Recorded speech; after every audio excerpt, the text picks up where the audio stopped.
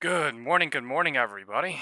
Today is December 10th, 2025. We have the federal rate cut decision.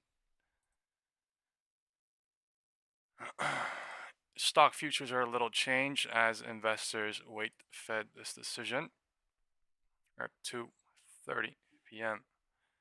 How you doing? Good morning, everybody. Nice This to is a see you. quick legal TPAs weren't disclaimer. in percentage terms. A legal No, they were disclaimer. not. Please The consult Fed's your personal decision financial just advisor hours before you away. make any Joining us right decisions now regarding with your more on personal how the central financial bank's rate situation. This path video is is for going to impact the informational and financial educational sector. purposes Jason only. I am Goldberg not is a Barclays' financial senior advisor. I do equity not recommend analyst. that you buy or sell What's your any expectation, securities or sir? investments.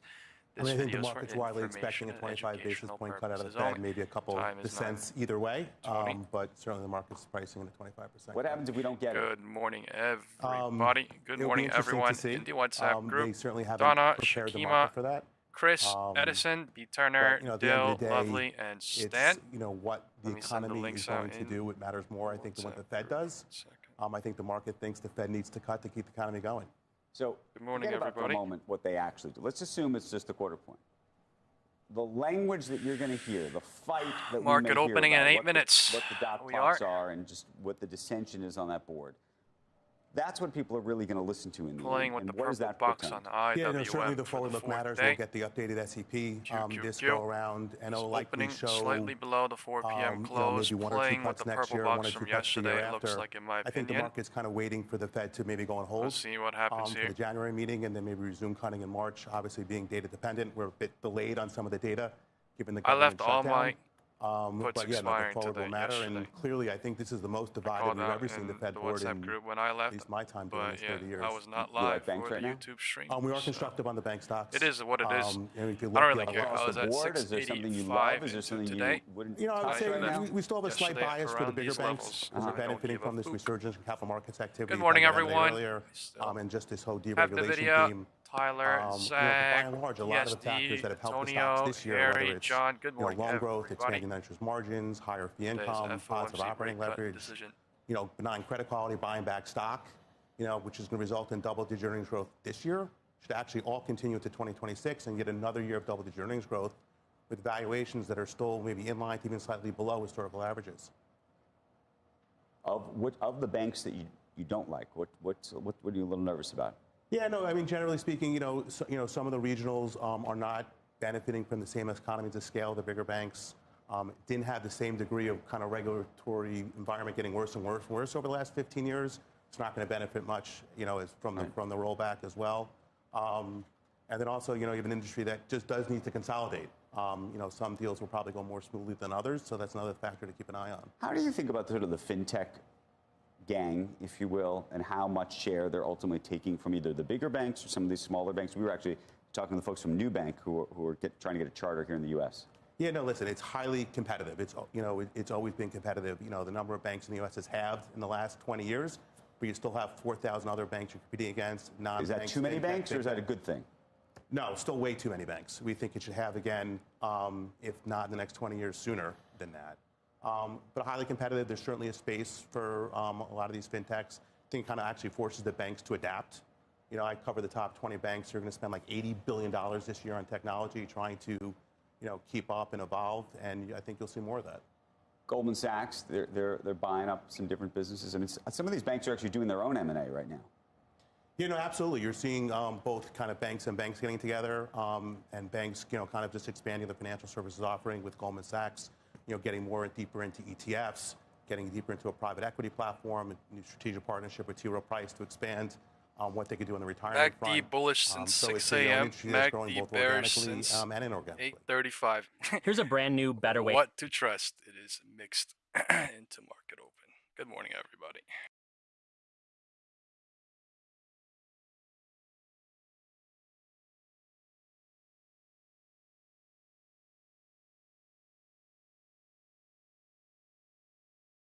Today is FOMC.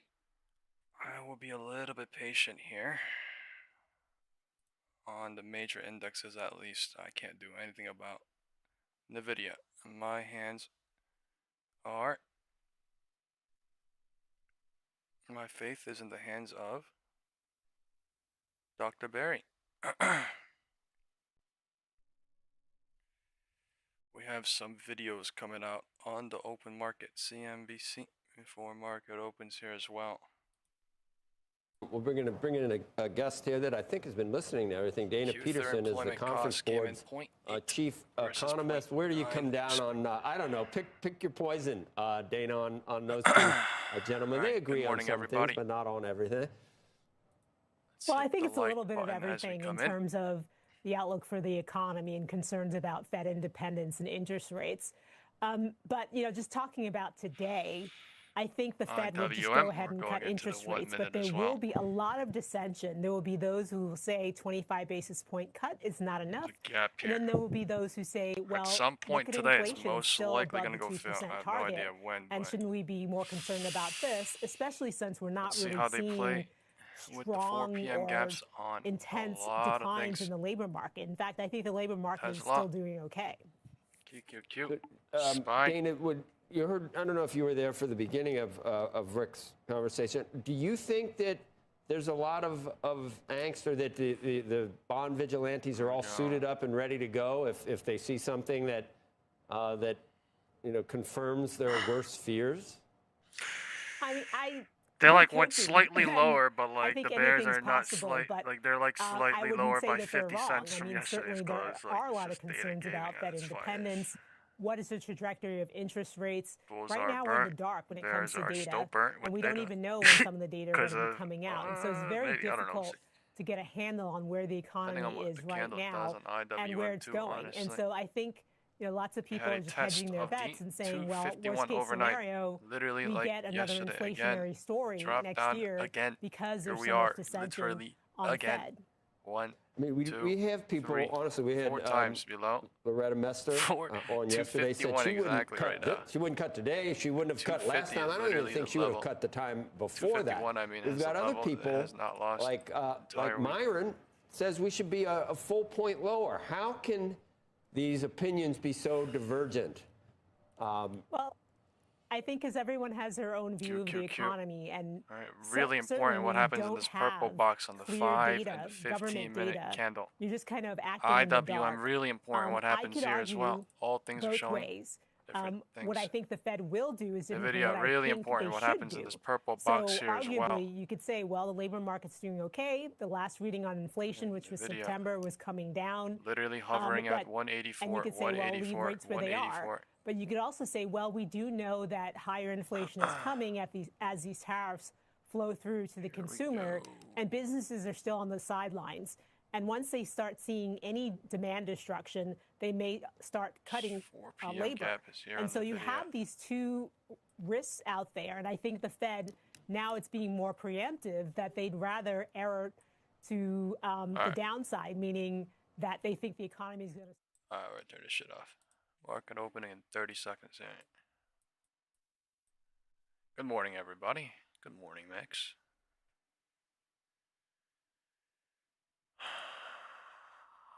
Okay.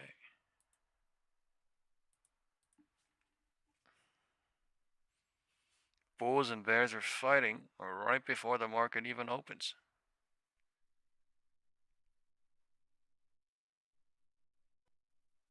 What a candle.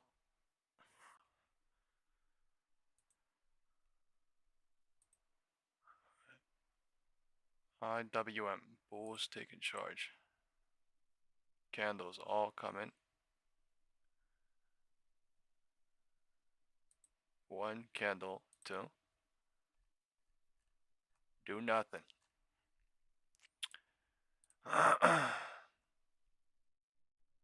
Christmas tree, now what?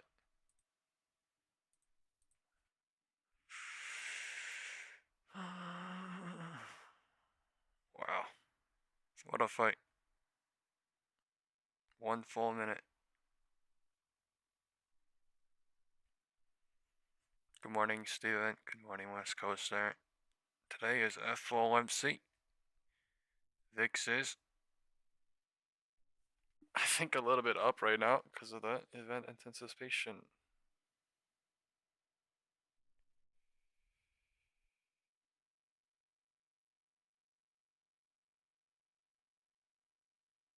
Yeah. VIX is up. That's why puts are more expensive right now.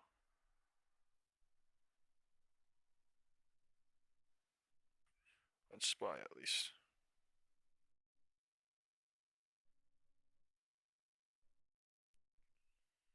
Just went up 10% on literally VIX alone from yesterday close. So yeah. Alright, now the bears are coming. QQQ. Testing the purple box. IWM. Doing IWM things. A gap filled on IWM. SPY is pushing lower with QQQ here. Bears are.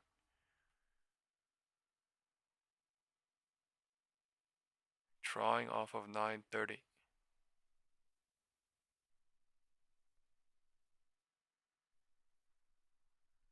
Time is 9:35 and 40 seconds.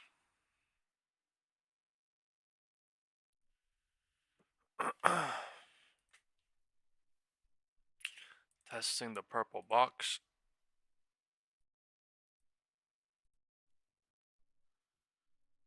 Wind direction is going south on SPY and QQQ when NVIDIA is holding. Look at SPX. We are in the 3/3. They ripped it down into the new LOD. All the LODs of yesterday, fake, fake, fake, fake. And then now we are in the 3/3, right? Yesterday I said, hey, I expect this shit to go now lower. And now we're testing the low of Monday. 6827. We're making people hope here, and there's a gap up here that we did not fill. Right. Wind direction is south right now. Let's see what happens with the gap above on SPX and QQQ and the floor of Monday at 6,827. That's the game. We're we're literally halfway up, halfway down. Everyone's gonna think on everything. Is morning cycling at its finest.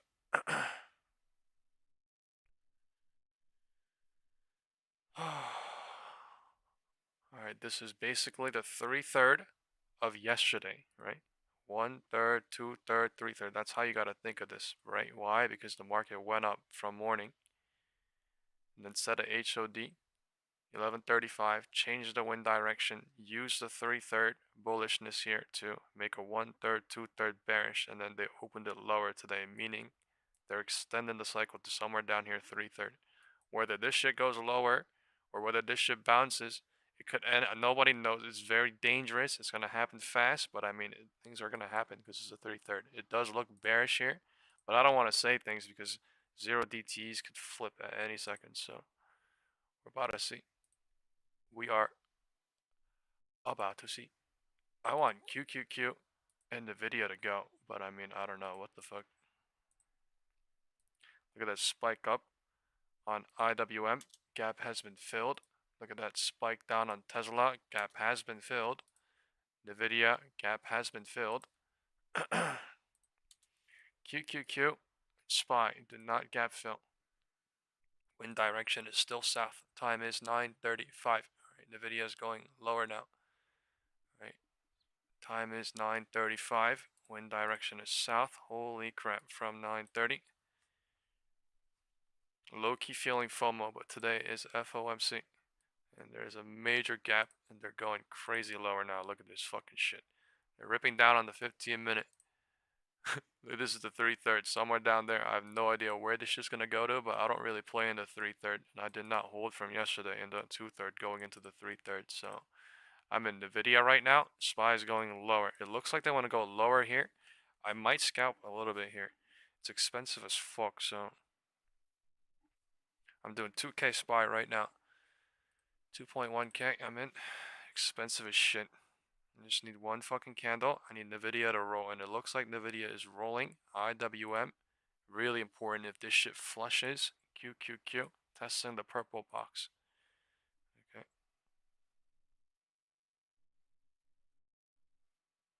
That's all I fucking need. QQQ, NVIDIA to fucking flush. 183.8 fucking flip. Alright, quick little morning dump.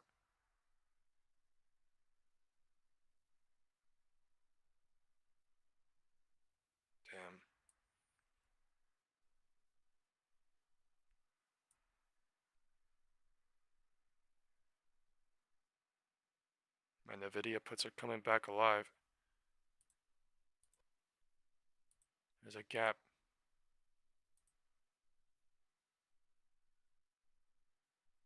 Time is 9:35 and 9:40 is here in 13 seconds. Let's see if the ship bounces at 9:35 or rolls into 9:40. If it rolls into 9:40, I expect a bear trap cycle at some point at 9:40. Okay, bounces. Trying off of 9:35. Cycle is happening.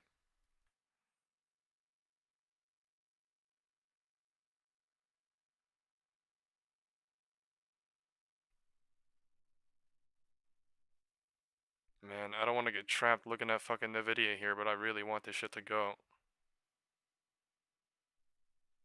9:35 is cycling and 9:40 is already bounced here. 1 minute. This is a 3/3, right? They could bear trap the fuck out of this if they really wanted to. If it's so goddamn bearish, it's gonna roll with IWM. It's really up to IWM. QQQ. I have no idea if it's breaking the purple box or not. It could be faking out to come back up or out of it. Holy fuck. Shit, this shit is insane now. Just turning into a nasty, nasty theta trap on the video too. They're showing new HOD in 2 fucking minutes, so I mean, surely. Surely. They're about to fake this shit crazy or break HOD. I have no fucking clue. QQQ gapped up on the 1 minute, so either that shit holds for 5, 10, 20, 15, 1 hour, 2 hours, or it fills right here, right now. This is HOD testing, HOD hoping at the same time from the floor in 2 minutes.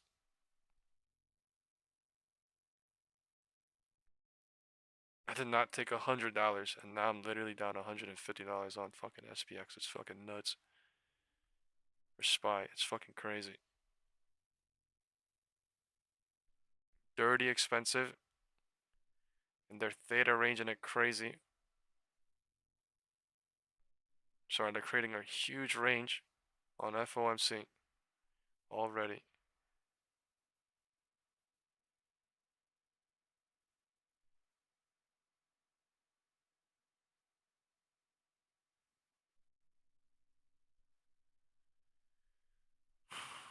Man.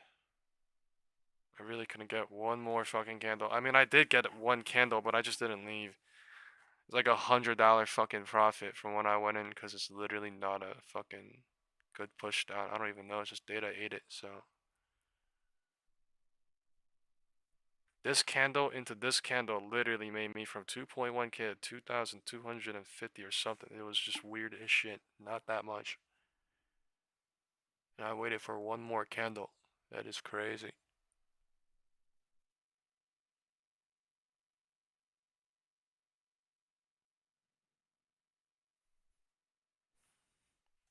Guys, if you're here to just troll and chat, by the way, you will be muted. And nobody will see you talk. So, do realize that, because the shit you do and the shit you troll with, for whatever your reason, your biases or not, will fuck with everybody. So, I'm not gonna let one fucking kid's experience or one kid's talking ruin everyone's experience. So know that too. Alright, in a reasonable, logical way, please. Good morning, everybody. Time is 9:40. 9:40 is creating an algo range. 9:30. Just doing a lot of things. Playing in the pivot point, playing in the wind direction south, playing in a huge range. A lot of things going on. Gap filled. Bears trapped. Bulls trapped. It's a 3/3. Spiked down crazy on the 15. We opened here and pushed down, and now we just came right back up. IWM. Wilding out.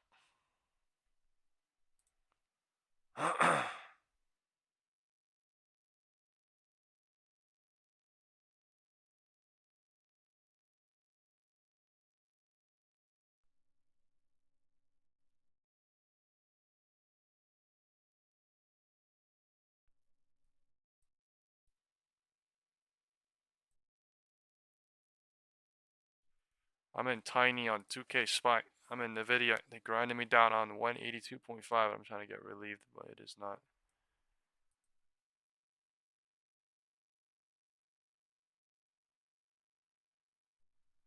And 940.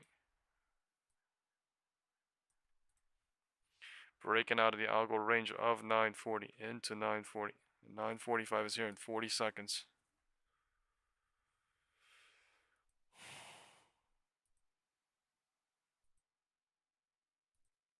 Coming in crazy. There's not a lot of cycle confirmation long here too, but I mean they could be trapping the bulls here too, just like they trapped the bears. Just because this does not mean this starts a 1/3, 2/3, 3/3, 2. It could, but it could also test to spike it and then do it. So,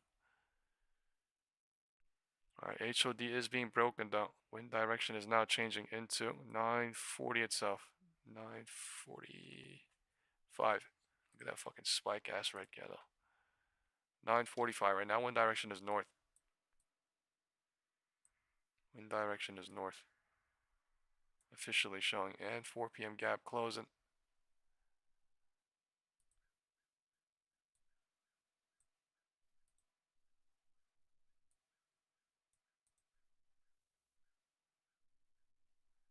I guess I'll draw the wind direction now, but it is still too early. It is basically morning.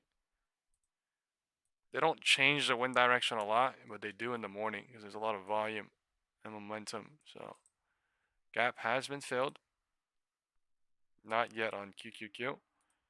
Now IWM is in the purple box and QQQ is out of it.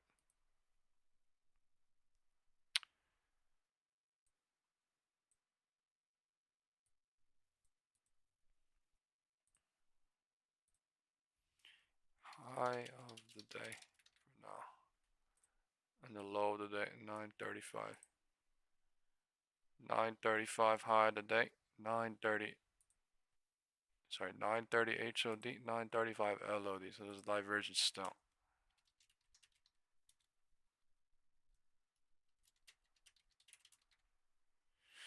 There's a divergence at the roof, meaning it's dangerous for long-term shorts, technically speaking. They could chop, chop, chop, chop, chop, and then break the roof and then do something, but they could also dump it off with this shit anyway and then come back later. In a day or two or today, it doesn't even matter. So, the morning cycles are happening here. Candles are coming in. 2. Trap D candle traders making up cycles. Divergence at the roof. Let's see what happens with this bullish MACD here.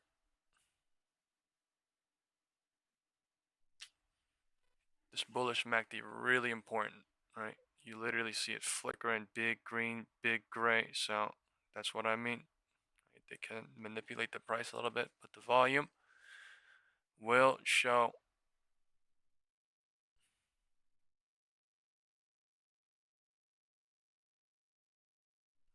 QQQ must be running. NVIDIA is spiking up. IWM.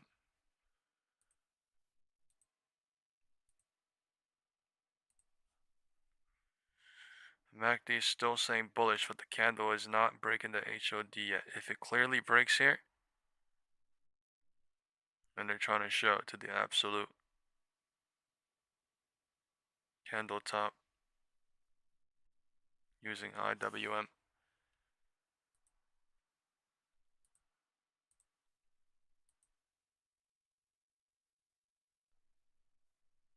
And QQQ too.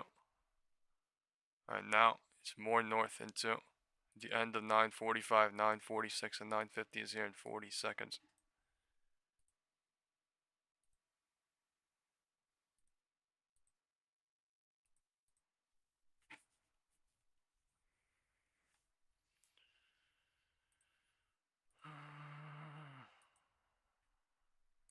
Don't be surprised if the market does huge moves very fast. It's FOMC. It's basically what the day is intended for. It does massive moves after little bit of here and there. Alright. understand the environment. Understand what they're trying to show. They are trying to bounce to create some sort of maybe support, horizontal, sloping or something, downward channel or something, maybe. We'll about to find out. That's what they're showing. 950 HOD. Every candle is just going higher and higher now.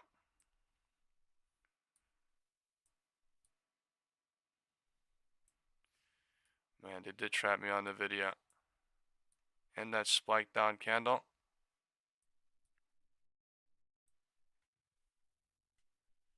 I'm at 1.5K.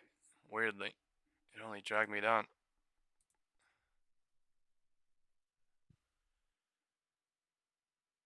You should drag me down way more. It's weird as shit right now, actually. HOD on QQQ. Everything pointing north.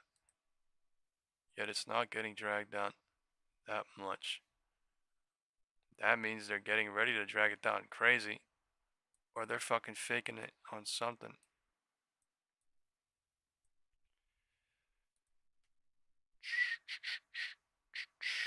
Quick little morning to 950. There's no divergence at the roof anymore. 935 to 950. That makes 15 minutes. 5, 10, 15. There's an algo range here at 940 levels as well. We don't have to come back to it right now, but if it does head lower with a cycle confirmation, that might be a target destination for these people to create a cycle and trap and go more or what or not or whatever, but they will decide. With the wind direction of the pullback or not. QQQ looking bullish, but Tesla and Nvidia looking bearish.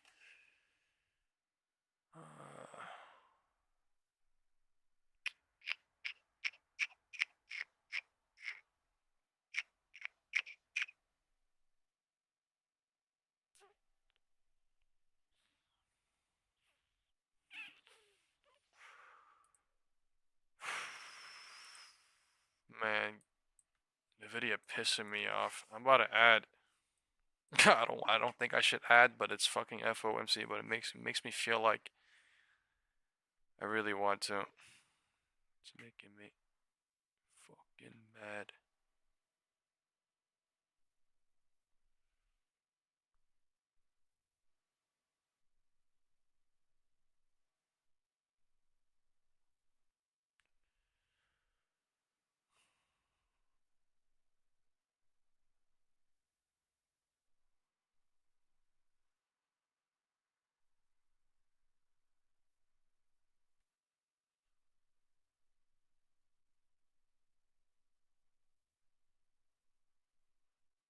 Back to green, back to red.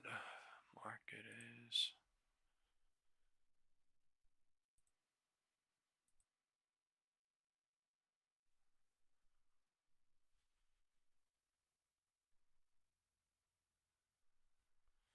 The MACD and RSI is still coming in strong.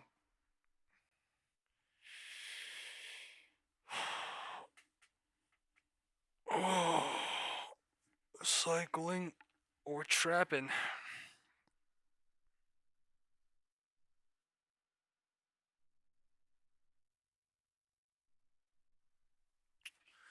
I think I gotta get some fucking food.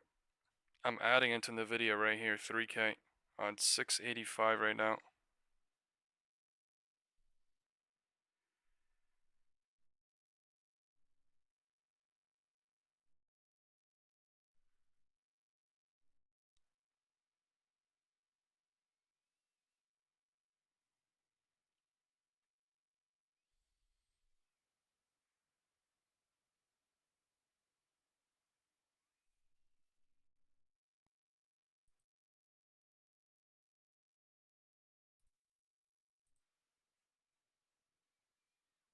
Man, it actually turned into a spike for now.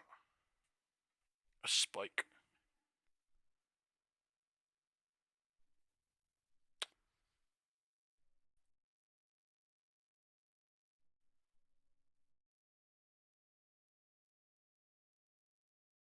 the 15-minute spike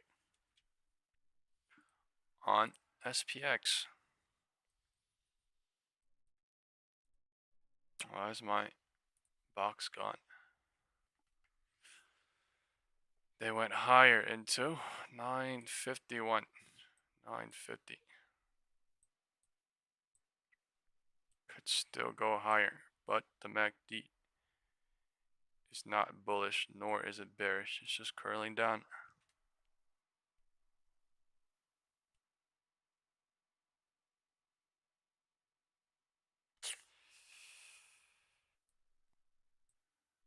Man, I don't even want to draw this box yet, but if it goes to this yellow box, I would have to draw it. Fuck it, I'm gonna draw it. Alright. Bear cycle happening right now. Fuck it, I'm drawing it. HOD. Divergence cleared at 950, 947. And then pushing lower. 947, divergence cleared. They went higher into 951. Last minute of 950. There's no divergence at the roof. They set the roof at the first minute of 950 on QQQ. And the last minute of 950 on SPY. And they rejected to the algo range. And algo range is trying to bounce. Time is 9:55. This does not mean full on bears. There's hella fucking bears stuck down there. They do not have to do jack shit. Everything is hope. Bulls are hoping. Bears are hoping. Cycles are just cycling. Using setup just fast as shit so people don't realize.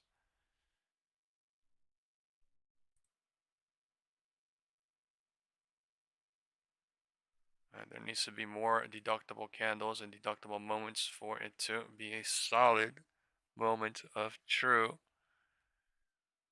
deductible momentum. MACD dying, MACD dying bullish. Danger-ish for the roof of 950. MACD is dying, but that does not mean the 5-minute. So the 5-minute says we're deciding what the hell to do.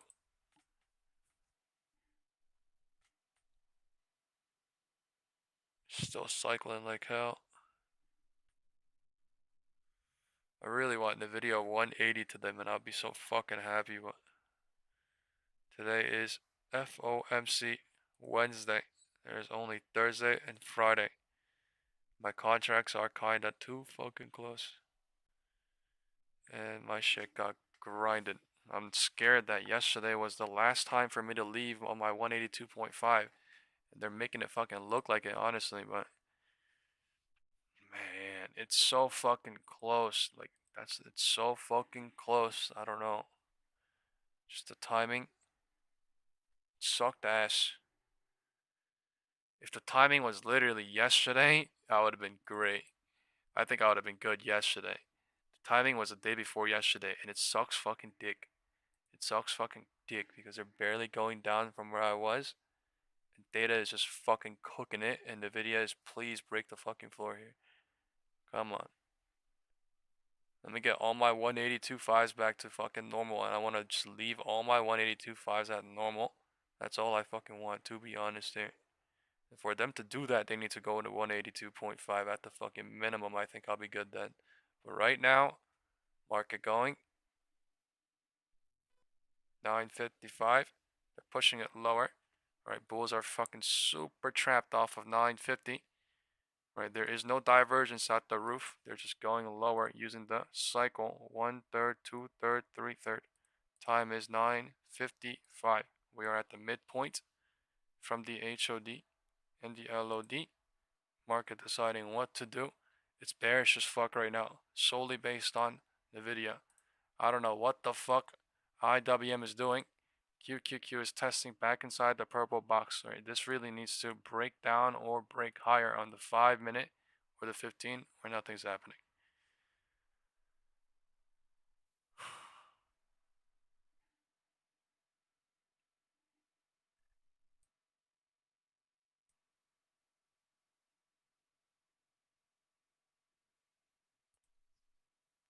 We're about to see some shit ass spikes. Something happen. Looks like. Candles are fucking moving lightning speed.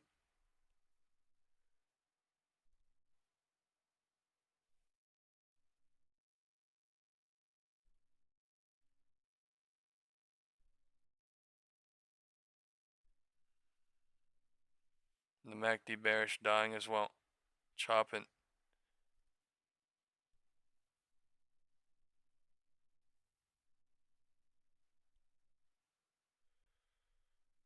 The president confirms search for the next Fed chair on FOMC day. That is.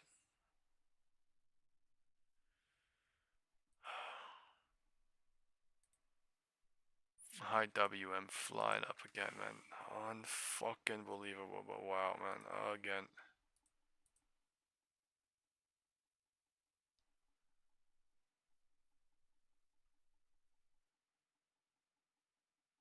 This is so crazy. Look at IWM in its own fucking world again. Chris said in his own world. He's not lying. Look at this shit. Christmas tree, Christmas tree, Christmas tree, Christmas tree. Like, it's what the fuck is this shit? It's fucking December.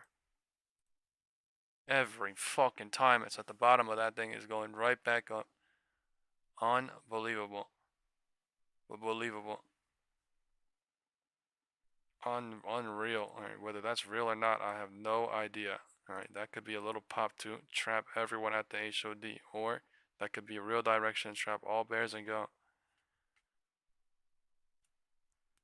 Man, I have no idea. They're using the fucking 4 p.m. close and the algo range and everything perfectly. QQQ going lower.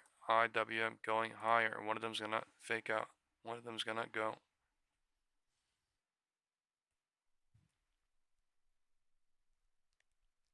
$10 a.m.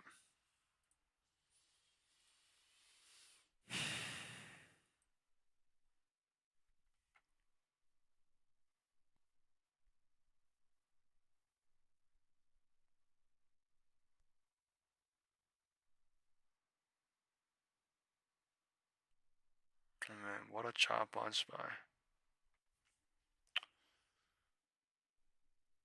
So weird.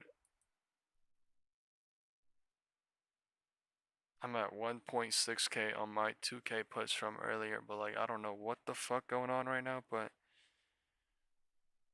something definitely weird.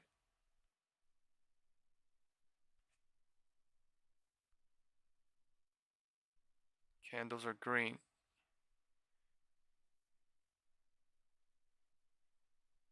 Premiums are so fucking jacked to the fucking tits.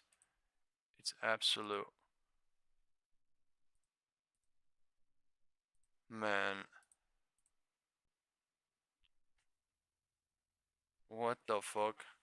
Are there just a lot of bears coming in right now to trap them, or is just a premium or the real direction south or some shit? Like, what the fuck is going on?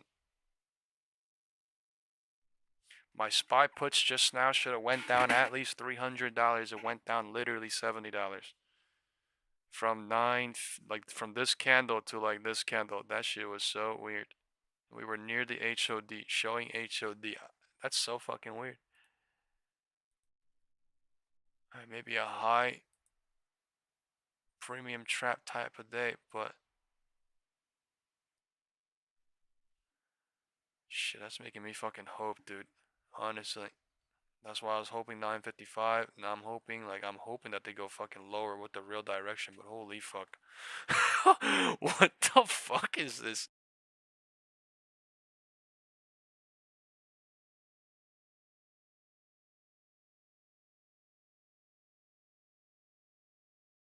You won't believe it. I'm back at 1.65k. What the f? You won't fucking believe this. Today, FOMC day. Making me play in the 3/3 by hope.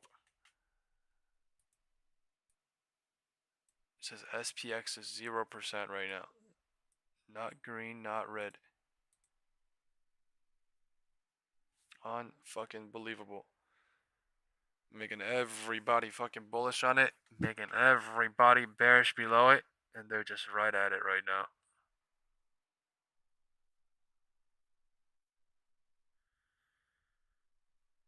to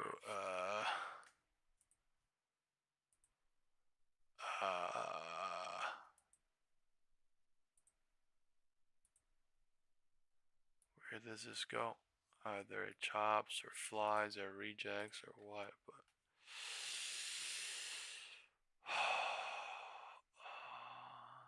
maybe there's some data candle coming out or something. 10,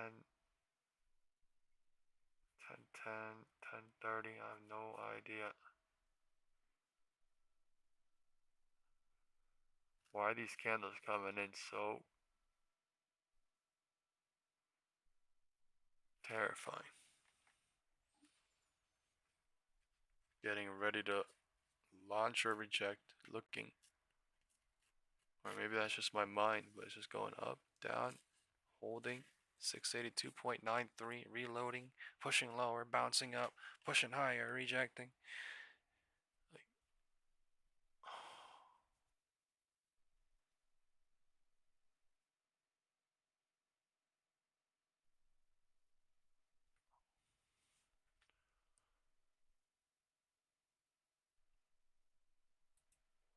Like, I feel like it's so fucking easy. I mean, it's already burning the 3/3 that it created in the morning cycle. It's just the question is whether do they burn all these bears or do they reject and go lower and burn all these bulls?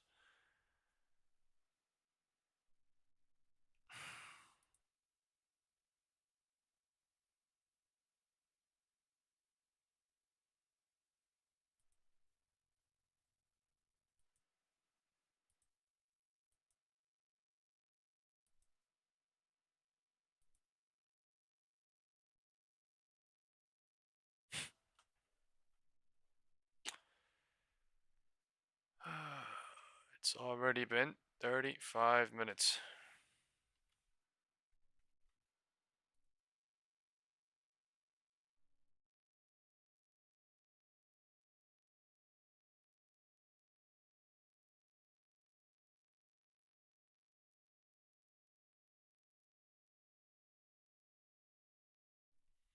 The market, I think, has almost everything trapped on theta somehow.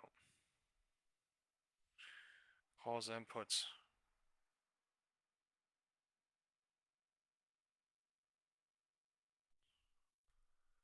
We're hovering at the roof, yet not breaking the roof, burning calls.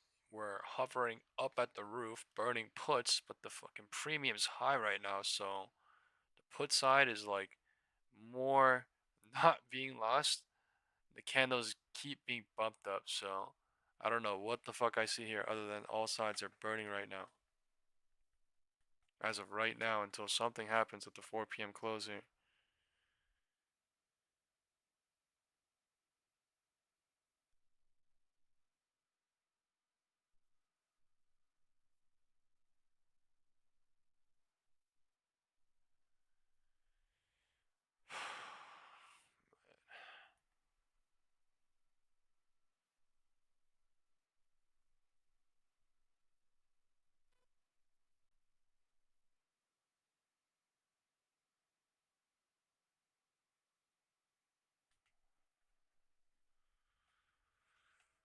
Holy shit, this chop is insane.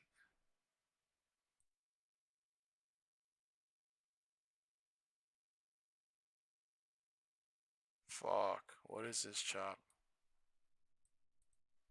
No volume.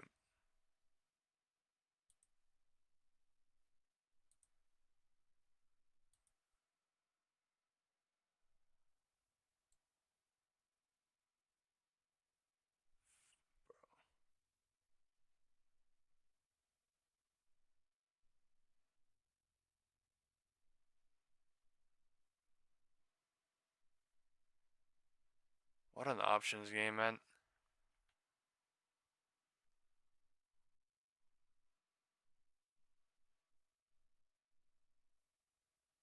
Slow as fucking shit, but surely. It's so weird.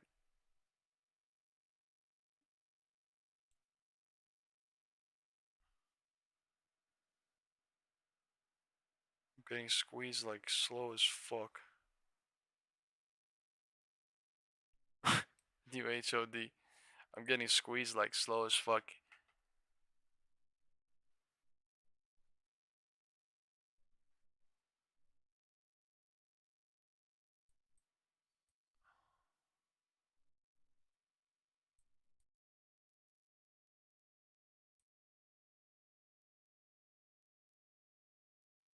Ten. Man, what the shit?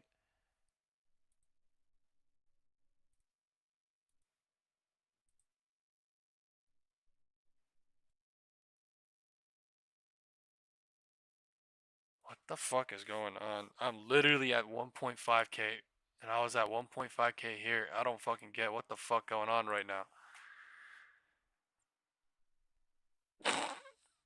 I'm literally higher than when I was 1 minute ago. What the fuck? Like, dude.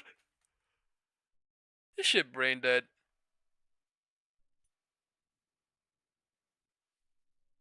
Premiums need to calm down. Alright, real directions need to come a little bit or something, because this is fucking brain dead. They're hiding it crazy. Data gaming it crazy too.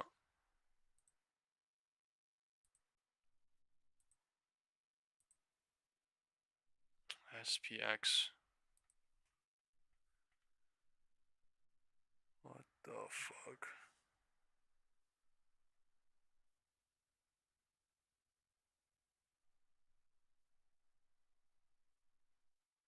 I feel like if we do a poll, 85% of the people would say it looks bullish right now. But I just won't, I don't know because of this. It's like so weird.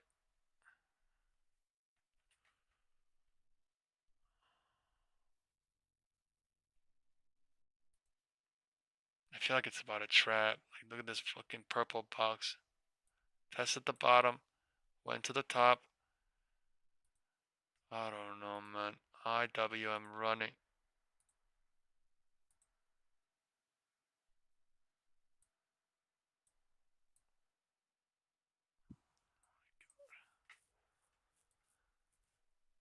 It's like fucking FOMC. FOMC didn't even start.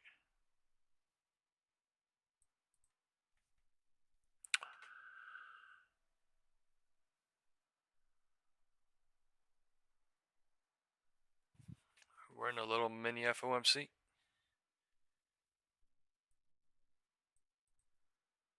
This is how they trap bears too, using theta. That's the thing. You can't really say this is a full-on bull trap by making it look bullish. They trap bulls. They also trap bears sometimes using theta with cycles like this. Now it's looking more bear bull trappy. I don't know, bear trappy, bull trappy. I can't really say anything. I'm saying this shit based on the video, and nothing's gonna really happen until something happens on QQQ, IWM altogether.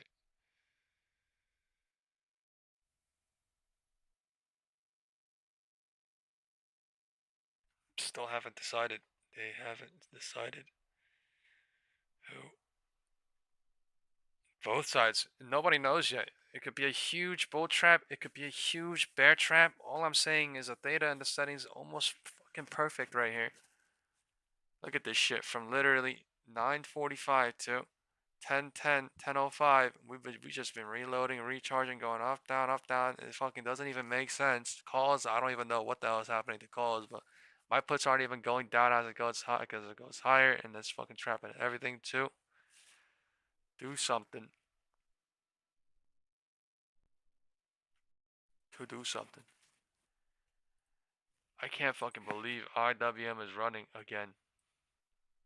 But I mean, I guess this shit is normal. It's so difficult because IWM running, QQQ rejecting, and they're all mixed.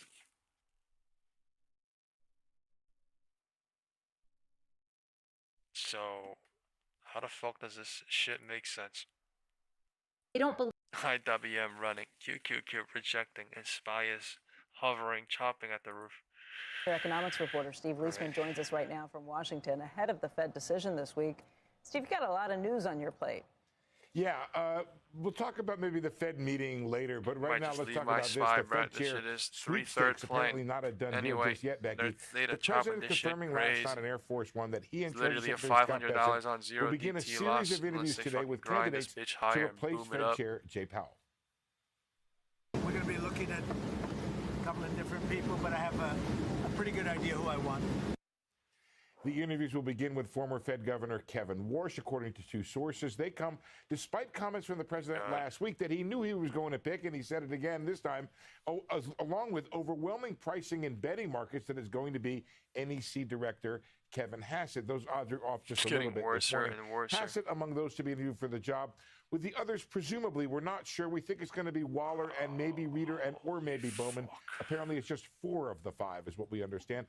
The interviews come after the choice of Hassett received some criticism out there, including from some leading bond investors. The CNBC Fed survey finding that 84% of respondents thought the president would choose Hassett, to be bullish. But only 11% believe the president should choose him. Among respondents, Waller was the favorite, followed by Warsh. What the fuck is this? By CNBC declined to comment. The Fed survey found concern that Hassett would be more dovish than Powell, quicker to cut rates amid job market weakness, and slower to raise them amid an inflation threat, along with concern about him being less independent. So crazy. By holding the interviews, it puts back on track a process that Bessent started back in the candles summer. Are fucking telling me to leave. That process My hope is telling me to stay.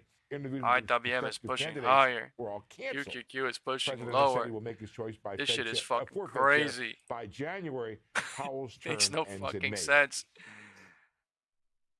Time is 10:10. This is FOMC at its finest. Things are not going to make a lot of sense. All right. A lot of things are happening that don't happen on regular days because of the anticipation, like the VIX being up. That's some sort of different game. This shit is like a advanced level play. All right, I'm telling you right now, this shit is an advanced level play using theta, using fucking volatility, using options. I'm telling you, it's fucking some advanced shit. I've never even seen this shit before. I mean, I probably have, but like it's been a while. Until I see it, I can't call it. It's fucking wild. It's so dumb. IWM rejecting. I have no idea if this 15 minute is bullish. That's why I'm looking at the 15, because that's what really matters. If the 15 is real or not. It's unbelievable. Let's get the opening bell here in the CNBC real-time exchange. The big board. Man, look at that shit mixed. The video going lower here. Trying. Are we supposed to only listen to corporate? The video bearish right now on the 5. We've been involved with them for many years, and he's never let us down. We bank with them. I've been willing to savage CEOs to come on this show. If I think they're lying, I'll try to get them fired. Let's get the algo ranges are testing. Trying. If it flips VWAP, in my opinion, I expect 682.05 at the fucking minimum. Too loud. VWAP flipping, in my opinion, this algo range is testing. Speaking of tech, Jim, it does. A lot of the reports today from your favorite outlet, speaking of press, the information, are the deep it opened so mixed. Been finding some of these banned NVIDIA chips and working their way to them via who knows where, the Middle East, who knows? Look, that story's been around forever. That's what I call an evergreen. You know what? I remember once. I gotta see that shit again. 50-50.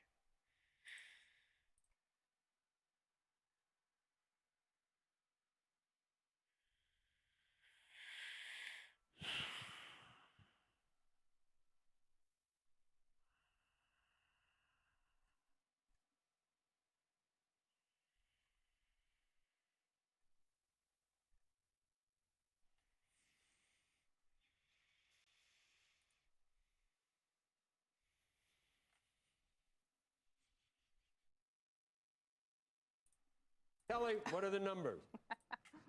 The numbers are our third quarter employment cost index up 0.8%. That's a smidge lighter than the 0.9 we were expecting, and the last 3 quarters have been 0.9. from the last quarter of 24, the first, second quarter this year. And as I said, this is the third quarter. And that would be the lightest going back to, wow, you have to go back a ways, to the second quarter of 2021. It equaled where we were in the third quarter of last year. So it has been more on the elevated side. The all-time high was 1.3%, and that was in the, second quarter of 22. And everybody remembers it was the first half of 2022 where we had 9.1% inflation. So we do understand that is coming down somewhat. What isn't coming down, you hear those hoofs in the background, Joe? That's the vigilantes riding. You know, we settled a 10-year last year at 457. Hey, I wouldn't be shocked if we get much closer to unchanged. We're hovering now at 420. Should we close anywhere 418 or higher? Got all those 1-minute gaps on IWM. Closes. If we look at a 2-year currently at 362 unchanged on the day, it closed at a 1-month high yield close. So we are not only seeing the long we might be here for like 20 minutes. On the rate side, but it's a bit on the move. This shit is and insane once now. Again, real quickly, Joe, you know, I found Joel really interesting. Let's see what happens. Yesterday because we've had 22 releases since the beginning of 2024, and 63%.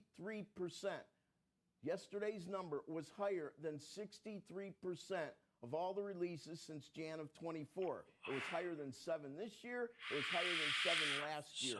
So I'm not sure exactly why we are easing right now, to be frank. I don't think the market's called for it. It doesn't look like the metrics we normally look at it call for it. And we are certainly nowhere near the 2% Fed target. So I guess I'm a bit at a loss. And I think that's why the long end is leading the markets a bit higher. And potentially it hasn't occurred yet, but maybe more curve steepening. Right now, it looks like fairly close to a parallel shift on the yield curve for the moment.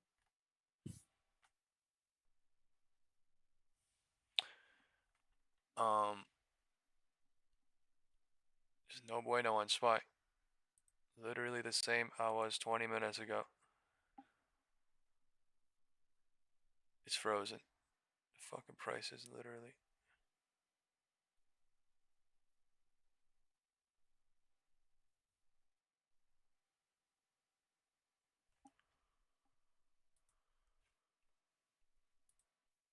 It's fucking bullshit. It's fucking bullshit.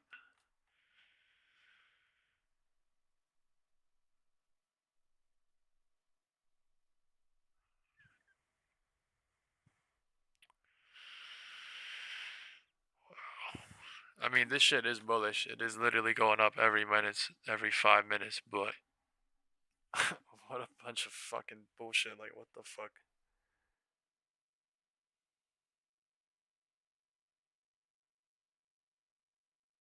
Like, what is this rejection, man? You gotta be kidding me. Can't even, it's literally just faking out bullshit. Faking out down to literal bullshit.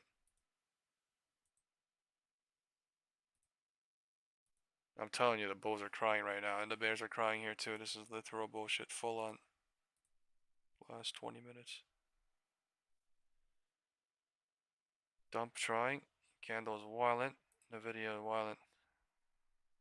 He is the U.S. Attorney for the Southern District of New York and a former chairman of the SEC. I'd like to be able to take the president aside and just explain how to explain it, because prices in certain sectors are coming down, like energy. It's not even going lower. And that could be that could filter into other parts. It's not even fucking going lower. Which is real really direction, never this bitch. Come on. 0 or lower. It can be, but that's not good. That would be bad. That would be bad. That would be Japan. So the president, you know, he shouldn't really say that inflation is going to 0 or that prices are actually negative. Some of them are. Food prices can be volatile and could go negative. What we want to do is get the rate of increase since 9:30 below where the 10, Fed 15. thinks it needs to, you know, to raise rates or not cut rates, because it's about 3% right now, which is about where it was when Biden left office, up a little bit. But the affordability issue is from the 22% increase in prices and inflation under Biden. There's this is dangerous because of right 1 minute That's gap. The affordability issue, so and he ought to be able to explain that. Right, that's right. And look, I think that with the economic team, President Trump and the economic team led by Scott Bessent, every single candle is a bear trap. Very much understand this. Can't even go a little bit lower. Every single literal candle. You know, what I would say, the worst economy what the fuck? For the average American in my adult life. Like, what the fuck? In terms of the, like you said, the incredible increase in prices at the household. Yeah, except for that, it's part of the reason that they won, and now Americans say, "Fix it, make it better." I mean, they were handed a situation where Americans felt like the dollar was not going as far. Absolutely, and we should all like face up to that. Let's go with four. Let's go with average weekly wages fell from the time Biden took office to when he left. That's why people feel like they do. And now that's not the case anymore. Prices are still high. At both ends. Wages came down. Wages are now rising more and now quickly. wages are rising. The only reason we brought this up was to talk really about Mamdani, because that's what elected him, is affordability. And that's where you come in, because you got to save this city and keep it safe. All right, let's go national affordability, and then we'll come to the city. So national affordability, four things. The cycles are super tight. You hit one, energy. Already a big impact. One of the things on energy that I would love to see bipartisan support for is transmission. We talk about all the above, green energy. Oh my God, it's the temptation one of the reasons of all sides. Electric bill is still going up in New York is transmission. I don't know why it's not booming up either, but I don't know why it's not rejecting either. So it's fucking temptation on both sides. Healthcare, okay? Why is healthcare so high? We have a cost-plus pricing model with opacity to the consumer. What the fuck is IWM doing right now? You have Mark Cuban on. He's absolutely right on this. President Trump understands that. Scott Bessent understands it. Housing. Housing is a disaster because we subsidize the heck out of it at the federal level, and we restrict the heck out of it at the local level. You know what it costs to build an affordable unit in New York? $750,000. If the replacement cost for affordable units or the incremental affordable unit is $750 grand, that's why prices have gone way up. And you know what? Most of that delta, like I would say, you know, way above the rate of inflation, is due to overregulation in the construction and the time it takes to build homes. So you got all those. And what else do people really care about? The cost of education. You know, the cost of education has outpaced inflation, again, because we subsidize the heck of it, and we sell a whole bunch of things adjacent to education that we make people buy. You know, it's not about the cost in the classroom. It's about all those extra costs. Now, QQQ is bullish and IWM is bearish. They just look. Donald Trump can talk plainly to people about that, and he's doing it. And I think focusing on those four areas, we're going to see results. And Hassett was on earlier this week, Kevin. He understands all this. And he said we're going to a daily occurrence, literally now. And I think he was implying since inflation never goes negative. So we're locked in. Those Biden increases 1 hour already. Those are locked in. Prices are going to stay higher. So we need to grow. Do we do this for another hour here? This like, is why it's already been 1 hour. This is why Holy everyone crap! Fears inflation, because the effects of a jump in inflation, they never go away. They never go away. Right. And that's why you. And you add another 3% on. That's why economists on top of that. So Mamdani ran on that. And all right, this is our first poll of the day, folks. The city that you said one of you. If you think new HOD is coming, how are we going to bring the say cost HOD, of please. Incremental units in New York down. Yeah. Or actually okay. Keep it for if you think we're going to flip VWAP, say we will flip VWAP. Yeah, then no one builds a house. All right. I mean, like that's the new HOD is QQQ, fakes this push down, breakout purple box, IWM push higher. Is whether you have competence in flip VWAP is fake out all these bulls and go lower. In my lifetime, in Mike Bloomberg. Right. You know, things in the city were running. They were running well. Let's see the polls before the candles come in here. If we have a terrible market sentiment New York City Housing Authority. You know, $12 billion a year, and the results for our most vulnerable citizens in New York are poor. You know, one of our jobs is fighting crime in those housing projects. That's something that we are keenly focused on. But we need to do better in housing. Our prison system.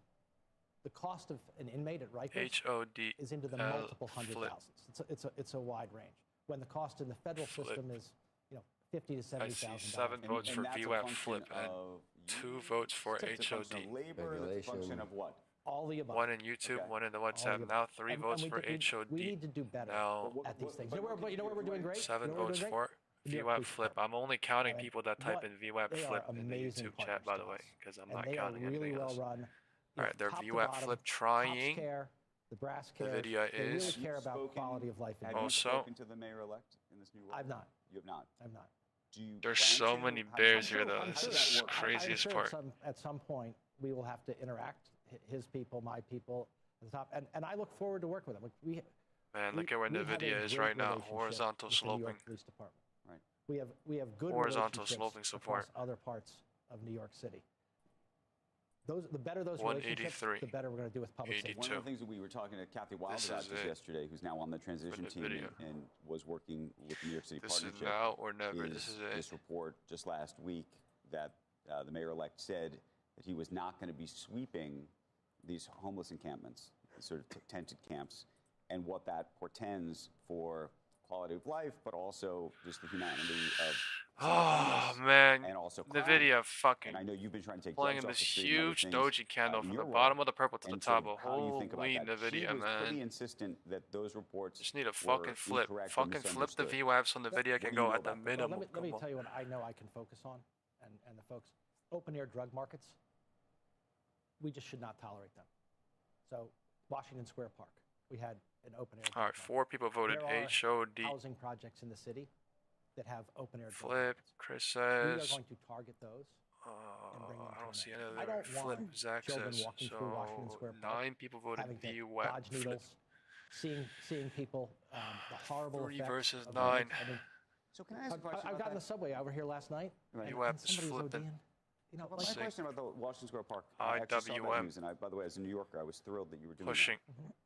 It's been like pushing. That for years. I don't understand. For years, and I always IWM not really pushing. It kind of happened under COVID. It right, got a lot why worse. is that? Why and is that a New York Police Department situation? Is that a mayoral situation? Is that a prosecutor? What leads like a good job to that here. And for it to be as persistent? Even if we go lower here, SPX. For as long as or was it the change in the state laws? Might be way for many people engaged in that activity. Look at this shit. Who are charged in the state system LOD. are released. All the way down there at 9:35. It's so fucking far down. The charges are pled down to misdemeanors and they don't do time. If you have 10, it is so 20, far 30 down. priors, and you are dealing fentanyl that results in someone's death, you don't deserve to walk the streets. But so my question, I think it was. I remember at the time it was around COVID, and they changed the laws at the state level for what people could be held for, and then at that point, man, I'm getting data burned. I put them in. They're out a day later. So I'm going to say it again, so New Yorkers hear it. When a person is brought before a judge, arraigned, and you consider whether they're going to be detained and held or not, risk to the is not a factor you can consider. Okay, that's the law in New York.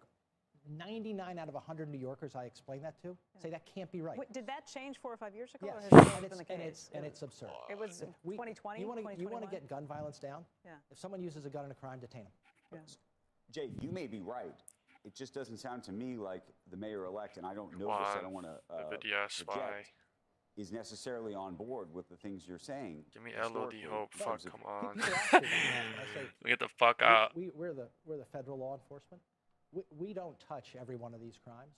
But when something they LOD hope this shit, I expect the video 182.8 at the fucking minimum. Like every New Yorker wants it. But what rises to the federal level? When do you get to be involved? When does the city or state get involved?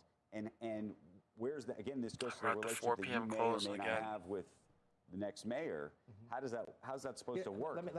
Because there's lots of things that he disagrees with the federal government about, including we can get into ICE and everything else. Instead of going through the full. We're literally playing inside, right? Look at this shit on the video right now. We're playing inside the fucking downward the downward trend line that they faked out and broke out of. And then we're also playing on the horizontal support. This shit, look at this fucking shit. What the fuck is this? It's not even going lower. How? New Yorkers want. How? Get the fuck out of here! Like, every New Yorker. Flip the fucking VWAP. Get the fuck out of here and look at the video. This is the most atrocious shit ever. They literally got me trapped right here, bro. What the fuck on data too? Like. And you about who gets to fucking crazy. Well, on this, I don't think there's going to be a back and forth because this is our position. It's crazy. And as long as I'm in the job, this is going to be. What the fuck? What was your position on seeing the mayor-elect take Flip it. Instagram and social media and whatnot. Flip it. Explaining, he would say, Hi, to W, I'm going, trying. how to deal with or handle. And there's so many 1 minute gaps it made on the way down. Raids and or this one here, this one here, this one here. Insane, man. A sort of 2 or 3 minute explanation to Look at New this Yorkers, fucking mountain they created. Look at this little Christmas. Guys, Merry Christmas. All right, everybody say chat, please. Merry Christmas. Don't talk to them. You don't have to open the door. You All don't right. have to Ho, ho, ho. them. And obviously, I can't change the color green and red, so this is all we get. Merry Christmas, same as yesterday. Sanctuary city, he would say, he's on the other side. Okay, let me give you an example. We're gonna talk about this later today in a Homeland Security Ho, briefing. ho, ho. Santa Claus is coming to town. Tren de Aragua, vicious gang. Yep. Okay? Okay. In May, we charged a number of members of that gang. This is Many December. of whom were here illegally. Shit has not fucking Murder. failed this entire trafficking, fucking month sex of December. You know what? Shouldn't we be allowed to put those bags up? Santa Claus is I'm here. Not telling you can't. I'm just saying I don't. No, I'm just saying that's my. That's my. Where the mayor sits. That's my response. Like ho ho ho. You have people like that. Hello, D hope this bitch. Every New Yorker wants to know. Ho ho ho. Imagine being able to build an app with your name on it. What the fuck? Just by thinking about it. Meet Base 44. You're speechless? Let me ask you a related question. How do you feel about members of ICE pulling people off the street, wearing masks and the like? Look, let me ask you this. If people were targeting your home, would that bother you? They said, you know what, I don't like Sorkin. You guys are playing Let Me Ask You This. Come on! Scenario, well, 10:35. I have great sympathy for people who are doing their job as law enforcement officers whose homes are being doxxed. And they're wearing those masks. I love these reasons. So that people don't reasonable go to their arguments homes and give their children a hard time. A little bit political, but would you feel the same way about just police?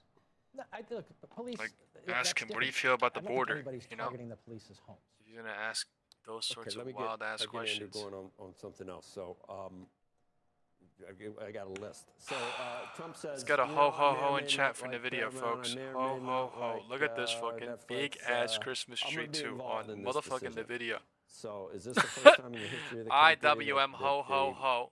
Ho ho ho and all fucking week long, right? Ho ho, what the fuck we talking about? Ho ho ho, you smoking, Jeff? Oh, ho ho ho, bro. Ho ho ho, bro. Ho ho ho, bro. Anyone against this Christmas tree got ho ho hoed. So please, for respect of the market, ho ho ho. Merry Christmas. Merry Christmas. Merry Christmas. QQQ. Ho ho ho. Little bit of Christmas tree happening action here as well. Alright, a little bit of fucking real quick Christmas tree. Let's see what the fuck happens. That's basically what he's doing anyway. He just ho ho ho. Ho ho ho. Ho ho ho. The reindeers are here. And they're going to the goddamn South Pole. Reindeers have left the motherfucking mid-earth, Middle Earth. They're gone. They're gone. Ho ho ho. The video going crazy now, please. AT&T was trying to buy. Oh my lord. And that deal. Under the last my break even now on SPY. Holy fuck. Was blocked. Unbelievable. That data could have burnt fucking crazy earlier. Now, by the way, works for Paramount. What the fuck? Would say that it was his decision. The president Look at that trap. was influencing that decision at all. That the data could have trapped theirs crazy, but they literally candle trapped up there. The president's over here, and yes, he appoints the folks who run the Justice Department, but beyond that, it's a completely arm's length relationship. So they might find like-minded people, but that's the extent of it. This feels different because you're literally seeing, maybe for the first time, I don't know, the idea that both CEOs and both the only thing going here are going to visit the president at the White House. Right? Look at the QQQ dump. And not just that he's explicitly Look at the fucking said QQQ dump right now. Part out loud, that he's following going to be the video involved in the decision. Green line crossing. This is bearish for the video. Where you used to work at Sovereign this Cromwell is very in the bearish for department, the they video. would say, that's different. Has a lot. We haven't had that, at least I don't know what the fuck Tesla doing. This is super bearish for NVIDIA. All right, this is very, very bearish. Very, very, very, very bearish. Look at NVIDIA right now. It's falling through the fucking borders. We talk about AI. It's going lower. I am worried that we preserve competition. I'm waiting on 180 NVIDIA. We're at 183. This is fucking insane. Fucking insane. All my SPY, all things are back in profit. In fucking insane. Time is 10:36. 10:40 is here in 1 minute. It's about to switch. I'm leaving SPY right here. Unfucking believable. Believable. I'm at 2.3K. I'm out. You're gonna talk to I'm out. 0 DTs. All the way up to the White House if it's. Holy fuck! They were stuck. They were stuck. I'm out. Alright, NVIDIA. I mean, fucking huge still. Some people look at the fact that Jared Kushner's firm is backing the Paramount deal. Time is 10:40 here. 10:30. And say that as a result, talk about recusing. Should the president? Let's see what the fuck happens. They want to roll this bitch down. IWM, fuck IWM now. QQQ, dump it. Right, IWM waiting at the floor. QQQ pooping. QQQ dumped. Right, dumped. By the way, it's not clear what dump am I talking about? The purple box. I literally said, watch out on the purple box. As it was going lower, I said, hey, it might fake that shit and come back to the top. As it was at the top, I said, hey, it might fake that shit and go in back. Hey, sure, but look what happened. Ho, ho, ho. The motherfucking candle traders got ho, ho, hoed. Do you say to yourself, ho, ho, hoed? Ho, ho, hoed! Time is 10:40. That is a full-on morning cycle. Little morning pump. I can't make this decision. There's two we are ways at the to deal low with it. of the morning We're talking about people do recusals. There's also Joe's word transparency. Pump and a Christmas miracle. Knowing that all these factors. A fucking Christmas miracle. NVIDIA. That's a good thing. Right? I think it just started on NVIDIA, honestly. I really think it just started on NVIDIA. I'm still in on everything. Remember, they asked me. It's so strong. Where do you want to start? And I immediately said, NVIDIA. The bears are so strong. But you don't want to. All right, this is motherfucking Dr. Barry coming in. Where do I see NVIDIA? Somewhere here. I don't even fucking know. You are in the middle of so much it's already there. Right now. I don't know. New York. It's the shit could bounce here, I guess. I mean, I really don't know. But you got, I'm fucking hoping though. That is a crazy, crazy. Drive it right off a cliff. Push low. I can't worry about that. Really? I mean, New Yorkers. When New York is safe, New York hums. All right, Jay. Thank you. So no broken windows. Is that basically the? Now you know what? Broken windows. That's fine. That was it. But getting hardcore gun-toting criminals out of this city. Yeah. That's what. Man, I love the market. All right. And just on that point though, like what am I? I don't know. If you bring up guns with him, we got to take it to 9 o'clock. If you bring up guns, there could be a small cycle bounce here on the video. No, we don't. All I was gonna ask. We did 2 minutes. I'm sorry about that, guys. No, all I was gonna ask is again to the Jesse Tisch obviously is gonna be running the police department. She's fantastic. And I think she is fantastic. And the question is. And this is the part I was trying to get at before, trying to understand. I don't want to rely on this. Gets maybe to not. Decide, who effectively maybe fuck that yet. I don't want to rely especially on that. in the gun context. But you're asking a really good question about. It is so goddamn bearish. It's actually like who decides in a NVIDIA business. NVIDIA, Dr. Barry. This is NVIDIA day. Today is NVIDIA day, turning into FOMC day. What good CEOs do? Right. They focus on the places that aren't running well. And they let the places that NVIDIA day. So, but I assume the police arrest somebody, and then they have to decide who This is a motherfucking dump day, bro. What the fuck is this shit? The police department deserves a great deal SOXO. of discretion. We gotta go look at SOXO because they're doing here. a great job. If you live in a New York, New Jersey, or California zip. It's a pump fake out.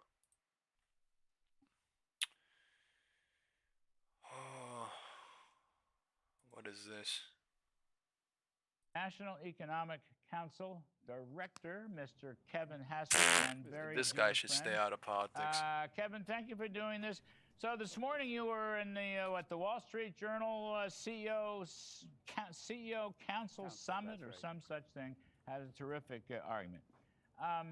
We're going to play some tape about one of the things you said, but you made a terribly important point.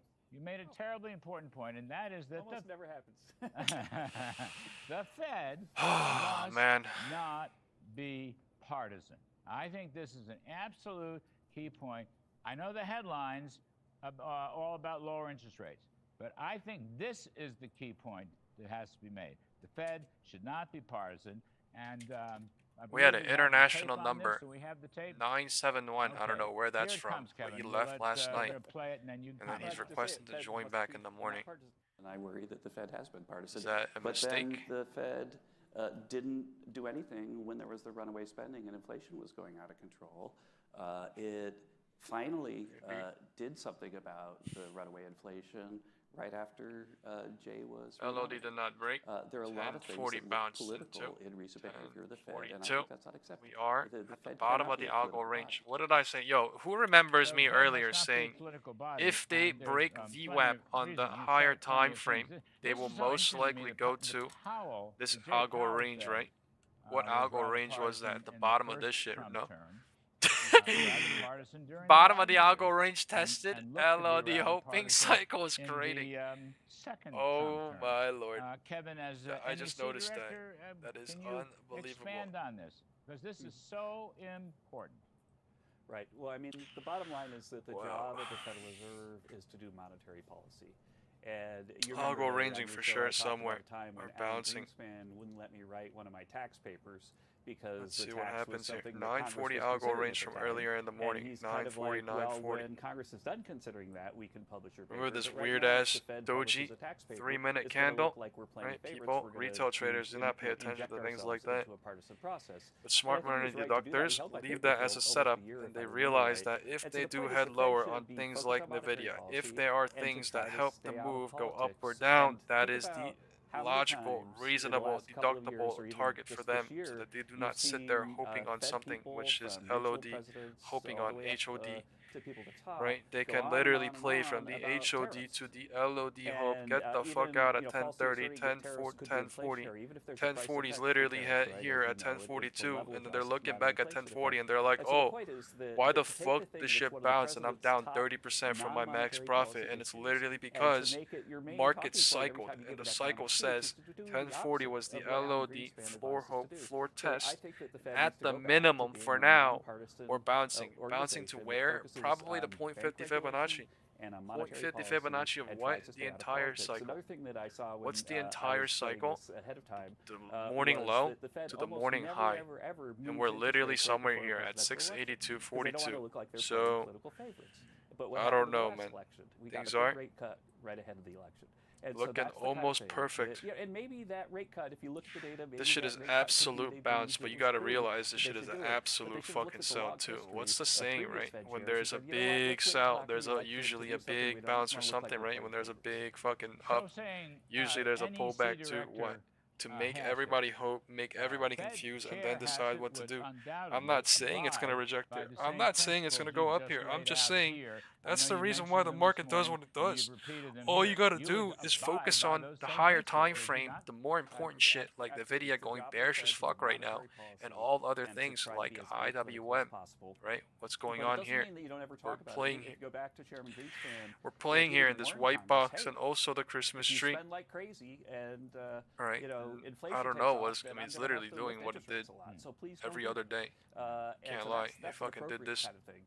Can't even lie. I did this 1, 2, 3, 4, 5. It's doing this for the 5th day in a row. So I mean, that's fair. All right. QQQ at the bottom of the purple box. All right. Just zoom out and do some logical analysis. Where's SPY at the 0.50 Fibonacci? That's not a hoping. That's just logical deductions, right? This is just what smart money does.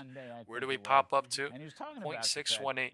That's not a coincidence, right? That's literally market cycling. Nobody knows if it's bullish or bearish yet, but all I do know is the market always setting up people, market is always set up on people, and market is always doing things, creating events, making both sides hope, using things like theta, using things like cycle, but ultimately set up to trap the crap out of everybody. And with the volume, what did I say earlier? They can fuck with the price action, they can manipulate with the price, but they can't can't fuck with volume, right? What happened to the volume? 10:27 to 10:36, 10 minutes, the volume grew crazy bearish. That is not fakeable. Bullish volume, not fakeable in the morning, right? What does this count as though? From 9:35 to 9:45, 10 minutes, we spiked. We spiked for 5 minutes, came back, pulled back, spiked again, so that's a spike and playing the range. And then we're still in the range. Central to monetary policy. And in fact, if you go back, I don't give a fuck what happens on SPY anymore. I don't really play after the one major move, right? One major move, I let the thing market cycle. I don't really play in the pivot point trading in the 3/3 anyway.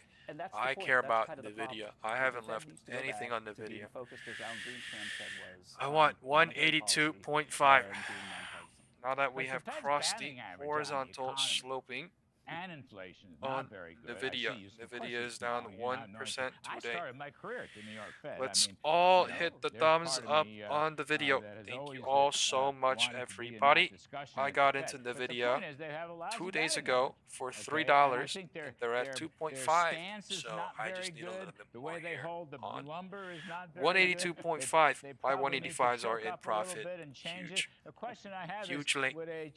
As Donald Trump, our president, likes to say, hugely. It's up 30%, so I'm chilling. I just need NVIDIA to finish its move. The market is bouncing here. It's okay because I don't care. Why the fuck do I care? Because I don't really play every cycle, right? Sure, I could have went long over there, but why the fuck would I go long when I'm still in NVIDIA? I'm just watching SPY at the minimum. FOMC coming in today. I don't give a fuck. I care. Maybe the top monetary theorist in the country. I care. Okay, I do care, but it's cycling in different ways is what I'm saying. The power and the strength. There are a lot of good people what it does, right? Why? There's more people that play short and long on SPY. But I mean, that's just the reality of QQQ. That's why there was a difference on QQQ yesterday as well. I mean, but every day is a different game. Every day is different too. It's a subject worth discussing. VWAP flipped. Let's see where this shit goes. What Scott Besson is saying, and many of Holy them have fuck. to be removed if you expect to get your batting average up to even 275 or 280. Now imagine trying to play every cycle though. Why the forecast is what it is? What are the models that are driving the forecast? If the forecast is working, then look at this floor test creating a flag or a wedge or something. That could do a better job. That is unreal. That we need to hire that can help us find better models. These are the kind of things that the Fed shares. I mean, we're creating a wedge here, that's for sure. But I mean, that's the only way this is possible. One more related unreal fact, pop. We'll get back to policy, but you've got 12 reserve banks. Unreal pop. And you have 12 reserve bank presidents, and they yap all the time. I mean, this is so disgusting, man. Look at this fucking flash down, and then look at this even faster. I mean, not even faster up, but technically periodically it is. All up for renewal or not. Dude, you know what I call the market when this happens? I see a V. I keep calling it the Navinda Singe move. The market straight up dips like completely vertical 90 degrees and then it rips completely 90 degrees vertical, making a V. But it's such a fucking volatile Navinda Singe move. Like, that's what I call it, bro. If you guys have ever watched documentaries on financial markets and here and there, you should understand what I mean. But seriously, this was not possible in 2008. This was not possible 2000 because of zero DTs not existing. You know when the last time zero DTs existed and mass speculation existed? 1987 and 1929. The roaring 20s. Under Jay Powell, you've got all these people literally the roaring 20s. With allegations of insider trading. Nothing's ever zero done DT, man. I'm telling you, no joke. Friday evening, they issue a press release and say they're gone. Shit makes the market move so damn fast. That's why the traps and all that is so much stronger too. That's why zero DTs are so much crazier too when they go. They're wrong too, completely wrong, but I mean literally that is why. Because everything is completely exponentially accelerated. Holy fuck, look at this volume. Look at this push up on NVIDIA. Nothing. I love it. I fucking love it. But dude, this shit is a complete, basically a V reversal. What the fuck? A Christmas tree. Right, I low-key didn't want to draw the ending of this because I don't really think it was humanly possible for it to go dip, dip, dip. But wow, is it not doing it yet? Cycle creating. This is a tree though, technically speaking, up until here, and then now it's cycle creating from the bottom of that tree. So just like it did here, just like it did here, something. This did it differently that day, right? But yeah. Wow, I'm telling you, bro. Market is something deeper than just candles, for sure. Always. Every fucking day. It's amazing. Every fucking day. It's so different and amazing. But look at this crazy ass cycle now, right? New money longs did amazing. It's just old money longs are getting destroyed off this rejection too. You gotta think about this shit. It's creating a huge, huge, huge wedge. What wedge? Intraday wedge before FOMC starts. All right, so realize this before it's too late, right? We're gonna draw this wedge. We'll see what happens with it. The top and the bottom of it, it's creating a wedge, right?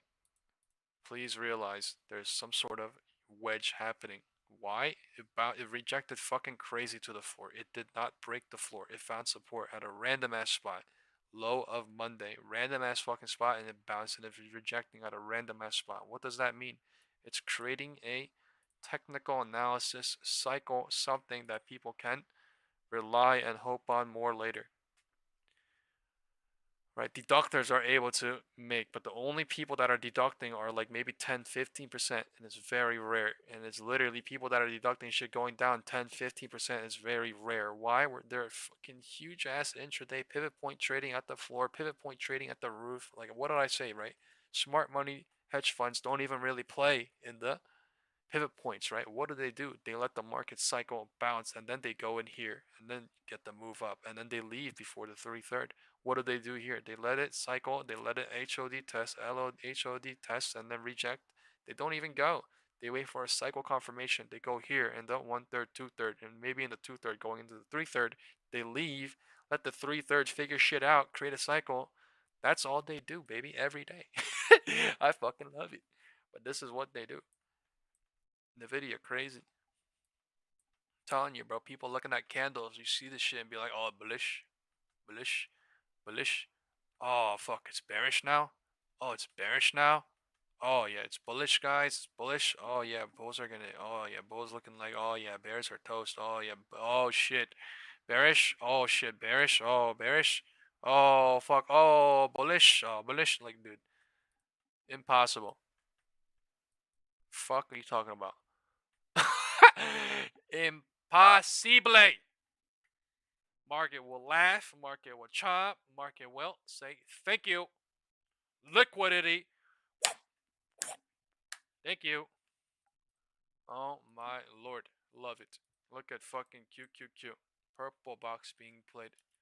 Right, but that's how it is, folks. Right, that's literally how it is in the world. Right, majority of the people are chomp chomp liquidity, lunchable, feastables, whatever you want to call it, lunchbox. You know what I mean? That's literally what it is.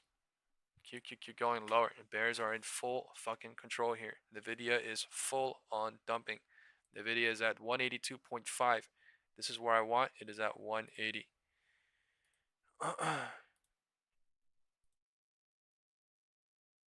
Someone said device change. Gotcha. NVIDIA is full on dumping here.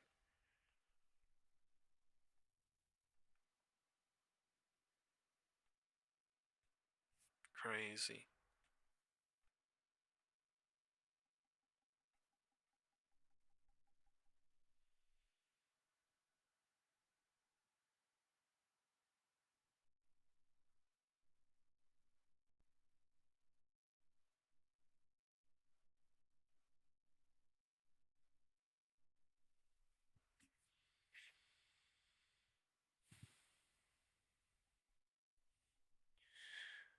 Man,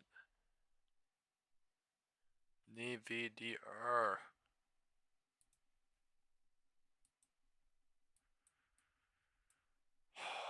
NVDR. Yes, sir.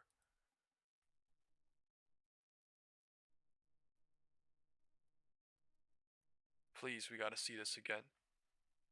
They got the story wrong. Are we supposed to only listen to corporates? I don't care if it's too loud. I'm sorry.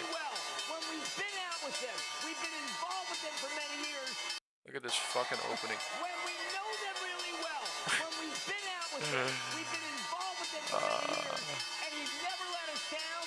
We bank with them. Fucking all trapped.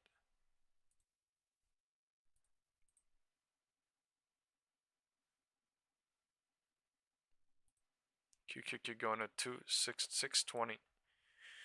QQQ going to 620 most likely here.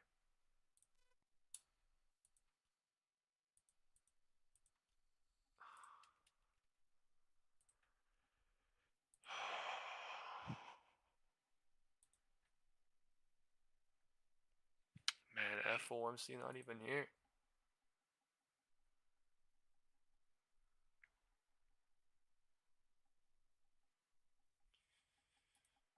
Crazy ass wedge. FOMC not even here.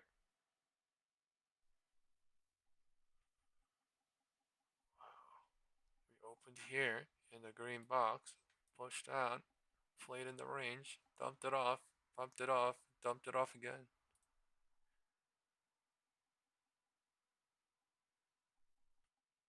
Unreal.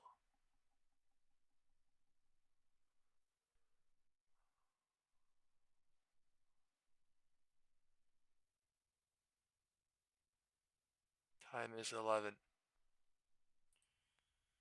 QQQ is not loading for me. Sorry. IWM. This is QQQ leading right now. Look at how bearish the video is. The video is so goddamn bearish right here.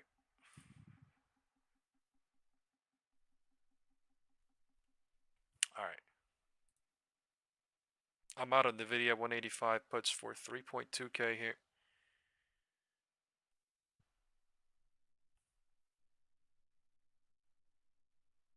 I'm holding my 182.5s. They are about to be back at 3 almost.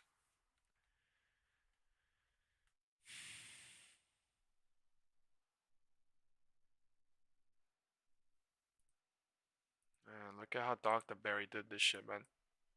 What did I say when the video goes higher? Pump, dump, pump, dump, pump, dump. And this bitch is dump, pump, dump, pump, dump, pump, dumping.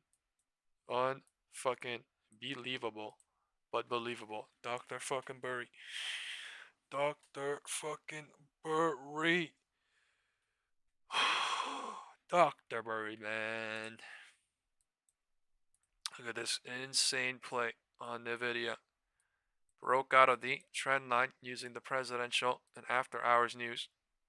Above the what? Green horizontal sloping from the trend line wedge that they broke down 2 weeks ago into this week.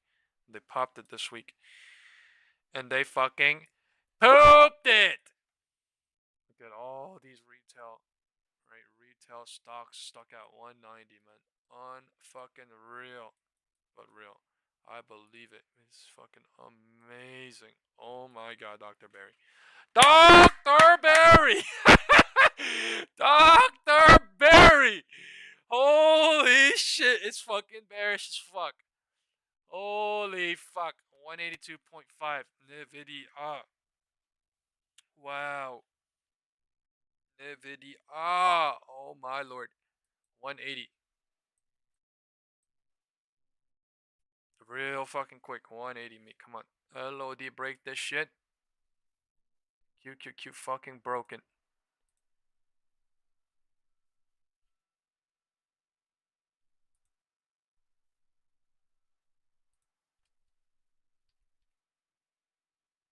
QQQ broken for me. Oh, it's back. Yep.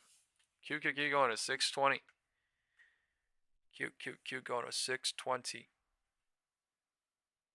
Nvidia is so goddamn bearish here. Only reason why SPY not breaking LOD is because of IWM. Nvidia is so goddamn bearish right here.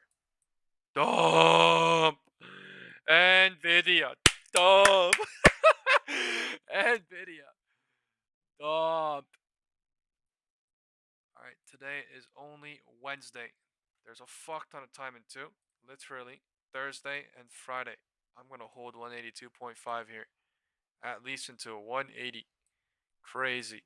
I think they can do a fucking 2-day. Unfucking real. Look at this fucking gap down candle on SPY now. They want to go, man. This shit is unfucking believable. 620. QQQ. Bottom of the purple box breaking. They're going to break the bottom of this. Bottom of that shit. Maybe 620 and even lower. They broke the low of everything. Previous day low testing right now. 621.05. Bottom of the box testing from yesterday right now. 681.05.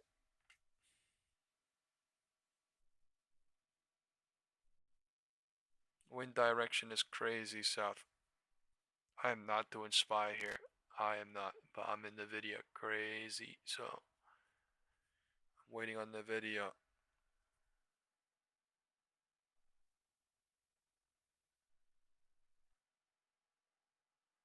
They dragged my 7.5K in the video to literally 5.3K yesterday, or even less.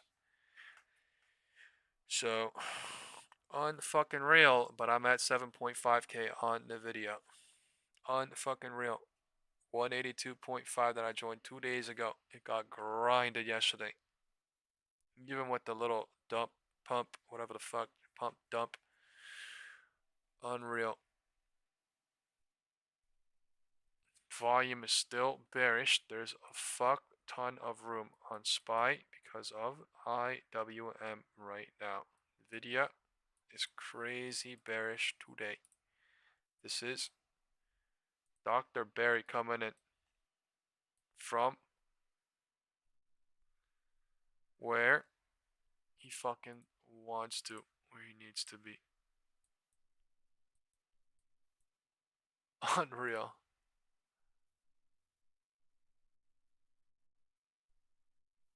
LOD is testing right now in SPY. There's a divergence on SPY and QQQ like crazy. There's a massive divergence. Right, most likely than not, if they're super bearish, divergence is going to clear today. Most likely than not.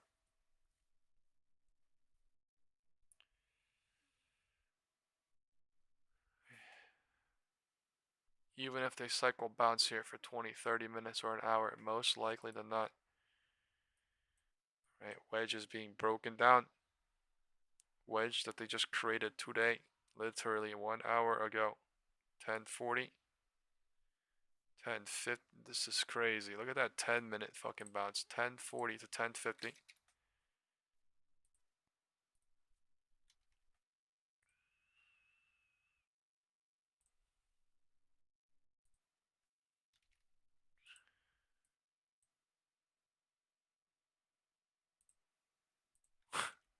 Alright. Maybe cycle is happening. Nvidia still bearish. I don't see a cycle happening that's big with QQQ and Nvidia being this bearish. I actually expect the floor to break if it's this bearish. At the bottom, this is basically the bottom of the purple box we're hovering at. That's all it is, right? Realize that. It's just all it is. That's literally all it is. Just the bottom of the purple box testing on QQQ. IWM. We gotta go look at IWM real quick.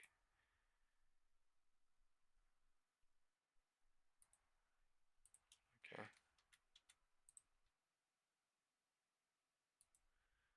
Guess I need to have less charts on or something. It's freezing.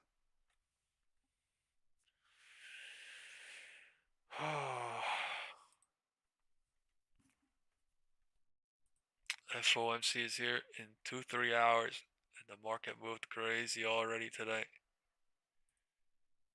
About the Fed and what's at stake today. Joining us on the phone is Alan Blinder, former Federal Reserve Vice Chair and Princeton professor. Alan, it's great to have you. Thanks for joining us this morning. Princeton professor. Thank you. Everybody. So this consensus idea of a hawkish cut, minimal commitment to further cuts, you got any problem with what the street expects at least? I don't. I often do, actually, as you probably remember from past appearances. But in this case, I don't. I think it makes perfect sense. And the only suspense really is how many dissents and from whom. How do you think the chair frames that kind of guidance going forward? Well, I think he uses words to try to talk down. Well, let me go back one step. It depends a bit about what the dot plot looks like. He doesn't control the dot plot completely except his own. And maybe he influences some governors, maybe, but I doubt it. So depending on what if the dot plot shows multiple cuts continuing, I think there'll be some language in the statement emphasizing data dependence and things like that. Remember, the lights have been out and still aren't completely back on at the BLS. By my count, I have at least 3 dissents for no cut. Collins, Schmidt, Musalam. I mean, there might be more than that. Barr might go there. Cook might go there. Goolsbee might go there. What would that many dissents say about Chair Powell's leadership and the policy choice? Well, it would undermine it. If there are that many dissents, I think they would go the other way. I don't think there'll be that many dissents. But I wouldn't be a bit surprised. First of all, Myron will dissent for lower. We know that. Secondly, Schmidt already dissented. No, but he said he's not going to meeting. dissent. He said he won't dissent lower if it means not cutting. He doesn't want to jeopardize the economy in that way. No. So actually, he's not on my dissent list. Well, he's on my dissent list. I don't think quite as many of those that you ticked off before will in the end dissent. Remember that the chair will. If it comes to that, the chair is very likely to make an appeal to the committee as a whole that it needs to show some unity in this difficult moment. I remember hearing things like that way back when from Alan Greenspan when I was vice chairman, and I'm sure other members since then have, not at every meeting, you can't do that at every meeting, but at rare intervals done that and appealed for some semblance of unity. So I'd be surprised if oh shit, my mic was muted. Okay. I was talking for like 10, maybe 2 minutes, but yeah, what I was saying is there is a downward trend line forming here, and I was also saying what IWM is doing is using this white box to gap up on the 1 minute 2 times to create a cycle, right? If you go back in time, these are times of confusion, right? 210. Right, look at these times at 11:20, 1:20 from 2 days ago, 3 days ago. If you go back, look in time, and go compare SPY and QQQ, I've been saying this for 2 minutes, but I was muted. That is what smart money deductors do, right? So whether you want to go review using this live stream or whatever you want to do to review your day, that is literally what they do to find out what's going on and what has happened and what could do what. But just realize that. So somewhere here is another round of confusion, right? The momentum, once it goes, is clear for a couple of minutes. And then it gets risky and it gets, chances and throwing because things can change. So let's see what happens. That's literally how it is. That's how it was. So for me, realizing these things, but that's what I truly believe. There are non-deductible moments because things are so confusing and everything is mixed up. And then there are deductible moments, right?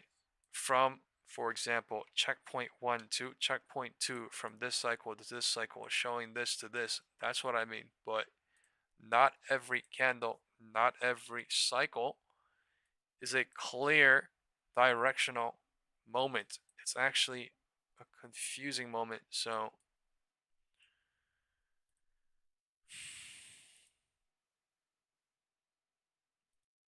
right, either this goes up a little bit, breaks out of the white box, or QQQ runs up a little bit from here too, or it rejects, goes to the bottom of the box, IWM rejects and goes inside the white box.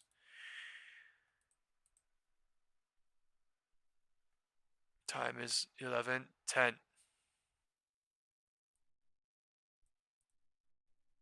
Wow, I'm gonna send the SPX put to call ratio. I'm still in NVIDIA, but this is absolutely wild to see on SPY.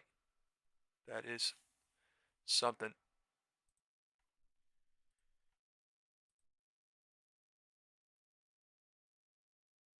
Trump economist makes rate cut prediction. To have turned higher. Take a look. We are about an hour away from the opening bell for a Wednesday. The Dow Industrial is now up 35, and the Nasdaq is up 5.5. The Federal Reserve's rate decision is happening today at 2 p.m. Eastern. Of course, this is the final big event of the year for the markets. The yields, however, are higher right now, even though everybody's expecting look at this shit. The wind direction says the wind is south or neutral from 10:20. And we went to the floor to test the floor, and we didn't break it at 10:40. And we went to the HOD in 10 minutes, and from the HOD we went to the LOD in 15 minutes, and then in 5 minutes we are literally back at the HOD from the LOD. That, if you've ever seen it, is called market volatility. That, if you've ever seen it, is called up and down, choppy at Meanwhile, Kevin the Hassett, the front runner for the next Fed chairman, says there's plenty of room to cut rates by more than 25 Oh my basis lord. points. Joining me now is Macro Maven's president, All right, Stephanie SPX put to Tomboy. call ratio. Stephanie, I'm going good to send. See you. Welcome back. What are you expecting from the Fed, and do you expect This only happens that, during FOMC days, we'll get a usually tone creating from the chairman huge, as the yields and the 10-year range. certainly suggest. And then they play with this shit like nothing later. Well, good morning. Yeah, I do expect Okay. a 25 basis The point rate SPX cut put to today, call and ratio I guess is the markets are filled pricing to in the an wall additional 50 basis with points of puts cuts and over the course of calls next year, like which is not a whole nothing. lot. Okay, I'm going to That's send obviously the come wall down. now. And I think the real issue for the markets At every is, single level. Do these rate cuts succeed in pulling the long end downward? And so far they haven't. In fact, the last 5 times the Federal Reserve has cut rates, the long end hasn't come down. It's actually edged higher. You know, we had 3 rate cuts under Biden, including an outsized 50 basis point cut, and the 10-year yield kept climbing higher. And then the last 2 that the Fed's done under the Trump administration have essentially yielded no benefit in terms of interest rate relief. So I'm kind of wondering, you know, this is a question for Dr. Pavlov. How many times there are so many out-of-the-money calls. There are so many out-of-the-money puts. Fed rate cuts aren't going to deliver the and outcome they have in the money calls and in the money puts to too. Anticipate. So I guess, you know, my maybe cynical analysis of this Fed meeting today is it's largely irrelevant. Look at this shit. They actually created a downward trend line. They're respecting the crap out of it right here. Twice more again after this cut next year, or if they cut a lot. I'm not convinced that it's going to have any impact. I drew this literal line 5 minutes ago down here, but they blew that shit up like nothing. IWM went up outside. Enormous debt and deficits. QQQ went up higher from right here, so option 1 is happening. Very hard to and now that it is here, this is 11, 15, 10-minute push up. Trump tariffs, that's going to just compound. 1/3, 2/3, 3/3 in 5 minutes as well here. Treasury yields higher. Yeah, it's funny to see the bond market actually wanting the tariffs to stay in place. And we're waiting on the Supreme Court decision. Of course, this is the last day for arguments at the Supreme Court for 2025. So that means this decision is imminent. And you make such a great point. You know, I had forgotten that Jay Powell actually cut rates by 50 basis points under Joe Biden at one point. You know, we were talking about how political he was to cut rates right before a presidential election and to talk all about these DEI policies within the Fed, but you also have to remember that actually he did an outsized cut as well under Joe Biden, and that was 50 basis points. We're waiting on the employment cost index out any second. It is coming in better than expected. The employment cost you could draw this in 2 cycles, right? 3, that is compared to the expectation, which was up 0.9%. 2, 3, we've or had 1 3 straight quarters of up 0.9% on the employment cost index, and right now this quarterly number is up 0.8%. Look how volatile today your is. reaction to the employment cost index. I'm drawing this one cycle over the other one, you? making Well, a medium-sized cycle. As relates to this smaller whole one is inside of topic it. of affordability. You know, it's going to be very hard to bring the absolute price level lower absent an outright recession that creates this kind of disinflation, and we don't want that to happen, obviously. So the up and administration's down like working hard crazy. to slow the rate of inflation. Changing but the hands key, on SPY the way like they can crazy. Really win the affordability argument is to get real wage growth up. Just get wages growing faster choppy than down inflation. on So this is a good, encouraging sign. sign. You know, if we can continue to produce solid wage growth, then that affordability question can start to dissipate. You know, and people will get some relief, and obviously we'll see more of that spiking up, once the doing big beautiful anything bill it wants, kicks in anywhere at the it wants. beginning of next year.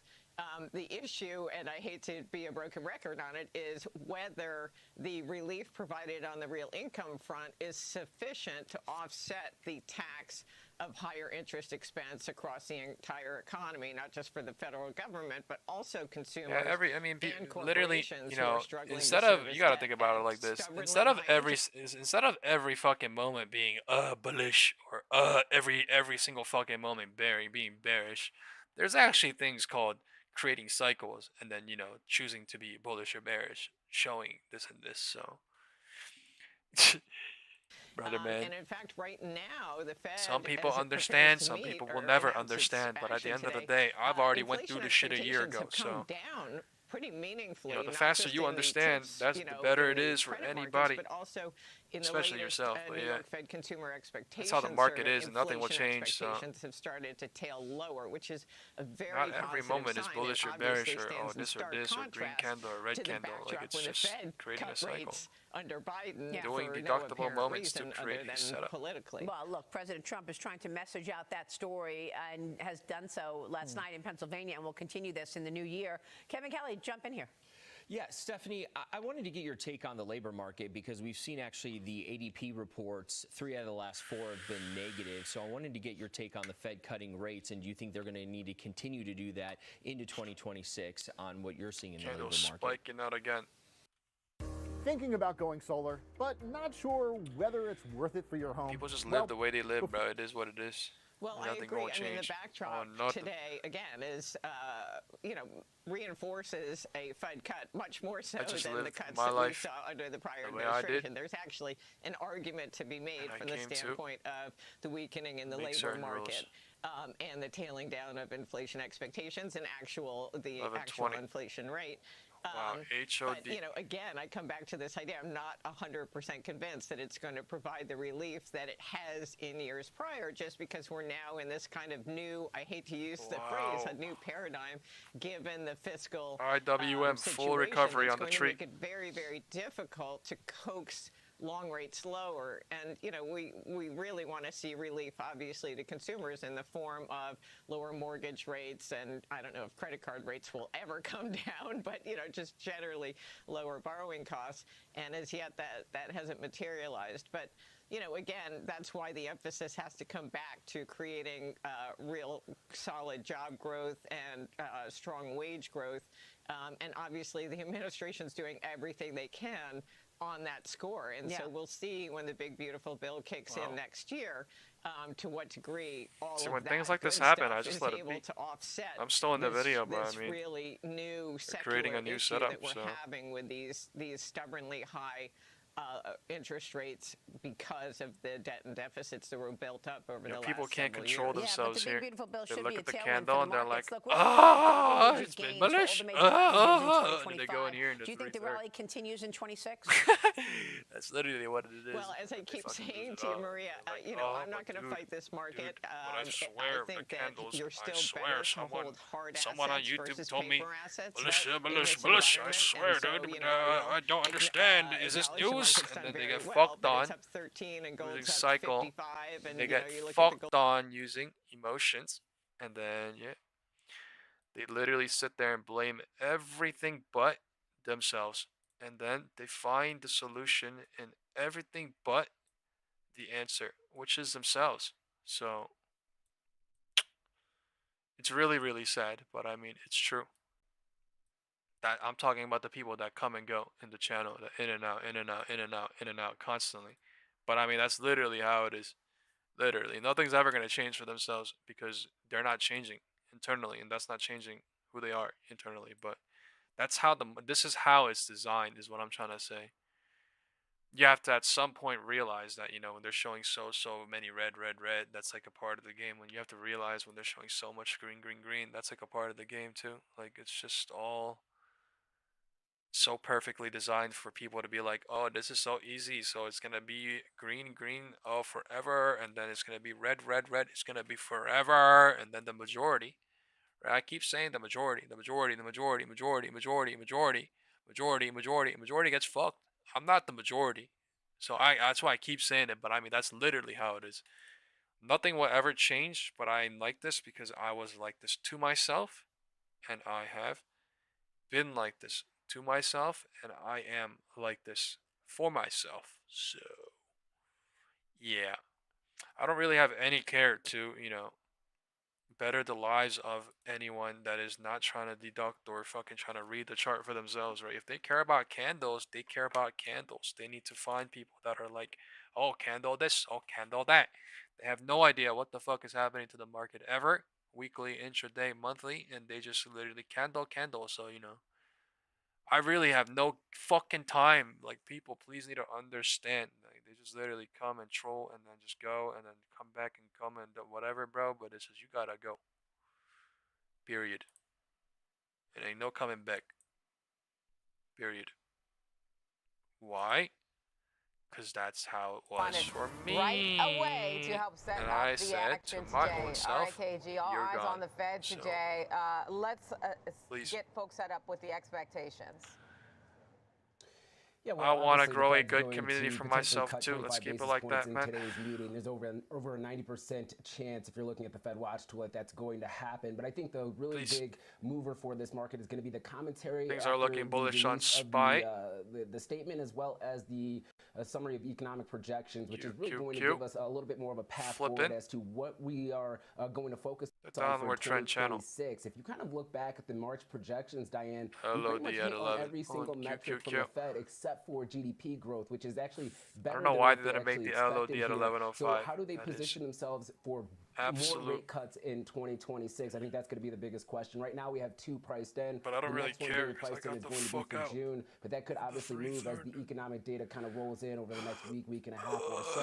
Too many puts on SPX. It seems like right now we are seeing or potentially going to have 3 dissents. 1, NVIDIA looking still. Stephen Myron, and then 2 potentially. I mean, at some point, the balance was due, and the balance is happening off this dissent within this pack. Then that could also create a little bit of volatility. But the market is bracing for a hawkish cut, meaning that we do cut rates, but maybe we do pause here in the near term, really focusing on the data moving forward here. And that's really what we are positioned for. So any type of bright commentary or any type of optimistic commentary coming from Jerome Powell, as well as some of the other Fed speakers over the next couple of days. I'm a part of the 10 or 15 or 20% that do not hope on LOD.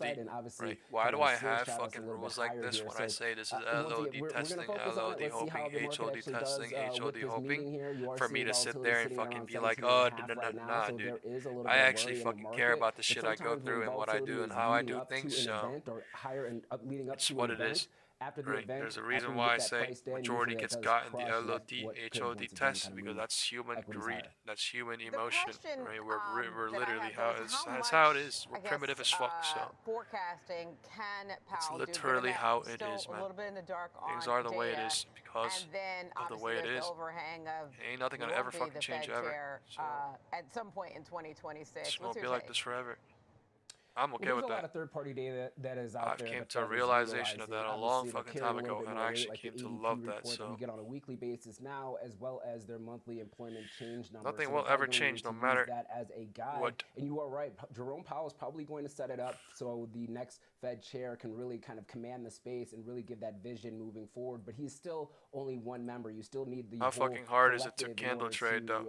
Provide a path for rate cuts moving forward here. So it is going to be a little bit difficult. I think he's going to continue to talk about being data dependent. Hypothetically speaking, also talking about the I don't do candle trading, nor do I fucking give a fuck or care about it or know. So I wouldn't know. ADP compared to what we are claiming from the government, and as well as what you are seeing from the initial jobless claims. So it might be a little bit difficult. I think the market understands that for right now. But what we are really trying to focus on is when can we get the next rate cut? That's what you must be a bot because you just spam that in my channel for the second day in a row. You're seeing a little bit more risk on appetite and rotation in this market. And if we do not get that, that's where you could see a massive reversal in a lot of those sectors that have been benefiting over the last couple of weeks because of this bull steepener within the yield curve. Okay, and so the focus, the cues today is on, in terms of market, is all about the Fed, essentially, and what things look like from here. Let's talk The about first post was on September 12th. Please help me. Something my Tesla shares at 415 and then Chinese letters in like a whole sentence. Massive power play this Literal year. Pardon the pun. China butt.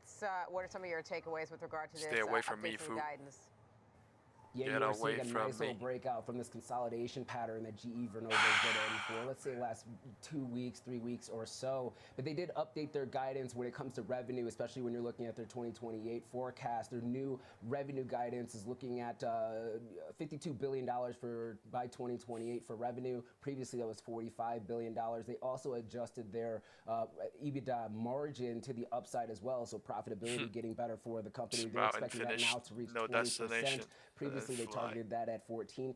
If you're looking for the revenue guidance for this year, for the most part, a little bit more of a higher guide than the street's expectations. 620.99. Especially when you're looking at the and then super fucking boom off the floor, man. Especially when you're looking at their gas turbines. I believe they're booked out for another 2 years or so. So demand is definitely ramping up for them, and they are noticing that, and they're leveraging price in order to expand those margins. And they do see a clear path moving forward here when it comes to their business. So we know that the power narrative has been within the AI theme for a very long time. GE Vernova has been able to move to the upside because of that, and it seems like that's not stopping anytime soon, according to their executive team.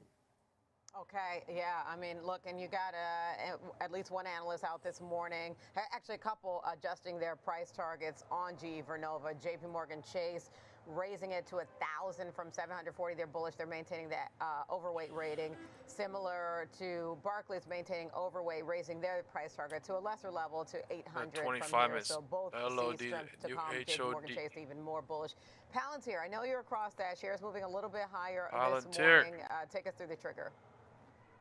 Yeah, we are seeing Palantir ink a deal with the U.S. Navy here. This is really to try to integrate their AIP platform into the process of shipbuilding, as well as deploying their Foundry platform as well here. This is to actually streamline the process when it comes to building these ships and leveraging artificial intelligence, as well as centralizing a lot of their data to be able to make decisions, really cut down the time that it takes to produce a lot of these ships. And obviously, that's going to provide a lot of They're bringing them bitches back to 180. Dollar amount of so the they deal. Can play with it again later. $148 million for the potential here. If you kind of look at it from a nominal standpoint, really not that much, but it is kind of entering into the space that is gaining more government Captain contracts. says a Fed rate cut announcement at 2 p.m. is making the market go crazy. Industrial processes across the but it's like this every day on FOMC day. The market really ranges up and down crazy. So you are seeing a little bit of optimism there. Once again, the deal amount, the dollar size, not that great, but if you start seeing a lot more companies starting to look at these processes, starting to look at artificial intelligence and trying to improve their efficiencies here, that could actually benefit them when it comes to margins, and obviously that's going to be a tailwind for Palantir. So a pretty decent win here. You did see a nice little pop here, fading a tad bit, but once again, a really good sign, right direction that you want to see, especially when you're looking at the balance between commercial and government $500 million contract. What did it do? On the government front, damn. On the privatized front, IWM really running again. Coming into this name over the next year, 2 years. Okay, let's get your levels on the S&P 500 I don't even want to look today. at Palantir. What's your target to the up and downside? Yeah, very wide range. To the upside, 6,900. To the downside, 6,750. You are seeing a put side skew, so a lot of hedging activity taking place. That's why you are seeing the VIX at around 17.5 right now. Damn. Market's pricing in maybe some bearish commentary. Did you guys hear that? And if that's the There's direction a lot of hedging activities going on. That's why the VIX is spiked, very wide range. To the upside, 6,900. To the downside, 6,750. Probably left into the low. You are seeing a put side skew, so a lot of hedging activity taking place. That's why you are seeing the VIX at around 17.5 right now. Market's pricing in maybe some bearish. All right, guys, we're doing an FOMC pull. Into FOMC, you are bullish from here. You are bearish from here. The level we are at right now. Right, into FOMC, you are from here. Potentially, where we do try to reach all-time highs. Bullish. The right circumstances. Bearish. Right commentary come from Chairman Powell. Neither. Okay, we will watch out for that. Certainly, I'm sure the Bulls want to see that, the right commentary, right perspective from their point of view. From Chair Powell. Thank you, KG. That's Kevin Green, our senior markets correspondent. Please type your sentiments if you want to take a part of the community poll. Community poll is into FOMC. You are bullish or bearish from right here, right now, where we are at this level. 11:30. 7 people bullish, 2 people bearish, 4 people neither yet. GT 500 says bearish. Chris says bearish. Okay. I'm gonna vote bearish because I'm bearish on NVIDIA. I don't know. I guess if NVIDIA goes down, SPY would need to turn down from here, so I will vote that. 8 people are bullish, 5 people are bearish, 5 people are neither yet. Neither yet. We will see where we did our pool at 683.74-ish, 75-ish, where it will be around 1:30 going into 2 p.m. 2 p.m. is when this thing starts, 2 to 2:30. Oh. All right. YouTube chat says I'm bearish. Dave says bullish, bearish, 2, 3 bearish, 4 bearish, 5 bearish on YouTube. 1 bullish, 2 bullish, 3 bullish, 3. So 13 versus 10 bears. 13 bulls, 10 bears. Interesting. That means there are more bulls in the WhatsApp group than YouTube chat. I don't know why. Maybe the WhatsApp group is no candle traders. I'm kidding. I'm fucking kidding. I'm kidding. Because they voted bullish into the red candles is why I'm saying this. So everybody voted at 11:30, 11:31 when the candle was red. This is why I'm saying this shit. That's a joke. So, man, I really thought more people were gonna be bullish on YouTube. That's why I thought more people would be bearish on the WhatsApp group. Is why I said this shit. Look at this. Bloomberg says stocks are stuck in a wait-and-see mode ahead of FOMC.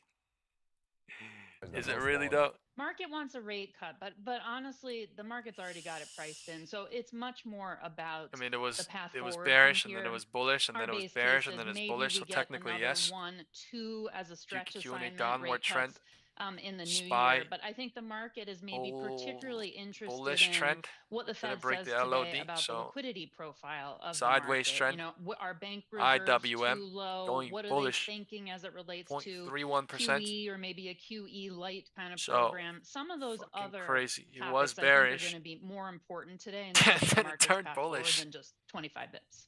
So if we do get 25 basis points today, maybe one, NVIDIA is still 1.14% down. Rate cuts next year. Where's the opportunity for PNC Asset Management in 2026? Because we've had a really solid 2025 in both stocks and bonds. We sure have. It's been a very, very successful year. We'll take it. Somewhat unexpected, I think. I mean, we thought it was going to be a good year. We didn't think it was going to be quite this strong. But again, MACD this is an turning easy bearish place on to be SPY wrong trying. on. You have such strong nothing will market happen returns. until We think next year IWM is going to be decides to another do positive something. year, a little bit more muted. That's not saying too much given returns this year, but a little bit more muted next year. Really, because we think the purple haze of policy uncertainty is going to continue to dominate next year. Midterm election year, notoriously difficult for equity markets. So I think it's going to be a choppy kind of policy noise driven sort of a year, but the underlying fundamentals are so strong that by the end of the year, I think we're going to be in strong positive territory. The heritage bunch of speculators, non-deductors. Stuart Hoffman, and really grounded economics. Do you buy the 3.5% run rate on GDP we see out of Atlanta Fed right now? Well, we certainly have gotten better than expected results really over the course of this year. The Stu Hoffman or the house view in terms of the economic forecast for next year is a bit slower on a relative basis. We're not talking recession. We're not even talking flatlining in terms of growth. But I think there is a little bit Jeff of wants to win. I'll DM you the link again, brother. That we would expect to see next year. The wild card is going to be policy, though. Yeah, there's a decent amount of stimulus from all of the good things that happened over the course of this year that are going to come home to roost next year. And so it could actually be an upside surprise. We just haven't seen a lot of that flow through yet. So I think it's going to be another solid year. We'll call it good enough from an economic growth perspective. That's the theme of the show. Call it mid-November to now. Is everybody saying we're going to get a policy pop. Yeah. With the one big, beautiful bill, we'll see how it ripples through the economy. Amanda, in the bond market, boy, 2025, you had solid high single-digit returns in the bond market here. How do you think about 2026? Because I can sit here at a 2-year Treasury and clip 3.6% coupons. Do I need to take credit risk on top of that? Well, if the backdrop continues to hold up When as was it the has day? been, and again, we think next year is going to be a 'Cause good I don't enough see kind it. of a year, I do Please think tell that me there is what an day you opportunity to lost. take on some additional credit risk. The challenge has been for the last few years that spreads Yeah, have bro, been I don't so even see the tight, day this should aka happen, to be honest, valuations man. have been pretty high, and so there's Oh, I do not see a it. lot of room there with spreads as tight as they are and as well behaved as they are. That's the good news, that we don't see a big default cycle Okay. kind of kicking I'm off inviting you here. now. But I think there's room for investors Everybody to that take is on some credit risk in wanting 26. to join Can I go, or is Meredith, in, as we please close this out? Amanda, I'm looking at the please be employment cost reminded index. that Cy, this thank you so WhatsApp much. group Cy leans on is the actually employment only for cost index. It's active people wages only. and benefits So sort of summed together. at some Year point, over year, we had a buoyant 5% ECI, really big wage and benefit growth. And come on, Amanda, we've come time is halfway back 11:40. now to year over year 3.5%. Is the surprise for next year a negative real wage? MACD turning. Oh my goodness. Bearish. I hope that's not the case, because that's IWM going to is the most spell important trouble thing we said, certainly right? for And the labor IWM market flipped and down the consumer. bearish. I mean, This is you have to bearish. wonder how you keep up this Bearish. pace, right? At some point, it has to Ish. kind of moderate, but a This is negative real wage bearish. is not going to be great for All right, consumer MACD is spending and turning consumer growth. bearish. Consumers been hanging in there, but it's really because of what you just Time said: is wages, benefits. The labor 11:40. market's been hanging in okay. I am not To the going. I don't extent give that a we fuck. start to see I that already made reverse, my I think money on that could SP. be, a wild card I to am the waiting on downside for NVDR. next year. That's not in our base case, but Time certainly is something to watch. 11:40. 11:40 is deciding what the hell to do at the top of this tippity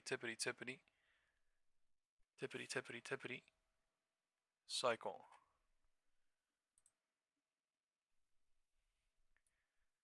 At the tippity cycle, MACD turning bearish slightly. Volume is not really that strong yet. But the volume came in bearish, and then they used the entire shit to went higher. And if you look at the MACD and volume, they did not break the floor earlier, right? But there was actually a divergence. MACD convergence divergence right here. Right? That is some higher level shit that I don't really pay attention to. But that actually happened, technically speaking. That is why there's some massive fucking counter rally back to somewhere, because they used this MACD bearish volume to counter rally, push this shit up higher, and now we're hovering up there. So do realize that is what and why that happened too. That is called a MACD.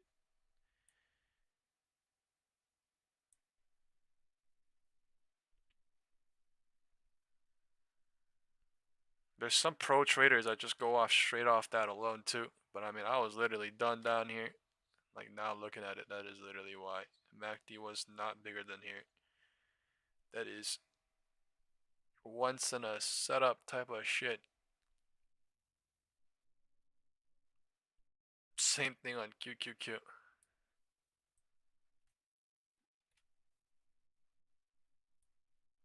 This is bearish trying at best, and then being negated in the last 1 minute. So we'll see what happens. I think today the video is still important. The video is making QQQ not fly. QQQ is red. SPY is green.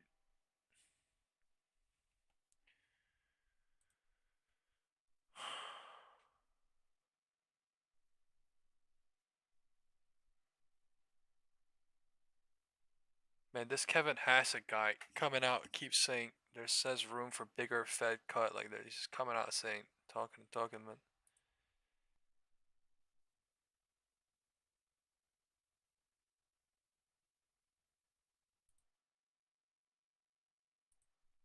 coming out talking and talking. FOMC rate decision and the rate cut Here path comes from the here. We Bears. want to welcome in our next guest. That is Danielle 11:40. DiMartino Booth, CEO and Chief Strategist for QI Research. Danielle, it's good to see you as we head towards the close of the Fed's last policy meeting for the year. So consensus expectations are that we'll see a 25 basis point cut from here. I'm sure you line up with that view, but my question, I guess, IWM is doing what's your IWM things. expectation beyond that? Well, I think Look at right this now insane. what the market Remember this is insane. Yo, you guys, anticipating okay, hold is- on.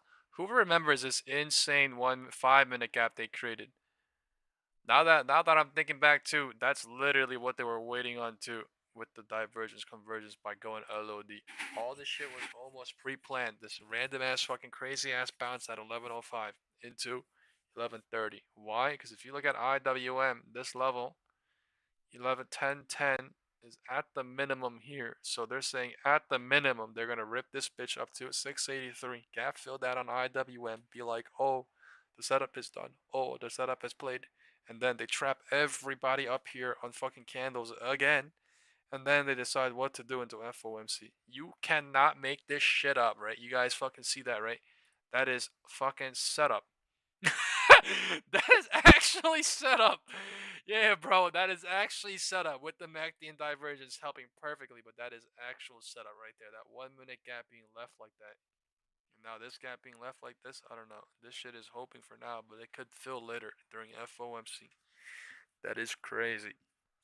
That actually makes so much sense now, that big boom.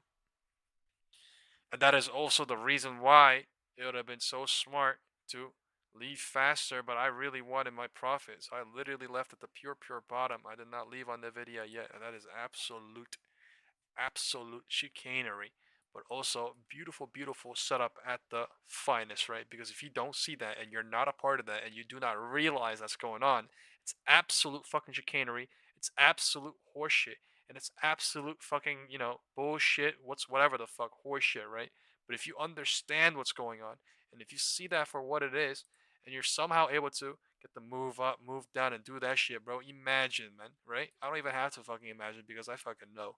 I know that's what's going on, but that's literally, right? Smart money deductors with the MACD volume, with everything going together, all saying, let's do it. It's absolute chicanery, but beautiful. Right.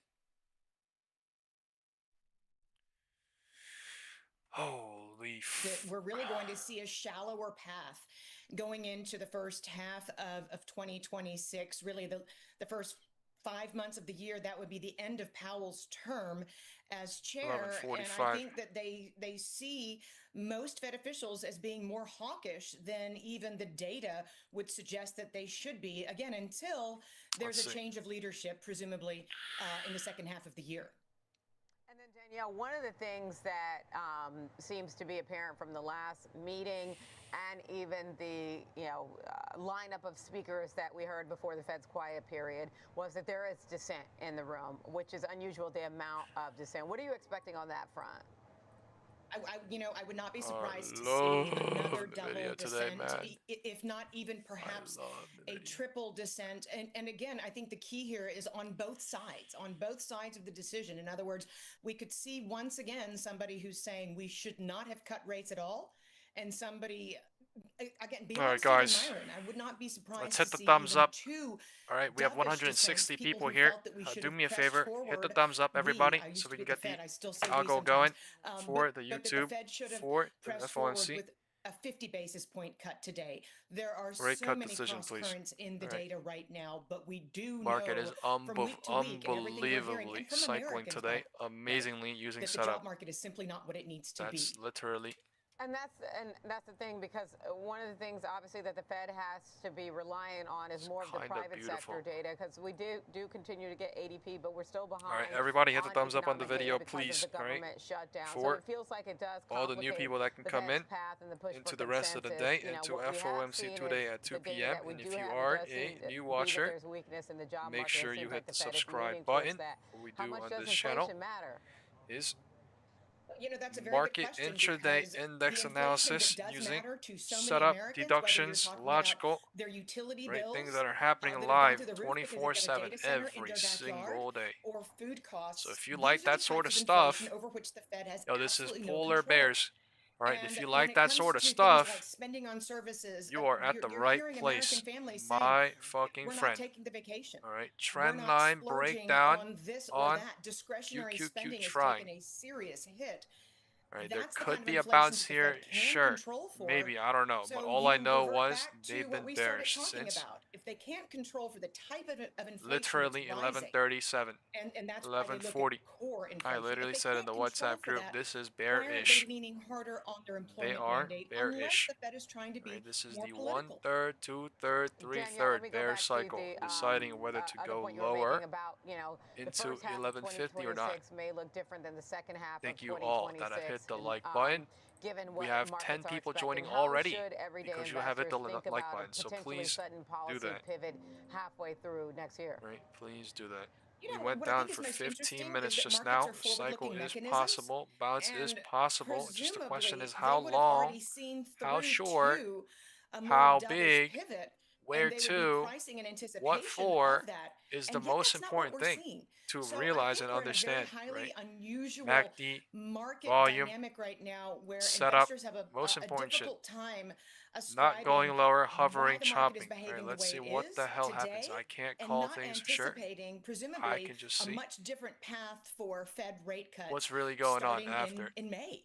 Technically, with everyone else in the And then world. let's So talk a I'm little no bit about fucking the magician, tightrope that guru, Powell will have to Ferrucci, walk saying, oh, today. candle gonna Going go back to here, your point candle gonna go about there, and dissent. candle Well, gonna go up obviously, I my have to ass, speak right? for I the really have no fucking committee, clue. but All I can really say again, is policymakers are there are clearly things bigger than split, candles and it's not alone. just about Myron, as you So mentioned. What if should that's true, investors be listening for, whether it's in best to tone, use that or just to tell us the where most, the committee really stands? at best, right? So, Jay Powell's interesting. Is it Dr. Jekyll? Is it Mr. Hyde? Which Jay Powell's going to be at the podium? Situations. Oftentimes you see kind of midway through the press conference that he goes completely off script and stops speaking for the committee and starts speaking more for himself.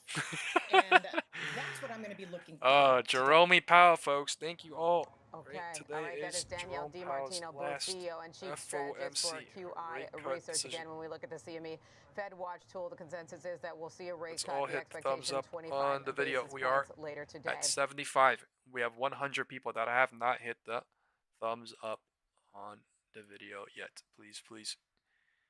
I implore you to change your minds before this event.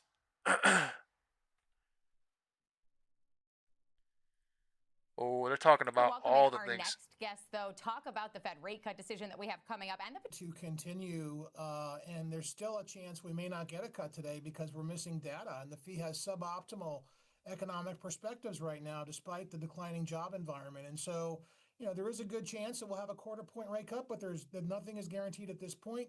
If it's hawkishness, I think this is a sell the moment or sell the news event.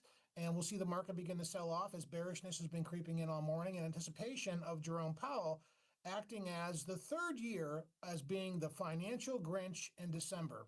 He has, kind of spoiled every Christmas tree rally, every Santa Claus rally we've had so far.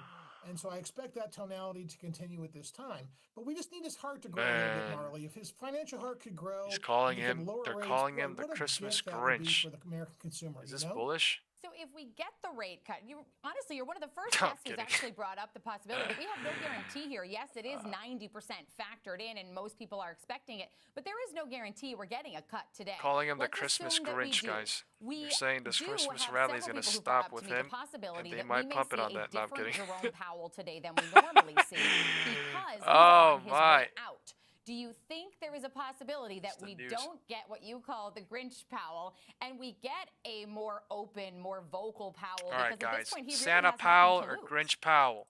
Well, there's always the chance for anybody's heart to grow All if right, they're this used is to the playing ultimate the Grinch, poll. right? Because nobody wants to be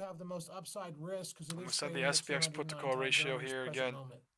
So you've got some major mega cap AI names there in Tesla and Nvidia. How do you balance conviction here with your concentration risk? Well, I think you know the proof. You try to use There is proof a if you lot can, of as calls much that are proof as out of the possible. money. You know, Marley, we only have to be right 60% of the time in our There industry to be are a successful. lot And of so puts nobody that are knows for under. certain. But I think, you watch what the company's doing, you see how they're trending and see what's happening, and hopefully there's no bad news that are making progress. And so if we're sitting here in 12 months and We are at robo-taxis in, slightly 25 cities positive gamma. nationally, I mean, we're looking at a $600 minimum stock price on Tesla. And so, of course, we're looking for the expand side on the equation. And of course, the advent of, the robotics coming to the equation, coming to market over the next 12 months. And Jeffrey, you're mentioning a lot of long-term plays here. So for my last question, if we were to sit down a year from now, downside looks way better for me. The biggest surprise But I ain't in the doing it market right narrative? here on SPY. I'm on NVIDIA still, so. That tech I'll is just show leading the shit again. out. FOMC Unfortunately or fortunately, that's the same story, different day. The tech is going to lead the market. The concentration is going to get larger. The rest of the market contagion will catch by way of the advent of the integration of AI into the different sectors. And tech will improve the profitability of all of these. And so those two are directly correlated. And I think it's very important for folks not to realize that those are not disconnected at all. Tiny cycle Those is are creating connected. here to test the roof. If the broader market does decide to catch up to tech, the reason for that will be the Tech. enhancement of profitability from tech itself trying in to be AI. bullish. And it will reshape our economy, and it'll reshape the rest of the publicly traded companies in the S&P for the IWM at ones the that pure embrace top. it. Well, Jeffrey, we appreciate you being with us to talk through all of this. That's Jeffrey Small, the managing partner at the Retirement Income Source. Wow. That IWM gap fill is absolute. I can't lie.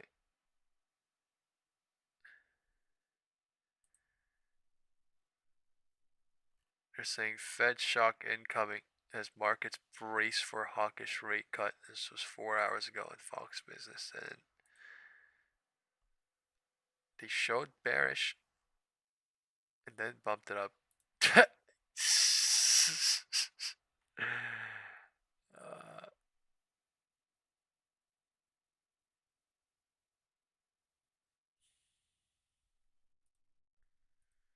Love it.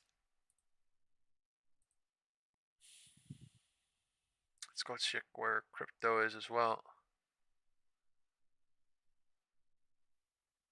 We're talking about NVIDIA and quantum stocks in the Pentagon, something we're going to watch them both. A number of prominent Republicans are speaking out about NVIDIA's potential chip sales to China following that policy shift from the Trump administration. Emily Wilkins joins us now from Washington. So this turns out to be pretty controversial, Emily. Sarah, it is. I mean, I'm in my remember, 182.5 NVIDIA still. A package that included They're banning those playing H20 chips from going to China. And even though that provision is now out of this larger package, there are still a lot of China hawks who I've spoken with on the Hill who are worried about the U.S. keeping its dominance in AI. Now, Republicans who I've spoke with, they avoided criticizing Trump directly, but it was clear they were worried about the impacts of this decision.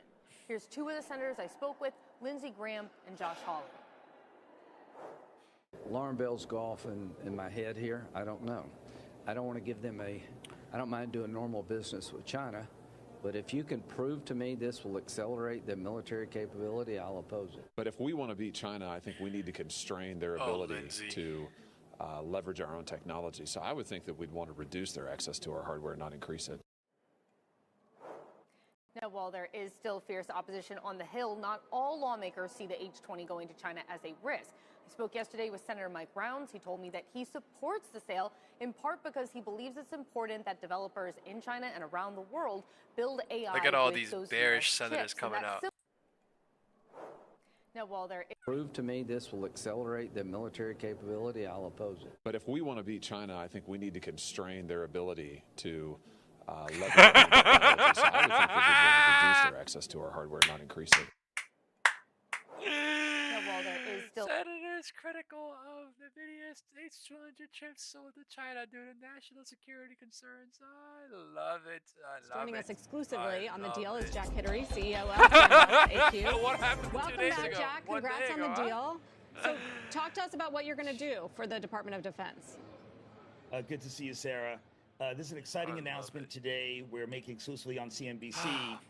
We're announcing our contract for ActiveGuard, which is our cyber platform that protects against AI and quantum threats for the Pentagon. This software has been in testing for over 2 years with the Pentagon and Purple DISA, Box. their Bye-bye. Information Systems Agency, and it just went live now in Purple production. Box. Number one, Bye-bye. the AI attack. We know what happens there on Bye-bye, November 14th. you ugly-ass Anthropic announced purple as an bugs. example Bye-bye. that the Chinese, a state-sponsored actor from China, used Anthropic's Bye-bye. Claude See you code generation later, tool to alligator. attack 30 different Nvidia. U.S. See you later, firms. alligator. 30 different firms using Gen AI embedded in those firms as the vector of attack. This is happening more and more, not just with Anthropic's Gen AI, but all Gen AI. So the good news is that 75% of all companies across the U.S. and the Fortune 500 are using Gen AI, and they're gaining productivity for that. The bad news is that usage of Gen AI introduces huge vulnerabilities. Only 6% of firms have a cyber defense plan for the use of Gen AI. So we were just talking about this from China, actually. So is it a mistake then for the U.S. to be able to sell NVIDIA's H200 AI chips to China? Well, that's a different story altogether. But on that particular point, one thing to keep in mind is that while we do want to constrain China in terms of access to hardware, we also have to be mindful of the Chinese chip companies. More Threads is a Chinese chip company that just went public. The IPO was a big success there. And in fact, the founder of DeepSeek was one of the big winners and investors in that company. There's an ecosystem there that is now betting on domestic Chinese chip firms such as Huawei, More Threads, Cambricon, and others to win in that game. So we want to also make sure that we in the U.S. with our firms like NVIDIA and others have a level playing field to access all markets around the world. So there's definitely a balance there. But coming back to China on another front, one of the areas that the Pentagon is very concerned about is the quantum attack from China as well. So we have the AI attack using Gen AI as a vector for infiltration into U.S. companies and into sensitive areas of the Pentagon. We need to protect against that. That's what we're doing now with ActiveGuard. And we also need to protect against the upcoming quantum attack. The Q Day is coming up in the next number of years, and that's the day that Chinese quantum computers can start to deconstruct and get into RSA and other encrypted material. RSA is what the Pentagon and all U.S. companies use to encrypt material, to transmit confidential information across the internet. This goes down with the advent of and rise of scaled quantum computers. So 2 attacks, AI and differently quantum as well. If you live in a New Jersey zip code. That's amazing.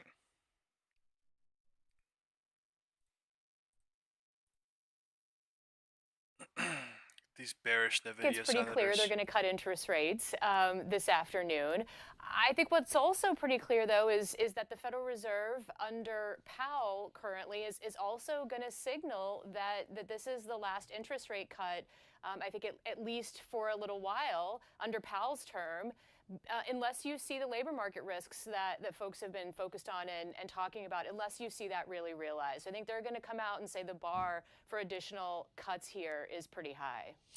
What do you think is the date? We're going to get a lot of data between now and the January meeting and certainly the March meeting, a lot of backdated data. What's most important to you, or what do you think is most important to the Fed? Yeah, I mean, I think the data has been incredibly interesting, and we think it's going to stay that way. And I say that what do you guys think because is the most important you've for the seen Fed? various labor market indicators. Data? Private sector labor market stock indicators market? that have shown a continued or weakening of right. labor market activity. None of the above. And we They think don't give a it's fuck. very possible that private sector Everybody added vote what no you think they jobs care on the yet most on. Over October Jobs and data? November, and the unemployment rate could very well tick Stock up again. market? But against that, or you know, the none of the holiday above. They don't give shopping a trends that we've seen, at least the early indications of that from the you know, the data that we get over the Thanksgiving so holiday, not data, but as well as other private sector sources like credit card data, suggest that consumption has held up incredibly well in the second half of this year. All set up, man. So all these you know, and people I are think getting that set up on is going to weigh on the Fed. Right? All these people that are impatient, that do not know what's going on, that look at candles only, are all getting set up on. That's what's going on right now. All right, let's go look at SPX Trading View. It's the same thing, bro. 20, 40 people leave and then they come back. But I mean, it's the same goddamn thing because they don't understand. But I mean, I literally am brutally mean to people that do that, right? But they literally do the same thing. But I mean, it is literally only 5 or 10 maybe people, but it is the exact same thing every time. When literally the same candle, the same environment, they get you the same way, thinking the same thing in the same way, then that literally means there is something wrong with not the market, but the self. That is reality. I swear, I'm only saying this shit because that's that's what I believe. That's how it is for me. But hey, if it's the same thing every time and they get you the same way every single time, then there is something wrong with me. The way I look at things and the way I am with certain things, not the market. Realize that, right? Before it's way too late in life. But honestly, that is literally the truth. It is absolute. The market gives no fucking Meta's tilt from open source to make money AI model. What the they're talking about Meta now. Oh lord, let's go look at Meta. Said Meta looked bearish yesterday, right? And Meta is what? Bearish today. That is lol. Most important thing is how are they going to make money? I think everybody else has a clear strategy. When you look at Microsoft, they're going to make money from cloud. Amazon, the same thing. Google, they're going to make money in multiple ways, both the cloud and the model and the chips. How's Head Meta and going to make shoulders on money Meta. if it's going to be an Ultimate open source fucking model? head and So shoulders. I think there's a lot of I wasn't even rethinking playing over this there. shit, He but has what the spent quite a fuck? bit of money. He's The still spending a lot of bit of money. But at the end of the day, Oh how is he my going to show god. some That monetization filled of on those Meta, right? investments? I literally One said way is to do yesterday it Meta is internally through bearish, his, right? ad network Pre-market, I and literally the said better yesterday realization with that. pre-market in the And the WhatsApp second one group could that be Meta is having a bearish. model that they And then could be it sold in literally the went to market. go gap So fucking this new $15 model, avocado, is going to be a closed model, which is a different strategy for Meta here. What are the advantages and disadvantages of being a closed model versus an open model? I think you have to be very good to be a closed model, and that's what's the specialization of OpenAI, for example, right now. Open source models will evolve over time, and crowdsourcing will make it better. But at the same time, you really can't make a business around it unless you figure out a way to support it or others. When you look at open source in general, Red Hat is the only one company going back to multiple years that has really made a big business out of it. There isn't a company that has even developed, let's say, made $2-3 billion in revenue other than Red Hat, and frankly, with those kinds of technology. So I'm just looking at the Bloomberg News reporting. AI has become Meta's top priority, commanding the bulk of spending and attention from executives. You guys saw that picture we sent yesterday in the WhatsApp group, right? With how they are depreciating. What's the market thinking about their ability to really have a successful their AI computer strategy? network, all that. We're not trying to make anyone bearish, but like that's literally what's going on in life. So that's what you got to realize, how are you right? going to Since basically 2023, monetize all these when their investments revenue was that you're falling, making they just started in changing. AI? Where is the outcome? Because I computer think for network everybody else, as I said, it's a very clear strategy how everybody else is going to make money. From Bloomberg Intelligence today, Anurag Rana has a lead paragraph. Disruption risk puts AI at the top of the, I love this, C-suite agenda. Artificial intelligence. You have to be from Chicago to say that. The C-suite, they're a great band. I love what they did with Mitch Ryder and the Detroit Wheels. C-suite agenda. Okay, Anurag, pharmaceuticals are going to see 10 to 30% preclinical savings with AI. At least in technology or software, we have already started to see that pick up over the last few years. When you look at somebody like a Microsoft, their sales have been going up, but their headcount is not growing at that same rate. So you're enough on Meta.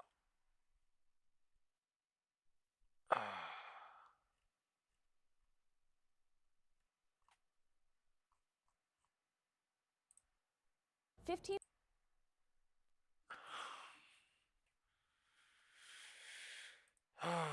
This is great.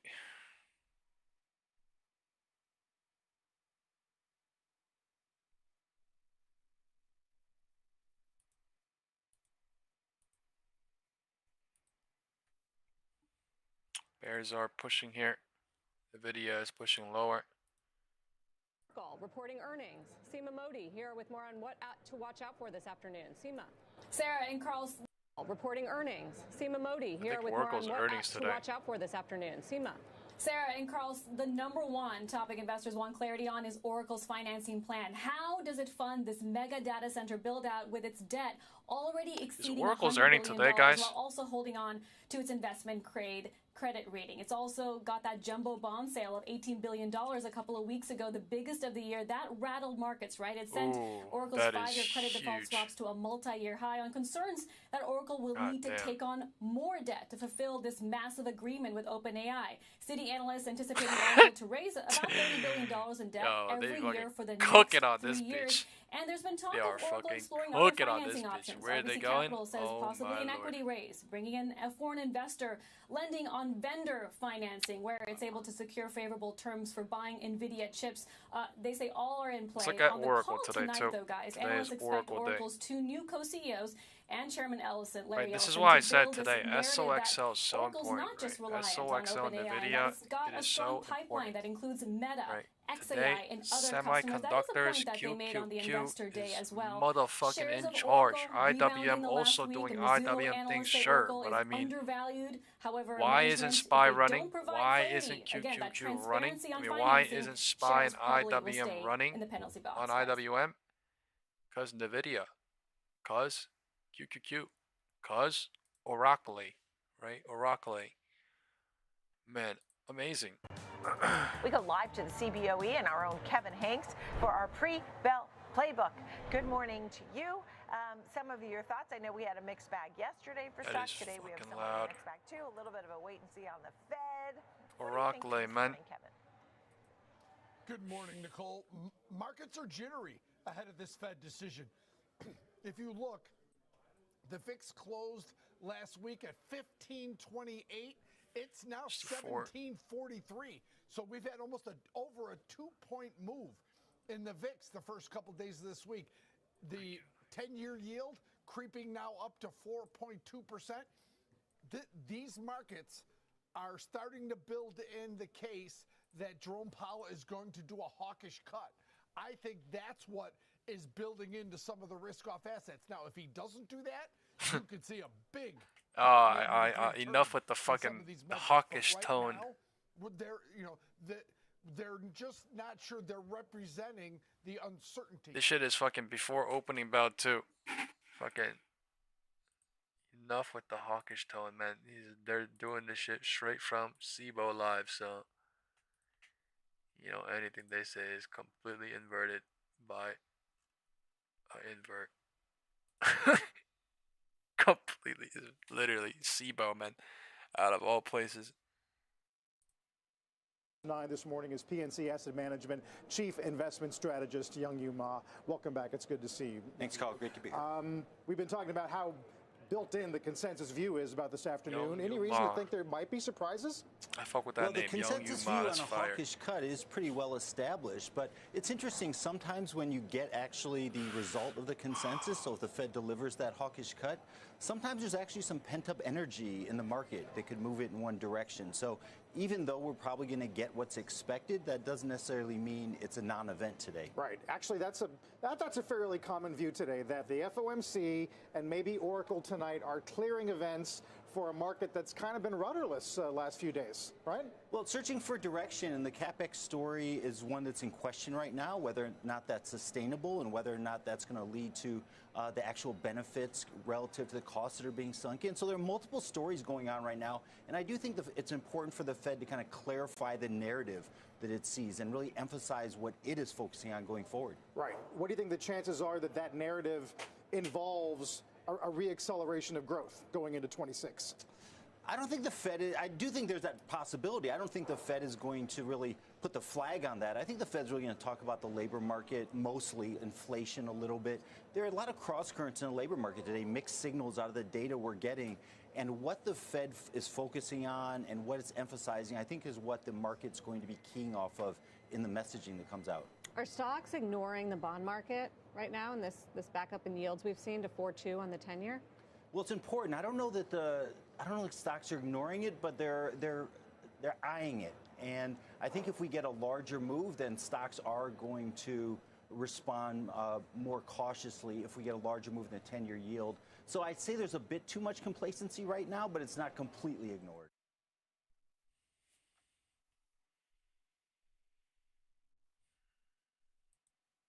Interesting.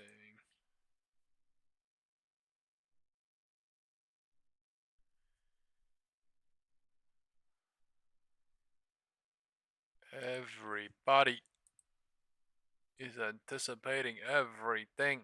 Looks like, huh? This morning or lower, take a look. We're expecting a decline at the start of trading by a fraction. The Dow down 34, the Nasdaq down 30 This points is right before now. pre-market. One of the issues for stocks this Everything morning fucking are higher different. interest rates. Take a look at yields on the 10-year. The yield on the 10-year right now is above 4.2%. That is up 2 basis points ahead of the Federal Reserve's rate decision at 2 o'clock this afternoon, the final big event of the year for markets. The central bank widely expected to deliver a third straight quarter-point rate cut. Fed Chair Jay Powell will speak at 2:30 this afternoon, and investors are watching. We'll be watching for any clues on the future path for rate cuts, including the Fed's updated so-called dot plot. That's the economic projections or a shift in balance sheet policy.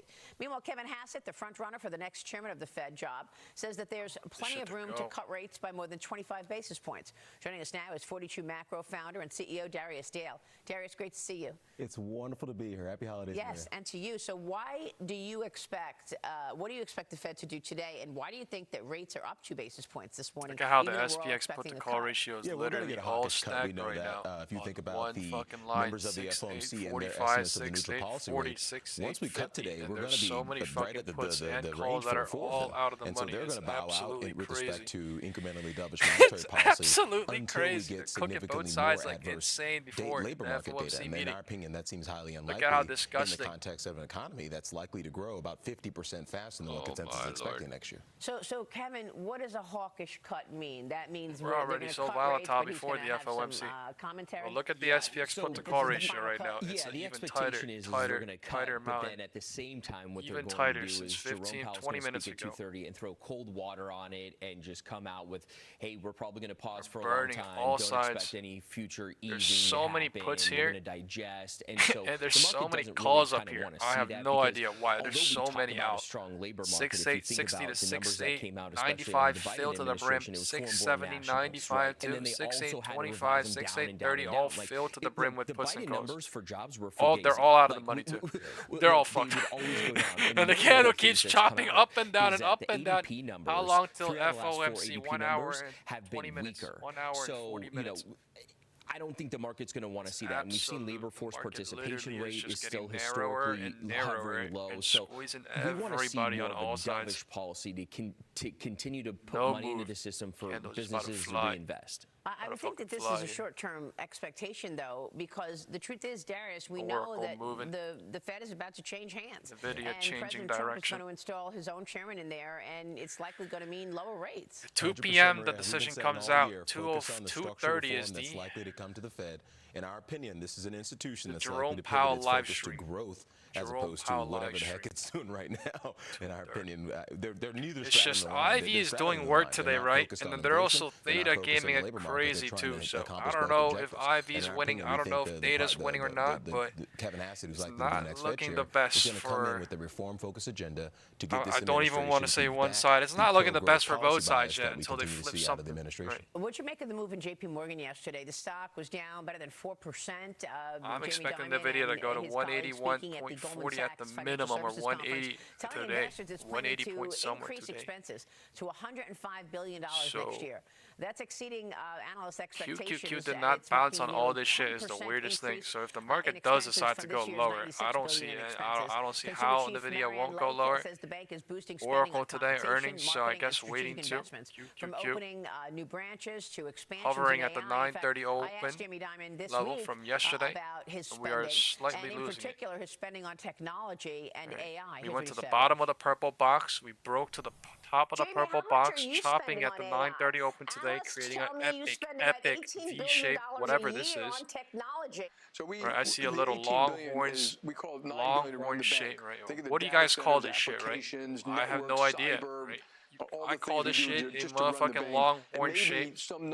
I have no idea what's going on, but you know, clearly that's what happened. I'm not saying it's going to revert, by the way, here at all. I'm just saying, like, this is insanity. Creating liquidity in this purple box to go down or what? IWM going lower, NVIDIA going lower, SPY and QQQ going lower. They want to go lower here. HOD is 1130. VWAP is trying to flip into 1220. ECT is bearish here. All things are wanting to go lower. This is the IWM gap level coming somewhere here, but I was low-key saying somewhere. Right? Things don't align perfectly, but this level here is that IWM gap, right? And now that it has filled, they're destroying all calls above that level somewhere. The adverse stock reaction is actually quite bullish from a long-term perspective for the stock market, and here's why. I don't even want to say bearish until that VWAP flips. To be honest, I don't want to say bearish until that 5 or 10 minute or 15 minute candle just flips to control costs. And if you control costs, what's likely to happen is we're ultimately going to wind up with a booming economy that leaves the labor market behind. A booming economy that leaves the labor market behind is a booming economy that generates a ton of corporate profits. And so ultimately, that's incredibly bullish for the stock market. Not saying it's great for society, but here, you know, we're investors. Darius, give us some smart investment strategies for our viewers. Should they want to consider changing portfolios or adjusting portfolios for the year ahead? A lot of what's worked, in our opinion, is likely to continue working. In our opinion, this is going to become a white-knuckle bull market. And the reason we say that is investors are going to need to have their eyes on the prize from a longer-term perspective that we are heading into an era where growth is likely to be much faster than consensus. Corporate profitability is likely to be much faster than consensus. We're ultimately going to get more liquidity from the Fed, but the next 3 to 6 months could be very choppy in the context of a Federal Reserve that is concerned about the affordability crisis and a Federal Reserve that's concerned about, quote-unquote, politicized attacks on the institution. So the next 3 to 6 months could be choppy, but we ultimately think it resolves itself much higher. So you want to buy stocks here? Absolutely. We've been telling people to buy stocks since April. Verizon's got a bonkers deal on the new Samsung Galaxy S25. Get Gemini, when's the next train coming? Right now. Nutcrackers. Get Samsung Galaxy S25 with Gemini and... I think the chart just told me I have so much shit drawn right now. We're back on Morning Trade Live. Let's... Fuck.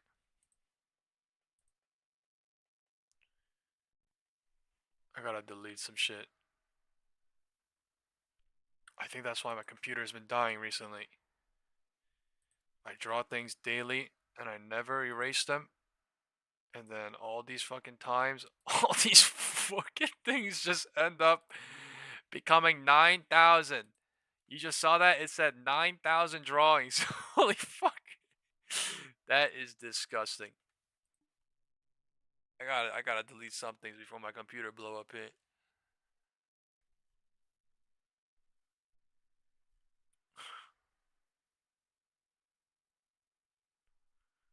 Oh no, they're talking about soybean sliding. Bruh. A lot of story stocks. We bring in Diane King Hall, host of Morning Moves here, to take a look at a few names to watch. First up, Pepsi with a business update. Good morning, Diane. Yeah, and they've got some bullish conviction happening around this off the back of their update that they had. Still waiting for FOMC, looks like. Some shifts and planning to make some shifts after some activist investor activity around it, and because of that, JP Morgan Chase has turned bullish on this, or is turning bullish on it. They've raised their price target to 164, and they've gone from the sidelines from neutral to overweight now, due to the momentum that they see in potential earnings growth for next year. You know, those are the type of things that people see on the Bloomberg terminal, dude. That's why firms have Bloomberg terminals, to see news on JP Morgan before anyone in the world can even catch on.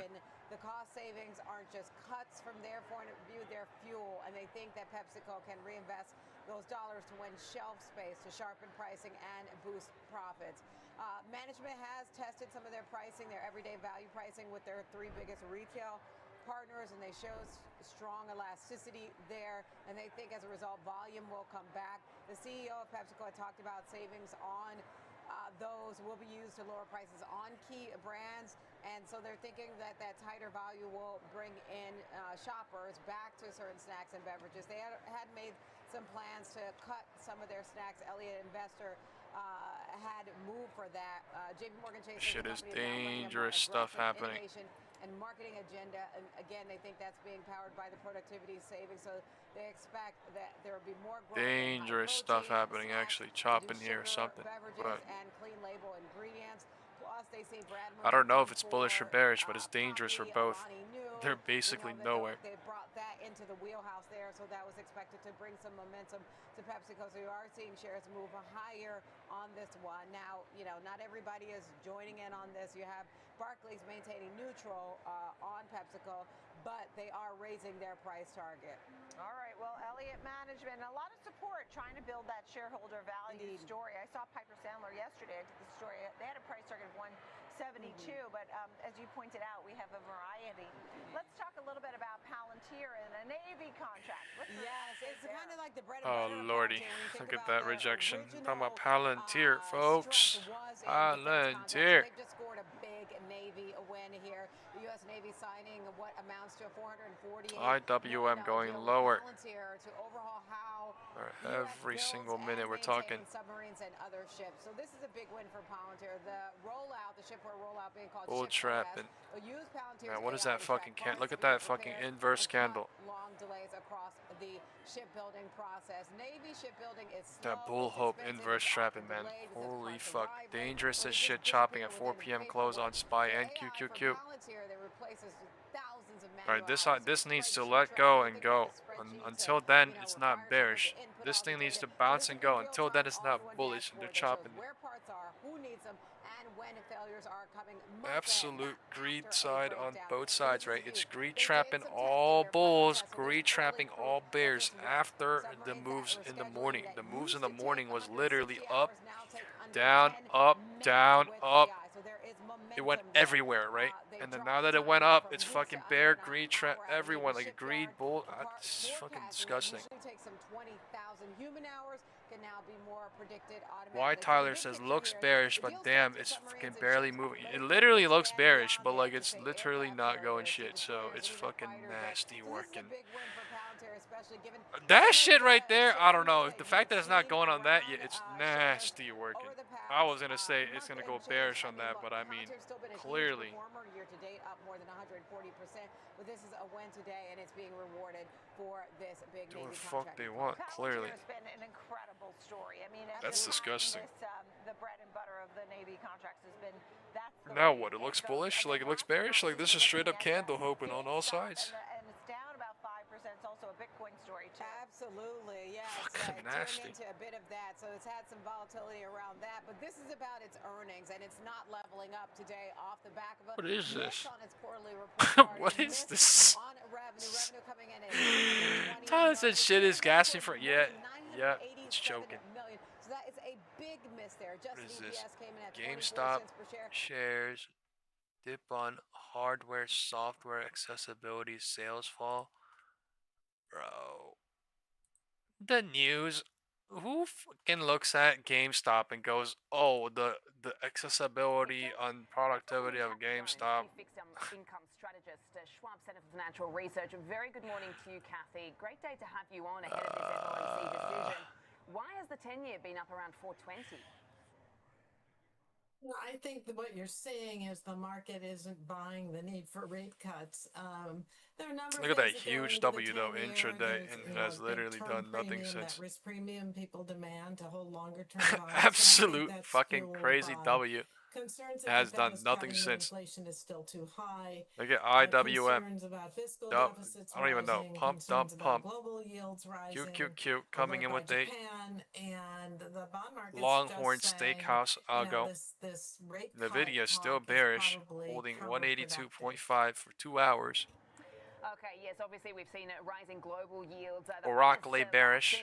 Oracle bearish. 16-year highs right now. I mean, you know, I was just having absolute. Ben Emmons from FedWatch Advisors, you know, talking about how, you know, other central banks. Oracle earnings coming out today. Market close. Oracle earnings coming out today. Market close. Oracle earnings coming out today. Market close. You know, so it's Nvidia, Oracle, big watch today on the market. Everybody that is here, thank you so much for being here. God bless you wherever you are in this country. I hope you are having a big, beautiful American Wednesday or International Wednesday, wherever you are in this country or in this world. Please hit the thumbs up. Let's prepare for the FOMC mentally, physically, emotionally, right? Do some jumping jacks, wake up a little bit, go get some coffee, right? Take a shower if you need to. Prepare yourselves because FOMC is coming in an hour and 30 minutes, right? Thank you so much for hitting the thumbs up on the video, but I am asking for the algo. Steeper yield curves, Please. and that all tells me Thank you that the bond market's so not much. buying the need for easier monetary policy right now. Market sideways, almost chopping. Unless you want to call this bearish, you can call it bearish, but I mean it's sideways chopping, waiting for momentum, creating volume, creating MACD till it decides what to do, is what I think. What's your outlook then moving into 2026? I mean, you know, I don't really know if it's bearish here. It does look bearish, but like that's literally candle trading right now to this candle, hoping right here, looking at the candle and saying it's bearish. So not a lot of setups going on until things happen, like they flip VWAP or they go up or create something. Or so on 10-year treasuries, the yield curve on the short end is pricing in a couple more cuts, which I think is probably reasonable given some of I mean, the candles itself should have said it dropped here, but what is it doing? It's wasting time holding. Interesting so in the short run, we've already poised for a steeper yield curve, but in the long run, I think that that's the direction of travel. So you might see a little bit of a correction once the Fed comes out, especially if Powell is a little bit hawkish. But I think the longer term trends are in place. And what are you talking to clients about right now as to where some of the opportunities are at the moment? I was having an interesting conversation with Allspring yesterday. They're talking about how there is opportunity in global government bonds. You know, where are you looking at right now? Yeah, so because we expect a weaker dollar, then international bonds globally can make sense for diversification, although the trend is not necessarily your friend there in all markets. But in terms of other positioning, you know, we still like an upper why isn't it doing anything on my butterfly? Because the volatility is crazy. Term duration, the market going up and down like crazy. Because you balance out the reinvestment risk on one end and the risk that inflation and deficits. You said 6, 8, 10, 6, 8, 40, 6, 8, 46, 8, 70. Let's go look at SPX. Portfolio is the place to be. You know, and other opportunities depending on the investor. The municipal bond market offers pretty attractive 6, 8, 40, tax equivalent yields for 6, people 8, in higher 10, tax brackets, even not in higher 6, tax 8, brackets 40, these days. 6, 8, 70. And yeah, that because could we be a literally place went to all over the look place. because of the high credit quality in that market. You could go a I'm little pretty sure longer that shit does the duration. best And when then it's tax literally just pricing, right at the middle. inflation-protected securities. Not when it's Makes going up sense and if down and your up and down concern like is about nothing. inflation, you're locking in real We just yields went up on and the down and up and positive down and side. up. We went up and down like 4 or 5 Kathy, times. Really appreciate your insights today. Thank you so much for joining us. Appreciate frozen, it. Kathy man. Jones there, fixed income strategist, Schwab Center for Financial Research. We went up once, went down twice, went up once, went down twice, went up once, went down. I don't know, bro, but this is a huge range. All right, the fact that it did this in the morning, you know, is kind of like, for smart money, it's kind of saying things aren't almost guaranteed to be dangerous or hard as shit back here. Right, that's the reason why I didn't even play this. I didn't even play this up, down, or up, because no way can I look at that shit and play it fast enough, because the only way you can is to draw the wedge and to also look at the IWM 1 minute gap and see it do what it does.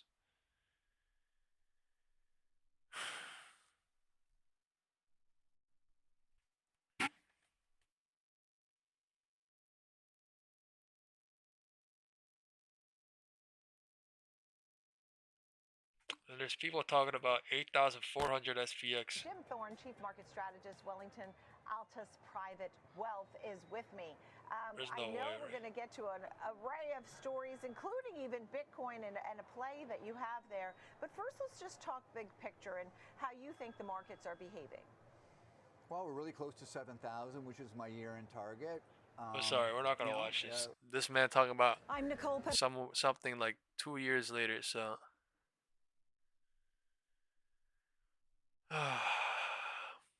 man, we need J Powell on.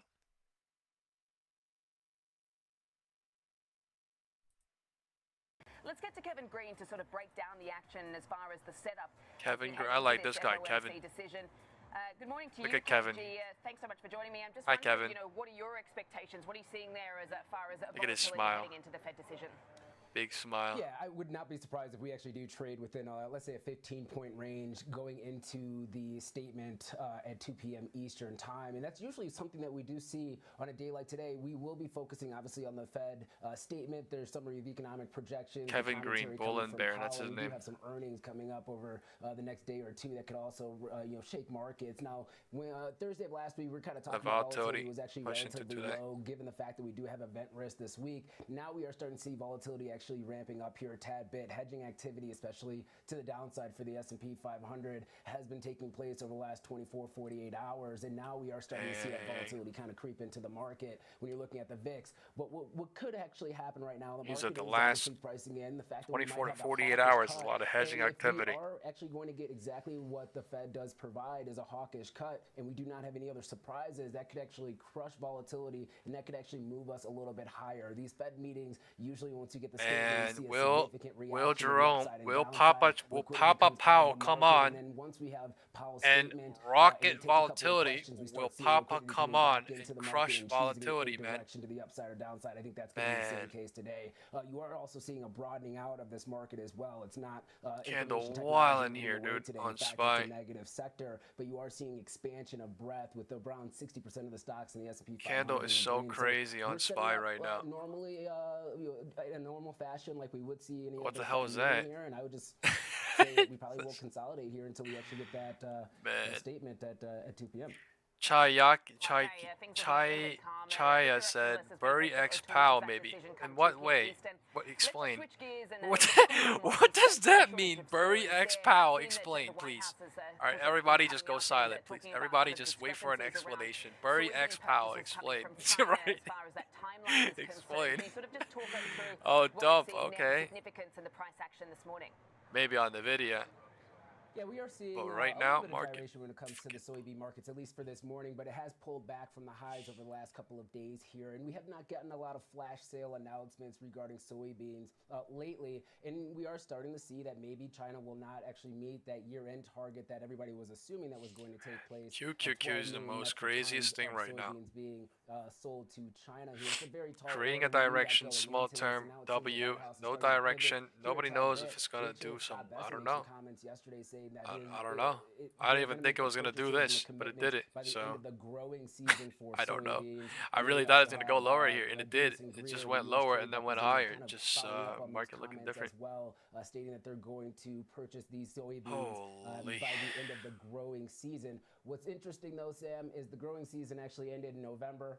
So if you're harvesting soybeans, but no data, you're doing you could so do nothing. A significant amount of snow in some you parts like, of the Midwest. oh, this is. So the market is a little bit confused. No data, no hawkish, no dovish, no decision, and then people are gonna be like, oh, is this bullish? Oh, is this bearish? You could actually test around this $10.75 level or $10.75 if you're a grain trader here, where we could actually see a pullback to the downside, and then even looking at that $10.45 area as a major area. Pilot says Nvidia is controlling. If Nvidia goes, rest of the market goes. But why is Nvidia not going then? And the fucking market going. QQQ and SPY going, and Nvidia is not. Nvidia is following.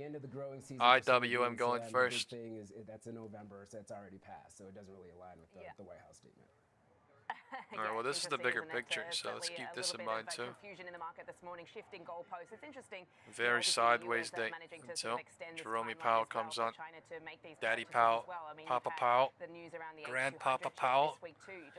Right, whether that is a Bull Powell or a Bear Powell, Papa Powell is coming to town. Ho ho ho. Certainly an interesting dynamic as far as this trade tension is concerned. Let's just stick with the commodities theme. Look, silver continues to catch a bid. I mean, we're extending gains today. Gold is under a little bit of pressure today. But, yeah, talk us through spot silver right now. I mean, we hit an all-time high earlier. But, you know, obviously we managed to hold on to some of these gains right now. What's driving that?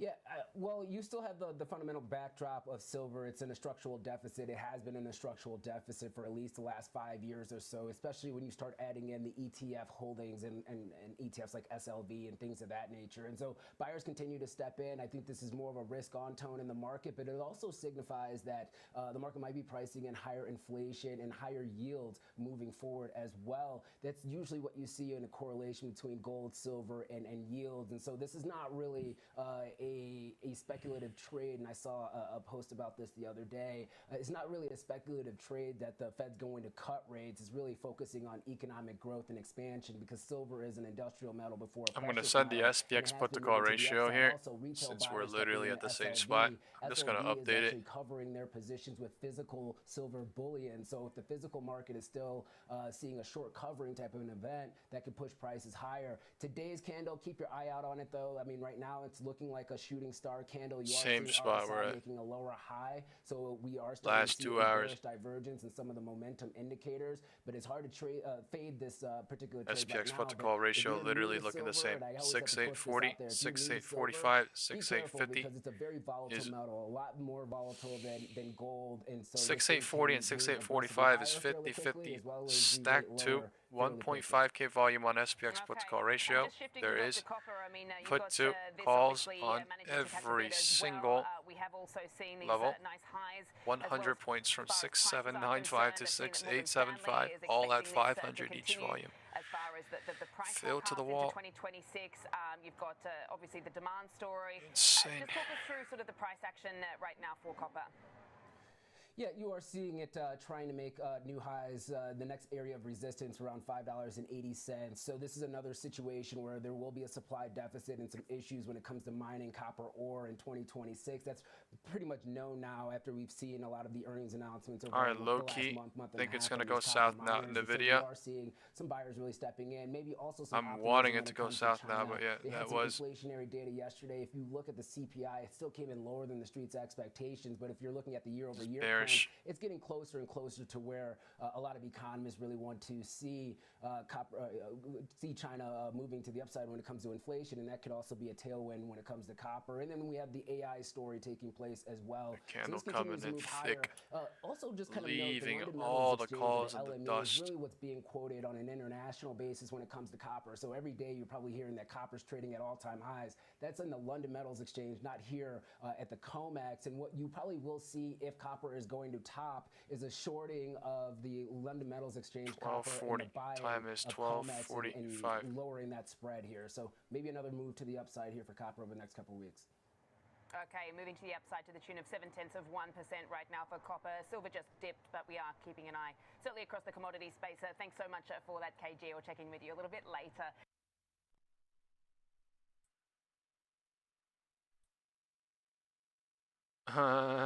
This 3/3 cycle trying to create. Yeah, we just been chopping and chopping and chopping lower since 11:30, and there's a lot of bears here.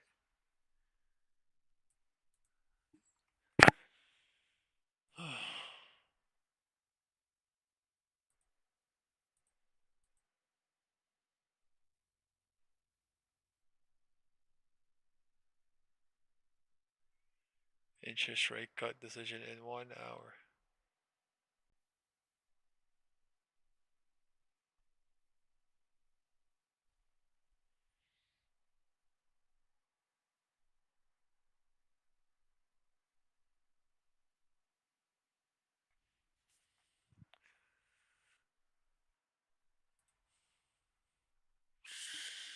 I want to watch this. Charles Schwab Stacks reported a proprietary wealth of information, and joining me to go through this, Joe Mazzola, head trading and derivative strategist at Charles Schwab, to comb through this. I did see that we had it increased to an 8-month high ever so slightly, but it's a hell of people bought into NVIDIA, Palantir, Amazon.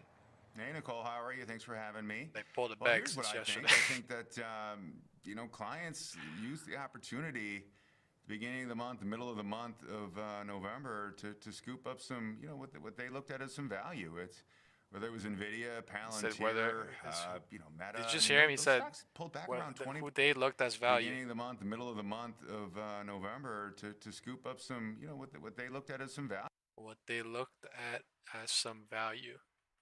What they looked at as some value. Value. It's whether it was Nvidia, Palantir, Meta. I mean, those stocks pulled back around 20%. During the course of the month, from their recent highs, and those were the three that what they is really going gravitated on towards. I think one of the big differences in this month that we hadn't seen in Meta, he said, months Nvidia, he said, real affinity towards look at Meta. IT outside of just the AI, right?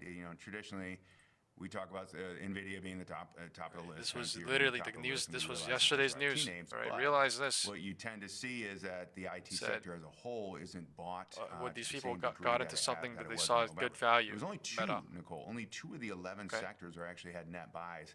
They were discretionary. Why did this candle come in at 9? When you look create at a range here from it was 645 to 663. It was Tesla. And since they represent such a large footprint within that sector, it skewed towards the net buys there. But yeah, it wasn't the same type of broadening that you saw in the overall market. It wasn't. You didn't have the sector leadership of like the healthcare, financials that you saw in the overall market in terms of the stacks. It was really kind of concentrated. But it was a pretty decent move considering it was up about just under 1.5% was the stacks. But the overall market was only up about 0.2, 0.15, 0.2% for that month. So it was, it was another consecutive month of more buying in the stacks on a percentage basis than you saw in the S&P. David Alfine, University of Michigan the Nvidia earnings only moved 3 to 4% that day because the next day it moved 3 to 4%, and the next day it moved 3 to 4%, and the next day it moved 3 to 4%, and the next day it moved 3 to 4%, making up 20%. No, it's so like I said, and the one thing they all have in common. You have to understand there's setups that take these were stocks that days, pulled back. And if you look, time at the ones that were sold, I mean, look, play out. Broadcom, Lilly. Right. I mean, sometimes those Tesla does the expected move in one night or 2 days or the day after earnings into the next day, right? But I'm just saying, like sometimes, or so. I think the if it especially took days and weeks to set up, like Nvidia, like Palantir, it takes a couple of days. It'll be a lot faster, they're looking for but it takes opportunities a when they couple get of the days. pullbacks in the market.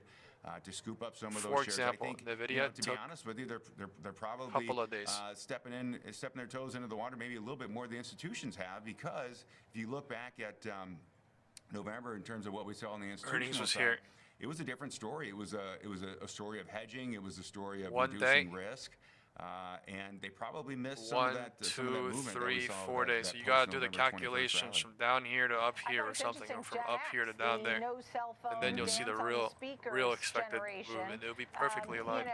It was a little more aggressive. Traders were a little more aggressive than say other. How do I know this shit? Because that's literally how it is on Tesla, Palantir too. I know this shit because I played them. Gen X, I but played the can't earnings say that last month. on speakers, Nicole. I don't know. I literally played Palantir, Tesla, and fucking Nvidia, all of them. So yeah, Gen X. A couple things. So no, not only did Gen X show a little bit more of a bullish sentiment. I was in October. She was in November. I think, you could make a case that there might be some of that K-shaped distribution that we've talked about for so long. Just in terms of the wealth effect, right? I mean, nasty people look for burning. Opportunities when they have that additional this shit wealth has and to they be see the eating dips, they piglets see the right now, opportunities bull why they're and gonna bear. do that. It is But not even if bullish your or finances are bearish. This stretched shit a is bit, completely maybe saving for a home or a car or pig something like that, territory. when you're in No a generation where you direction haven't going had an up, no opportunity to save as direction much, going down. Even if there's a dip in the market, you're not really looking at that as maybe to the same level of extent as a buying especially opportunity. since So I think that was probably some of it. The other thing I noticed too was the traders versus investors. Traders were, we talk about the two hands, right? The traders were buying with two hands. They were looking at this as a great opportunity, whereas investors were a little bit more. We're gonna do this for bit more another cautious, hour. actually, Like and what? the spread between the two was probably the highest that we've seen all year.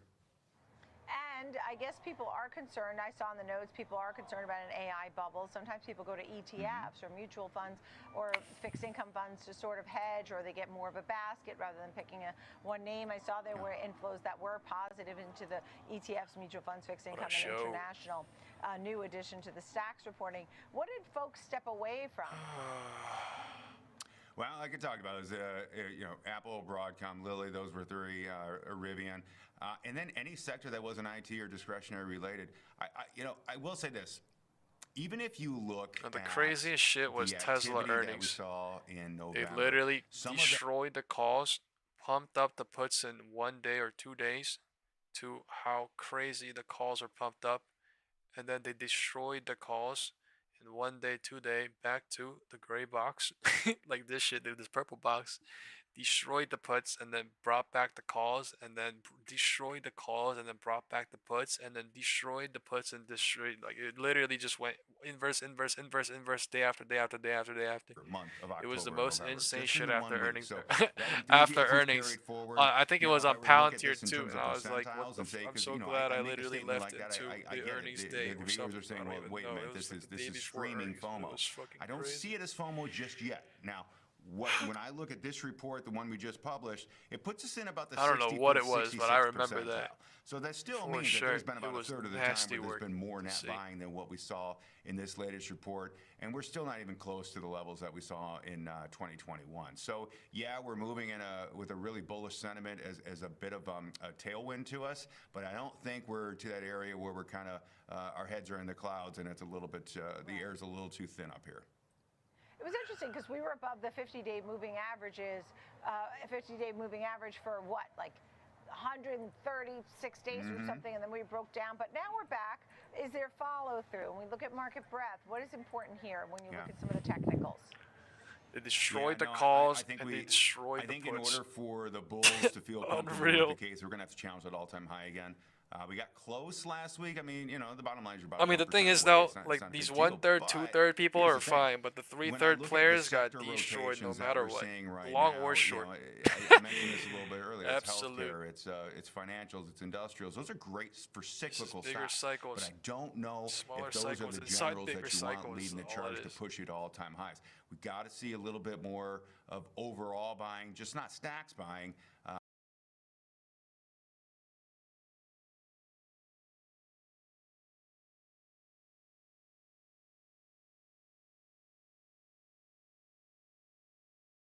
Where do you think the possibility of surprise this afternoon is the most ripe?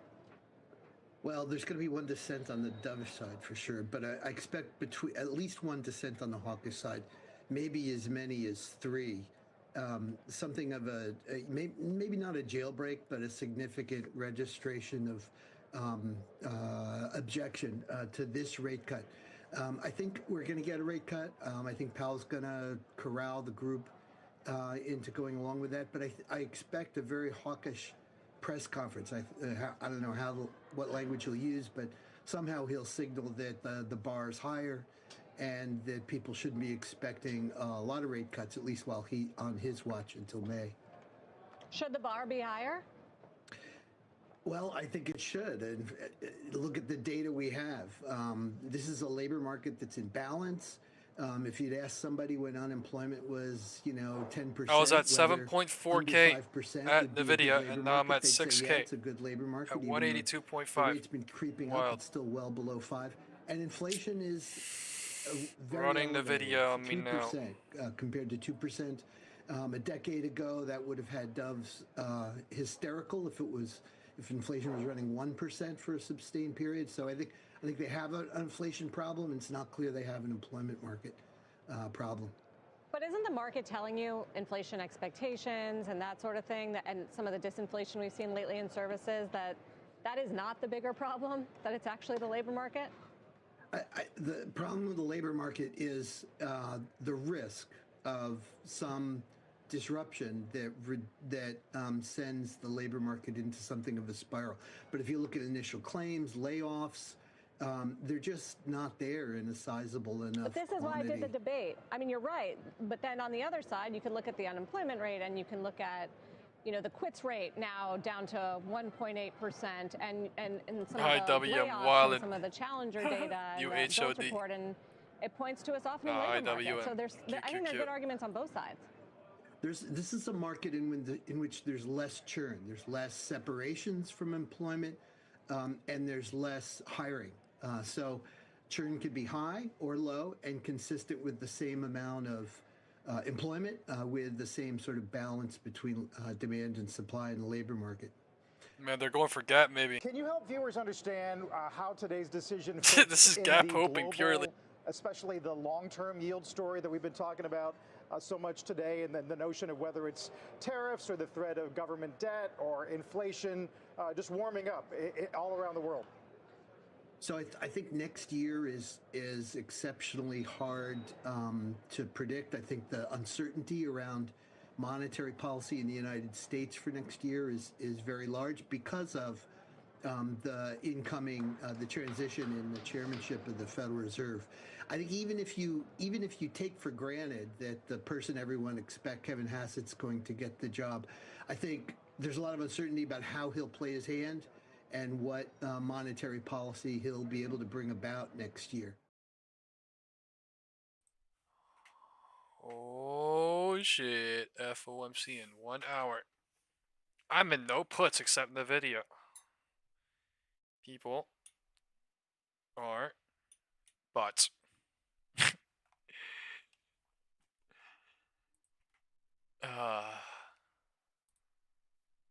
With us now at Post 9, first on CNBC, Chief Economist of the MasterCard Economics Institute, Michelle Meyer. Great to have you back at Post 9. So the outlook for the U.S. is even better than this year. That's what our expectation is, yeah. Because when you think about this year, it was a story of uncertainty. It was a story of headlines. It was a story of change. And I think in 2026, it's going to be a story of an economy that's adapting, an economy that's proven to be much more dynamic. So we're looking for U.S. GDP growth in 2026 of 2.2%, with continued expansion in some of the tailwinds that we've already seen, AI being a big part of that, but also the settling following a lot of the trade realignment. What does Gap it did say not about fill the consumer? here. Because investment in AI has become such a big There part are a lot of of channel hoppers, right man. now. Yes, Do but your own remember, thing, the brother. consumer is as Live your own well. life The consumer somewhere. is Not actively here. engaged, and we're seeing that right now in this moment with the holiday shopping season. We had Black Friday spending at 4.1% on a year-over-year basis.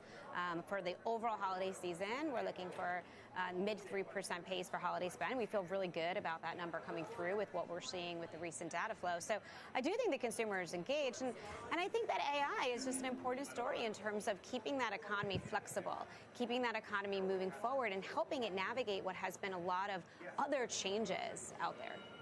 Like trade or what else? Yeah, I mean, and one of the stats that we saw, which we showcase in the report, is if you look at the trade realignment between China and the U.S., it's been tangible, and we can actually see it with our aggregated spending data. We looked at U.S. spending on e-commerce in Chinese mainland, and the beginning of the year, from January to April, spending was growing at about 20% on a year-over-year basis. From May to September, it was contracting, minus 6% on a year-over-year basis. The offset was Europe, where you saw an increase in cross-border spending of Europeans on Chinese mainland e-commerce. So it's showing up in the data. And a lot of what has happened is also a consumer that has, I think, pretty amazingly navigated all of these shifts. What happens to inflation in the U.S. next year? So we do expect to see, moderate inflation, but a very split story. So when you consider where the inflation has already started to show up, the good side of the economy, there's likely to be more of that. I don't think we're past the hump yet because it's a slower transition in terms of did the gap cost not pressures fill? showing up I for don't the know. consumer.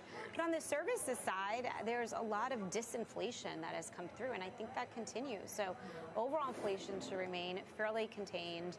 I don't expect to see major shifts in terms of the headline number from where we are now, but continued adjustments in terms of the sectors. Besson said that if SCOTUS rules against them on IEPA, that they could recreate that structure using other forms. Would that create lingering uncertainty, weigh on jobs, weigh on investment, et cetera? Yeah, I mean, I think clearly any policy changes from here, we've seen it throughout 2025, is that it does create a degree of uncertainty. And when you're faced with uncertainty, businesses will pause, they'll wait and try to understand what's going to come next. But one of the things that showed up in 25 is even though there was some pausing in terms of certain job creation, right? A little bit of this slow down the churn in the workforce or slow down in hiring rate that was apparent in the spring and early summer.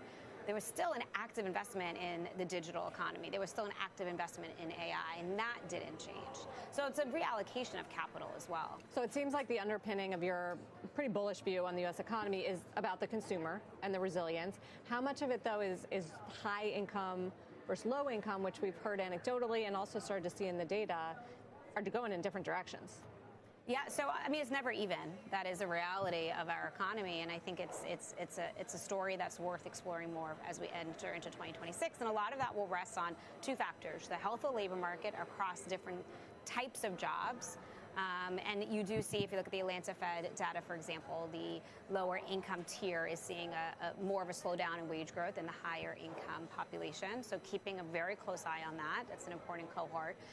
And then the balance sheet as well. The household balance sheet has been very supportive. It's a very positive wealth effect that has continued, but that's not driving consumer spending evenly across the income level, right? It's just those that have access to that wealth. So what's the forecast for next year? 2.2% for U.S. global GDP of 3.1%.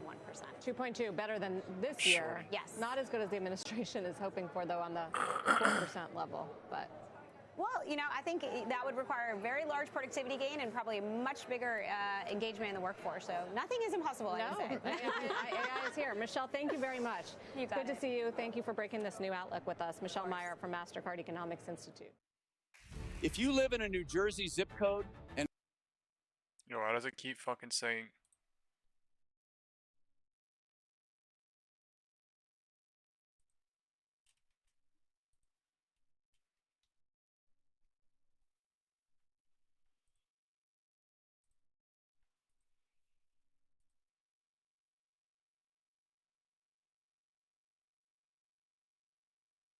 Alright, folks. FOMC in 1 hour. IWM trying to rip up higher. Get ready. Something is about to happen. We have just touched 6,552 on SPX perfectly too.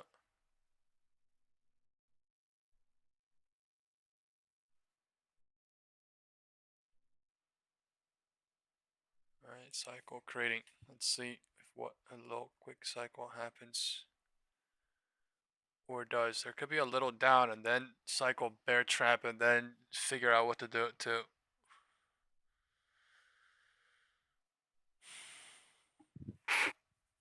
I'm in 6.2K SPX puts right here. Right now is Liz Everett-Chrisberg. She's the head of the Bank of America Institute. Again, Liz, this is based on how many million? Tens of millions? 60? 70 million. 68, I was going to say. Okay, so almost 70 million accounts that you're watching. This is real information. We've been at a disadvantage not getting information from the government on some of these things. Let's talk about what's different. And I think the first thing is that consumer spending slowed down. So consumer spending is still growing, but that pace slowed. If wind direction is north showing on everything. Is it cool, we just made the wind direction north again on HOD on everything. That being said, if we look at it seasonally adjusted month over month, it was flat in November, which was the first time it didn't grow in 5 months. Time is 105. So there is something going on here. What I think is important to also recognize is that that's the aggregate number. There are differences between how different income cohorts are behaving. To this point, it's been the high-income consumer that's really been powering the economy. Are they starting to slow down a little bit? They slowed down a little bit by 1/10. But really, they continue to be powering it. And what we're seeing is that the difference in the higher income consumer, they grew spending growth 2.6%, lower income 0.6%. So you are still seeing evidence in our spending data of what people are calling the K-shaped economy. There is a divergence there.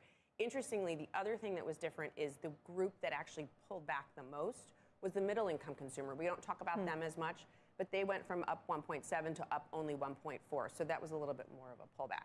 You've talked about wage growth and how the upper stratas have outpaced the wage growth of the lower income stratas. What did you see this past month? We're seeing that same kind of trend that we'll call it a K-shape again continue.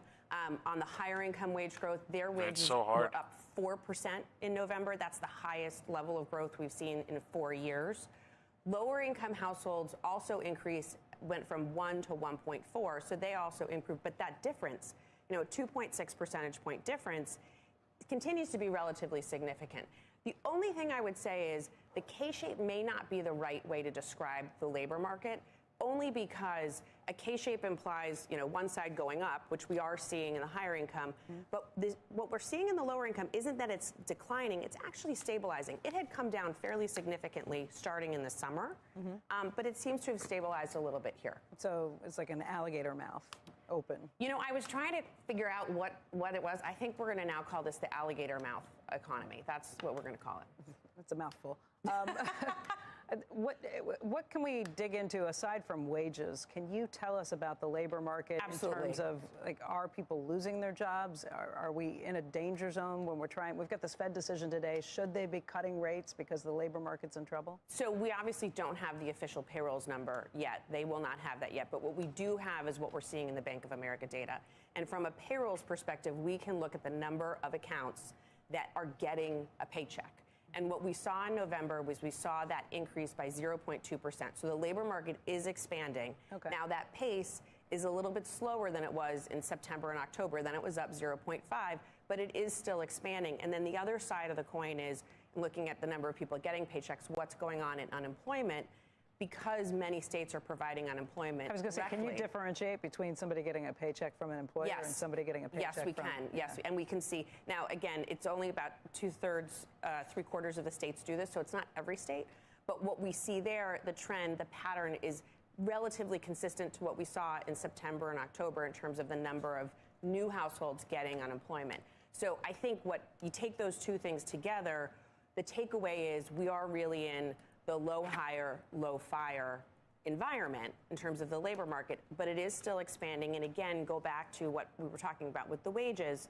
Wages for higher income are continuing to accelerate, and we've got the alligator mouth. They're stabilizing for the lower income. So you're not a Fed governor, but maybe I'll make you one for kicks right now. Yeah. If you're looking at your best guess of where the labor market is and where inflation is, with all of the data you have at your fingertips, the dual mandate, how do you satisfy it? What would you do? So let me talk a little bit about inflation because we haven't touched on that. One of the things that's interesting when we look at our spending is we can understand is the spending growth just going up because prices are going up. And when we looked specifically at holiday spending items this month, what we saw is that the growth in holiday spending, the growth in these items, wasn't just because prices were going up. Transactions were actually going up too. So more transactions. I got in that one.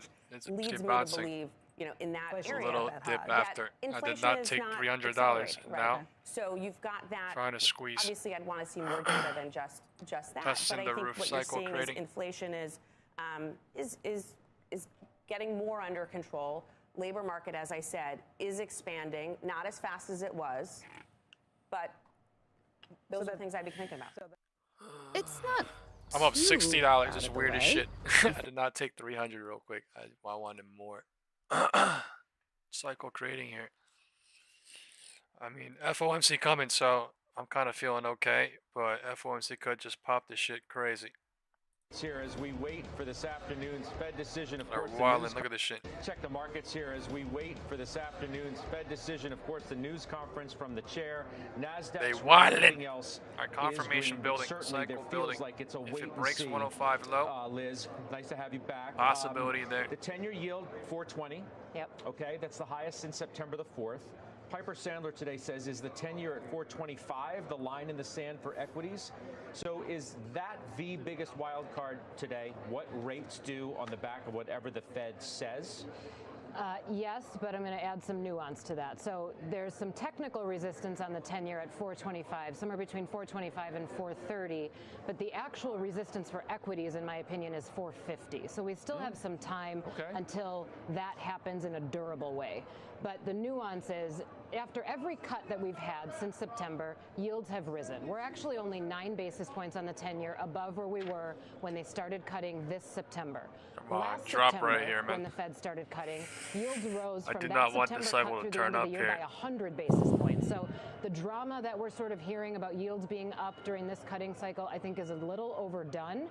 And I think we are still pretty far from that scary threshold for equities. But the verbiage that they talk about into 2026, if it's very hawkish, I think that matters much more than anything about the rate decision today. Yeah, you'll get an outlook today, of course, to Liz's point. Joe. What is the line in the sand then for equities? Where people assume that stocks are going to rally into the end of the year. Why do you say the word like that? Assume. Chase for performance, Santa Claus rally, what have you. Is there a line? What's a number in your mind? The most important thing is if we see the return of elevated bond market volatility.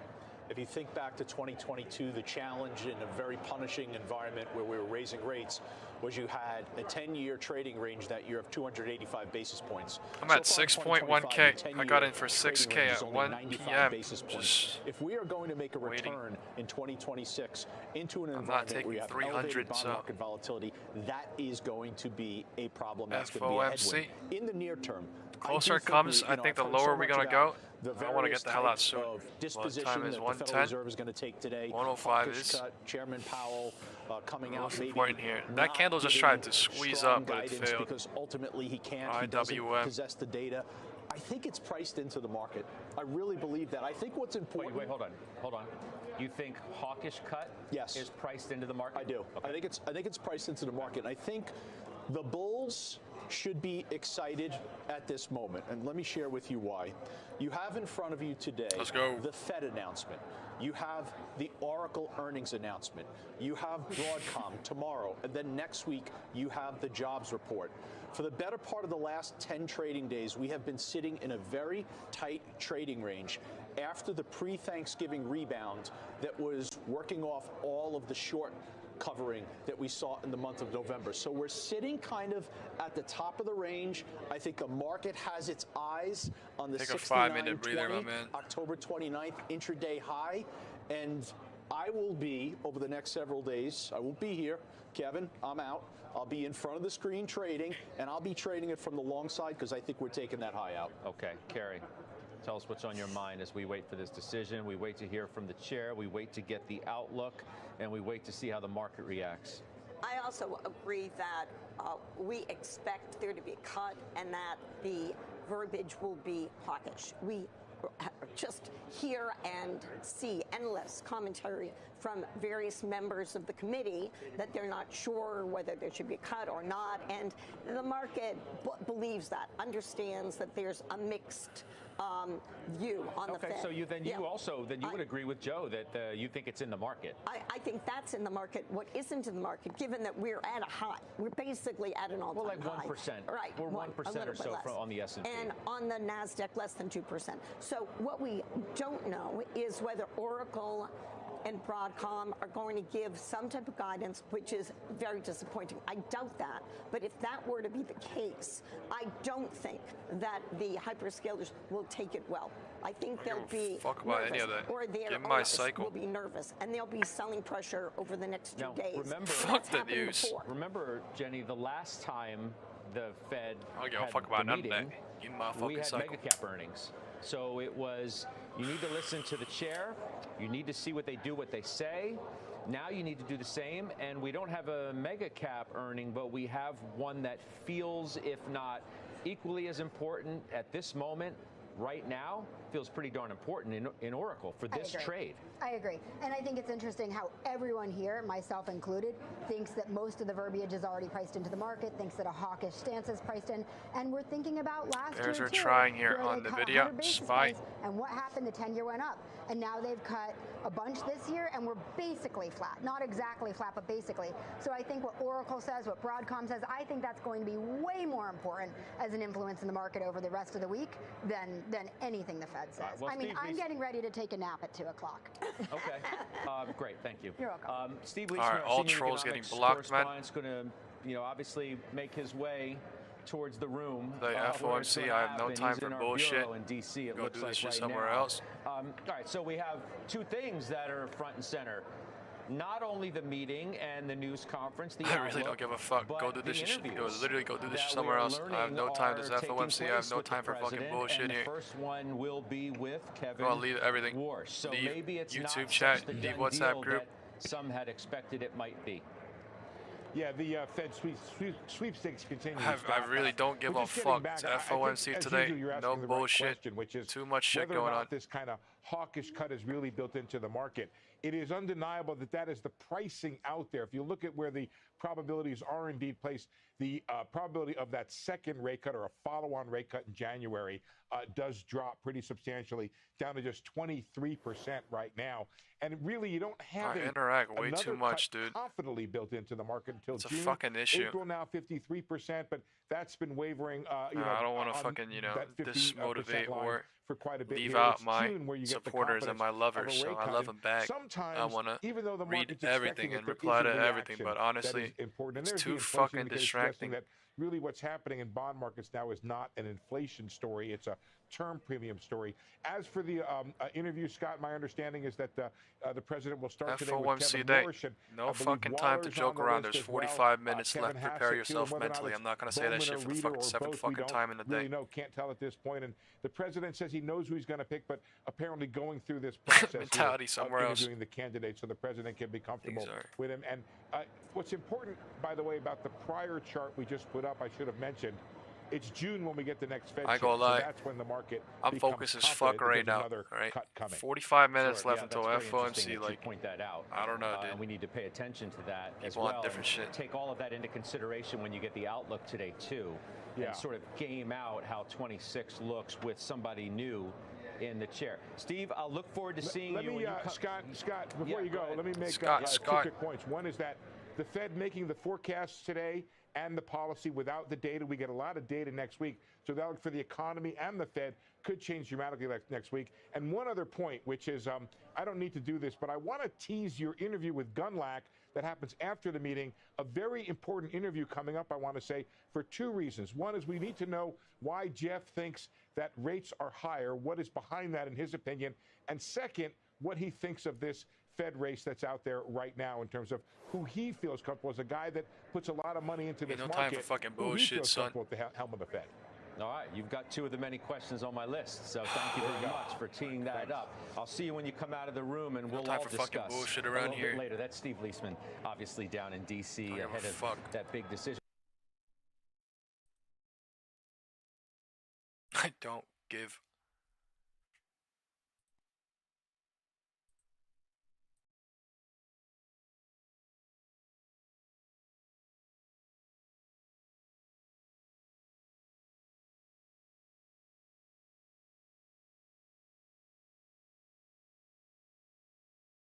There's no way I'm getting distracted. There's no way. Absolutely. Right, live. Zero Here is chance. the latest price action for the tech names that are reporting earnings after the close. It's going to be a big afternoon. We've got Adobe. Time is 1:20. And Synopsys. And so this is the price action. We've got Synopsys lower by about 0.5%. Oracle is doing a similar thing.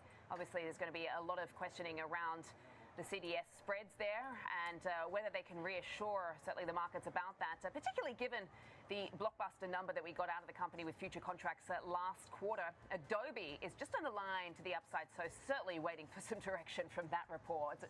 Let's go inside out on Adobe right now. Joining us is Keith Kirkpatrick, a research lead at Future. And thanks so much for joining us, Keith. So what are your expectations for Adobe? Volume trying to be bearish investors on the are one. looking for some direction Let's from see that if the report candles price action fall low through. Absolutely. Follow Thanks through. for having me, Sam.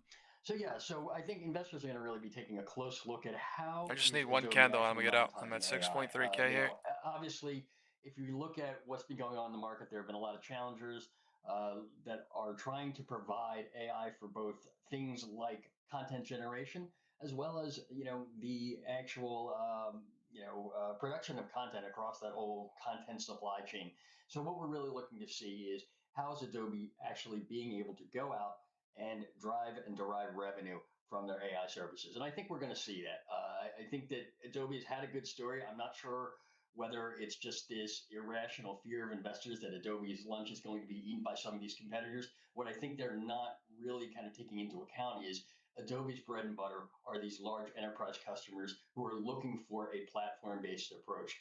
Adobe actually announced some news over the past several months where they're making other models available within their own platform. So that really, to me, that gives me a lot of confidence that the company is actually going to be able to execute on its strategy.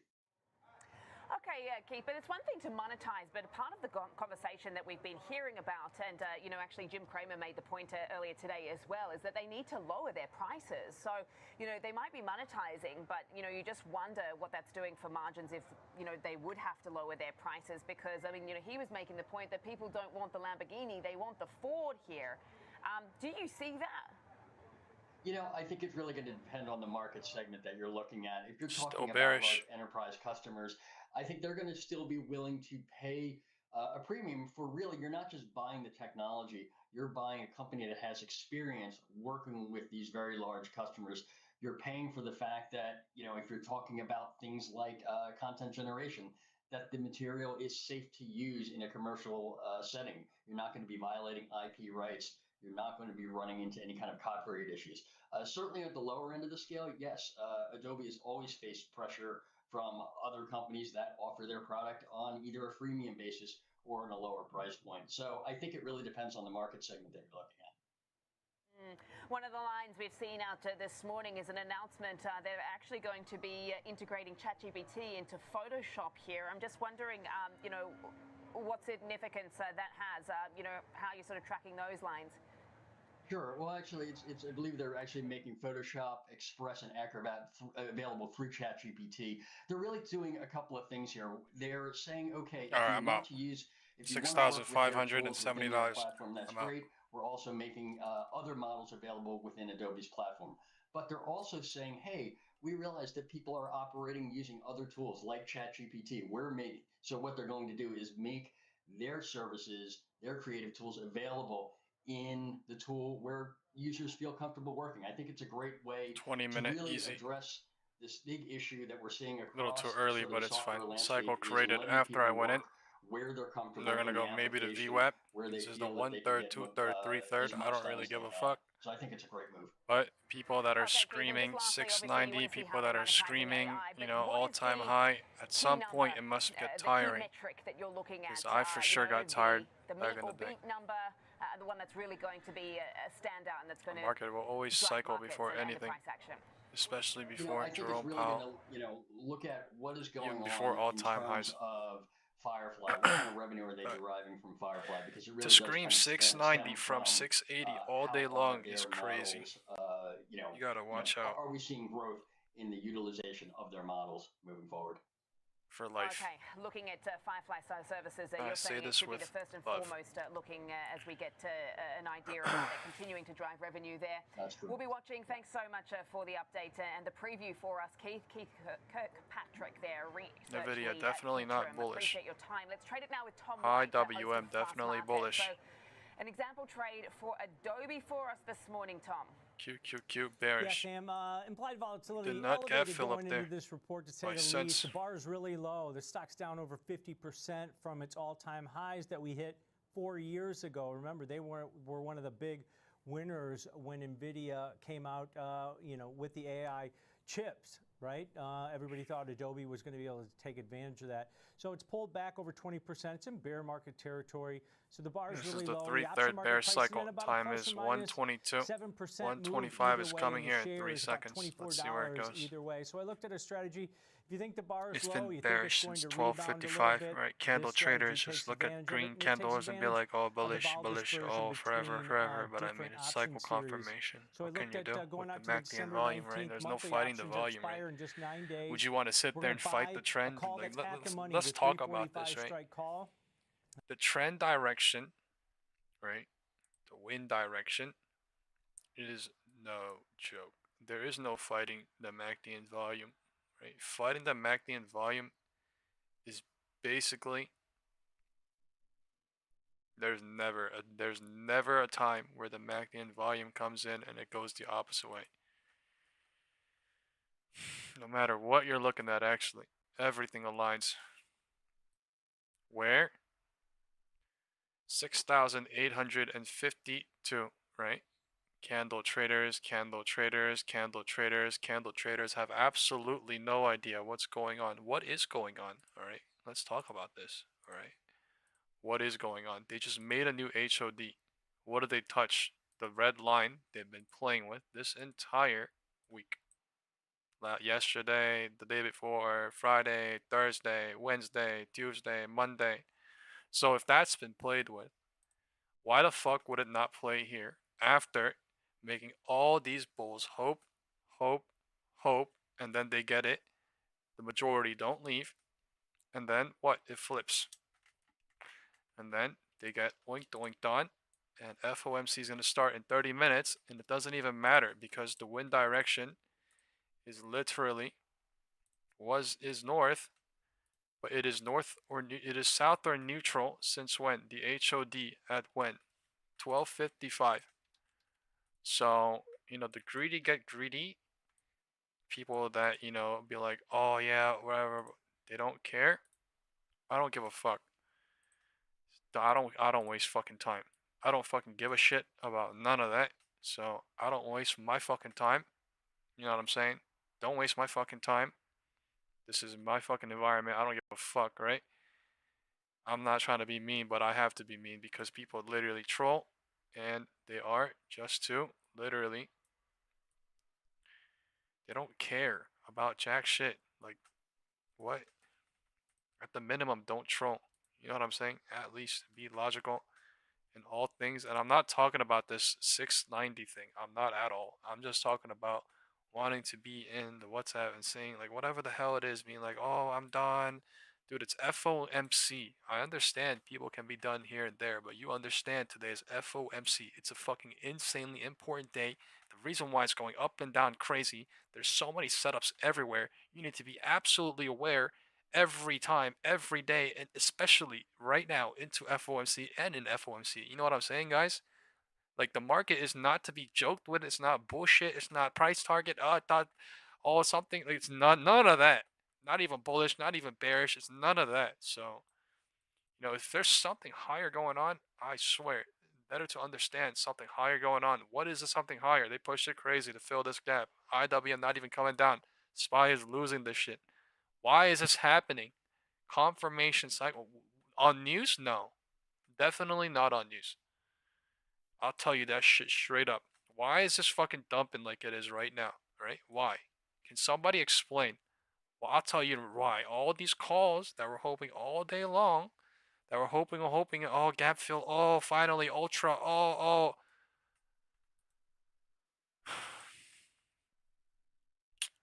Destroyed. Why? Nvidia is bearish today. Why? Meta is bearish today. Why? QQQ is bearish today. Why? Oracle is bearish today. Why? A lot of things are fucking bearish today, right? What did I say in the live stream 2 hours ago, right? I said, hey, they spiked this candle at 9 in the morning. Why? To make it go lower. We watched all these videos, and one of the videos where one of the guys was saying, oh, all these people thought Meta was blah, blah, blah, NVIDIA was blah, blah, blah, good value 2 days ago, and then the blah, blah, blah, blah, blah, blah, right? They are getting lowered on. This is setup, right? That spike candle being used, 9:30 a.m. spike candle. Retail, look at that candle. They have absolutely no idea what's going on. But I will tell you this, right? I'm not gonna sit here and be like, oh, I literally knew Meta was gonna do that, all right?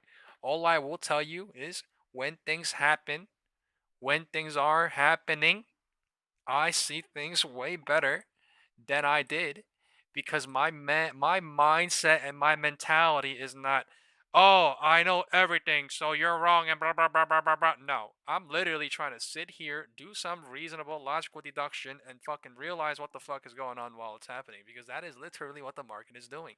And if people have no care for that, then you have no care for that, and there's no point. You know what I'm saying? But if people care for that, then there's absolutely a point in being here. And the reason why I'm like this, and the reason why I'm so goddamn energized, is because this will never change. I love it, man. But yeah, time is 1:30. FOMC starting in 30 minutes. Let's focus. Setup did. I love that fucking emoji, man. I'm telling you, bro, ain't nothing gonna fucking change ever. But what will change is nothing. There'll be more liquidity, more volatility. Right, that's it. Oh, shh. It's crazy. Look at that NVIDIA. NVIDIA. Emily Wilkins joins us now. NVIDIA. I'm still in 182.5. NVIDIA. I'm expecting it to roll. FOMC starting in 30 minutes. Let's see. There must be so many bears here too, though. That's insane. Look at this shit. Insane. Why did they do this? They literally made a HOD. Everyone's saying 690, something crazy, right? And they just fucking dump it on that shit, dude. Like, fucking crazy. New HOD, new HOD, HOD set. Dangerous shit, because so many calls are holding, waiting. So many bulls are hoping. New money, bulls are coming in. Same thing when they go LOD, right? So many bears. They go to the LOD again. So many bears. Tippity bottom from the fucking floor. They rip it and make a HOD. That is set up at its finest. NVIDIA been in a box for 2 months now. No, absolutely not. NVIDIA has been eating and playing and destroying and making money on speculators and deductors for the last 2 weeks. How do I know this shit? Because I played this shit south. I played this shit south on this day, on Thursday, into here, and I literally left saying it's gonna go below 180. I'm not gonna play sub 180. It went sub 180. I didn't play this shit. I didn't play this shit either. It would have trapped me. I would have probably held thinking it was gonna go lower, right? I didn't play this shit either. I waited. I played fucking this shit. I played fucking this shit, but I got him way too early because afternoon pump with the president. But man. Ay.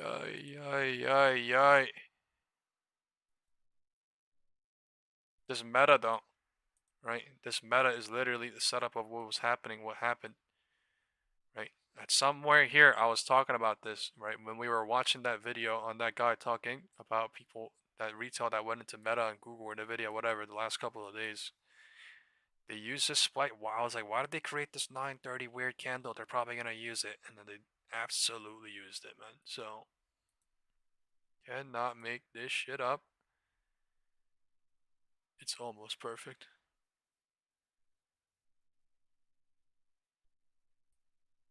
$130. Market cycling. FOMC coming here in 30 minutes. Guys, everyone's okay, right? There's literally 1 or 2 people that got like a 10-15 minute timeout. So everyone's okay. No one, everything's positive. No one did anything wrong. I'm just saying, like, we gotta watch out on certain things and we gotta not say certain things sometimes because I'm not gonna.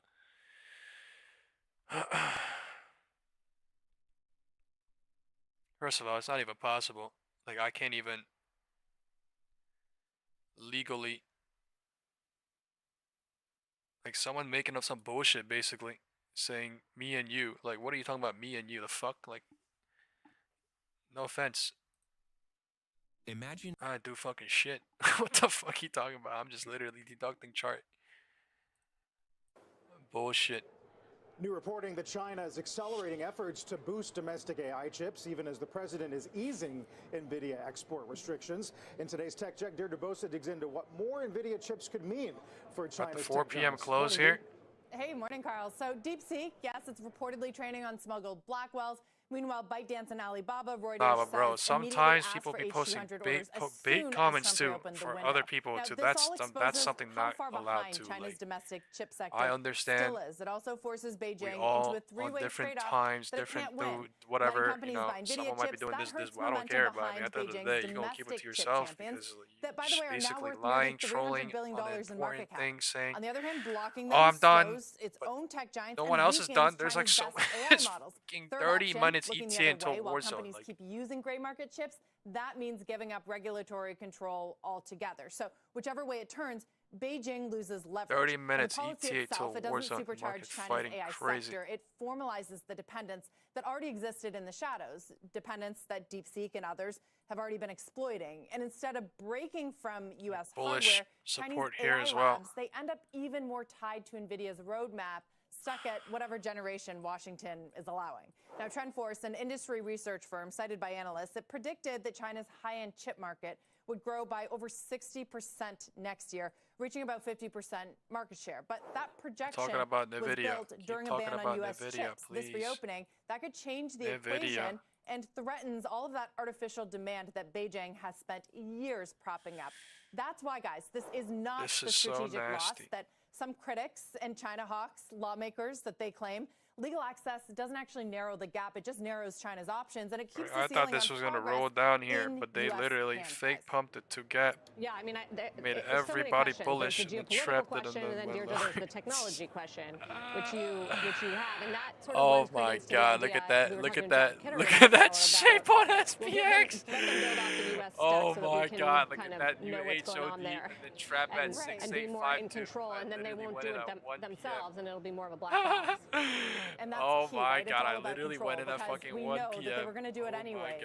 Even the first DeepSeek model that made all those headlines at the beginning of this year, you know, there's a lot of speculation that they were able to smuggle a bunch of NVIDIA chips to get there. Today is good so day. what this does is NVIDIA needs just to put end Beijing at in a real 180, bind. Everywhere they turn, 180. they're kind of losing. And Be remember, the best too, that day. for years they've been trying to build up the domestic chip makers that are far from the technology capable of the U.S. chip makers. So this really forces like Beijing into a corner. I don't think I'm doing SPY anymore. Or QQQ into who can and who isn't able to use these NVIDIA chips. Into Jerome Powell, but I do have 7.4K, 7. Which, you know, end of the day, nobody actually wants to use. That 5K right now on NVIDIA, 185, 182.5. So if you live in a New Jersey zip code and have 0 DUI.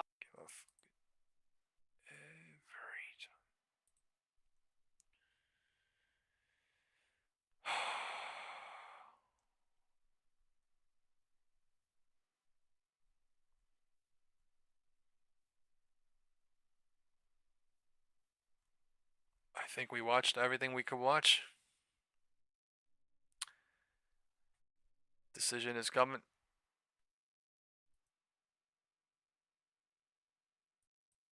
$15 minutes.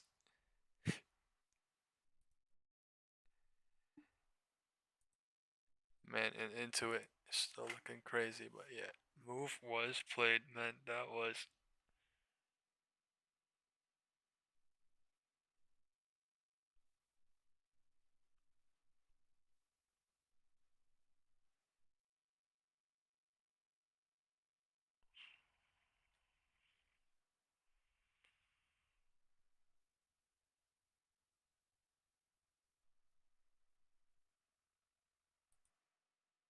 This when the president says affordability is a Democrat con job. Are you part of that con?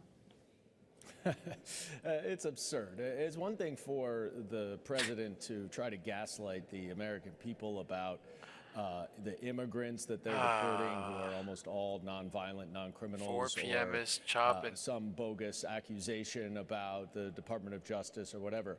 But you can't lie to people about their pocketbooks. People are feeling it every week, every month. I feel that. They have to make ends meet. And this president is making it so much Can't more lie difficult about no for the paychecks, vast no majority of pocketbooks. Americans to do that. So he can try to gaslight them by calling it a hoax, calling it a con job. I like but this guy's like it's out of- Shakespeare, bro. The money is coming out of their own wallets. So I don't know how he's going to do that. And the reality is that this economy is going in the wrong direction, and that the president has betrayed so many of his campaign promises. You're up with a new tax on the wealthiest Americans. I think the name of it here, I just want to get this right, is the Wealth Inequity Bill. Where would that tax kick in? And would that actually help to make the difference in what a lot of people describe as a K-shaped economy? Yeah, so this is what called do you the call Robin Hood this? Act, which is designed to An put IWM. an excise tax on Is loans that are IWM a taken K-shaped economy? Like, what the fuck is IWM? A Christmas economy? And other similar assets.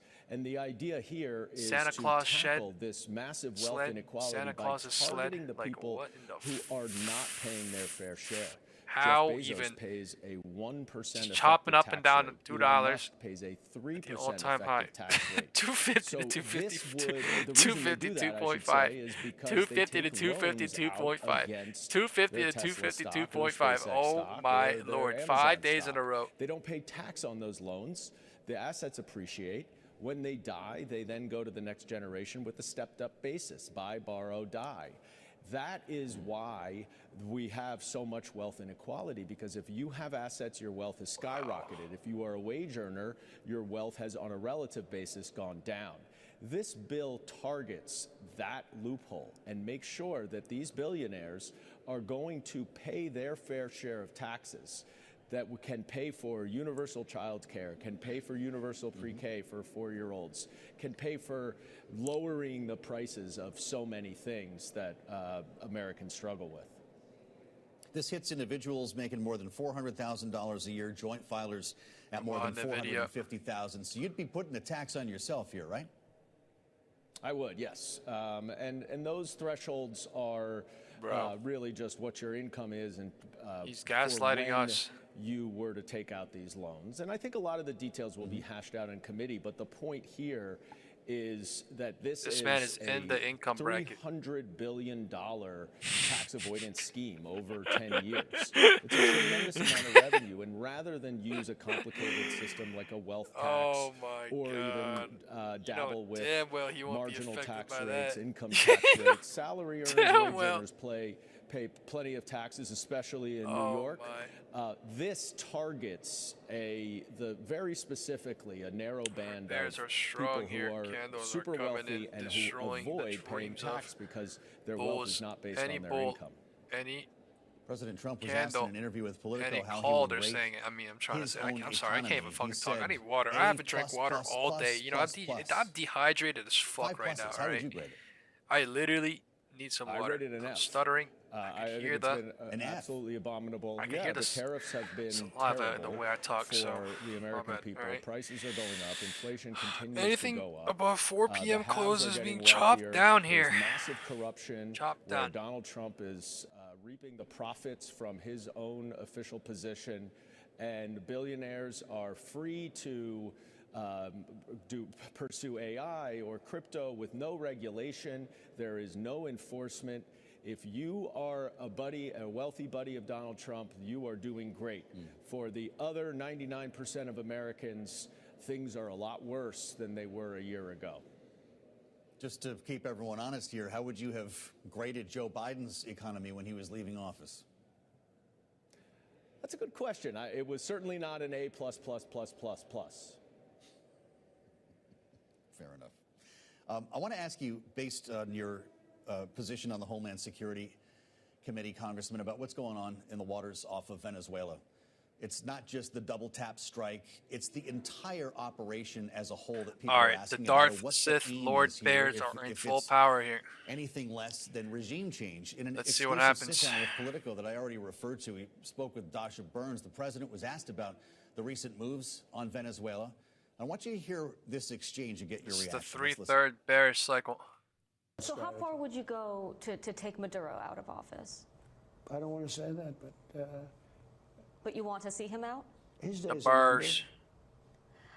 The Burry Bears. Come on the video. The Burry Bears. I don't want to rule in or out. I don't talk about it. Ratecut decision in 20 minutes, guys. Jerome, Daddy Powell. Alright, apparently he's going to be hawkish or something. The Bear Daddy Powell is coming in 40 minutes. So many damn ads. Holy shit. I need the Birdie Bears to come on the video here. Candles are right at 125. Sorry, 182.5. Would you like to have heard the president rule out boots on the ground? I'm sorry, we're talking about bullshit here now. You're talking about Maduro being innocent to that, bro. Only financial related, please. Only finance related, please. Today. And let's bring in our first panel now, which is Barry Knapp, the Director of Research at Ironsides Macro, and Tom Lee, Fundstrat Global Advisors Managing Partner. Welcome to you both. Tighter balance policy. Is that Tom Lee? Hold on, guys. And let's bring.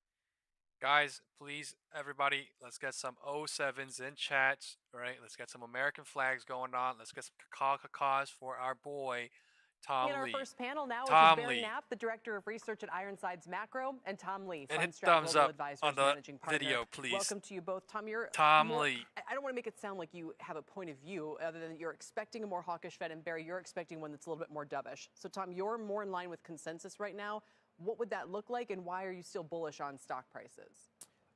Well, I think precisely because our clients are expecting a hawkish cut. So exactly as Steve laid out, Fed does a cut, Tom. but future cuts are uncertain, not even maybe until June.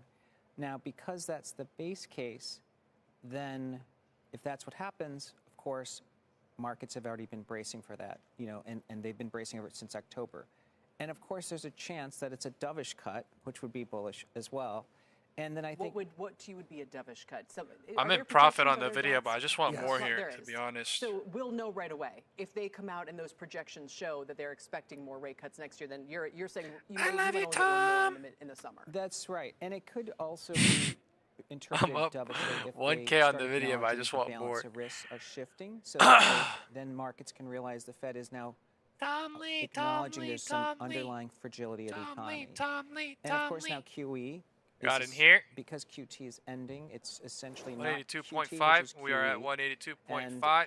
There's, of course, the chance that there's something positive the Fed has to say. So I think it is a hawkish cut, but actually I think market reaction is positive. Hell yeah. There's so much more you're queuing up here we're going to get into, but on a top level, why isn't it a bigger roadblock? Biden says, I think he you knows could look at something. this and He just definitely say, does. We're This is already our basically legendary. all-time highs. Look at the Russells and so forth. Thomas E. Lee. And Powell's been known to not have a Jefferson. very favorable reaction to his commentary, and he's only got a few meetings left, so maybe he's even more hawkish than usual. I don't know. Why don't you think that's a bigger risk? And whether it's, I'm not just myopically even talking about this afternoon, but kind of setting the tone into year end and then into next year. Yeah.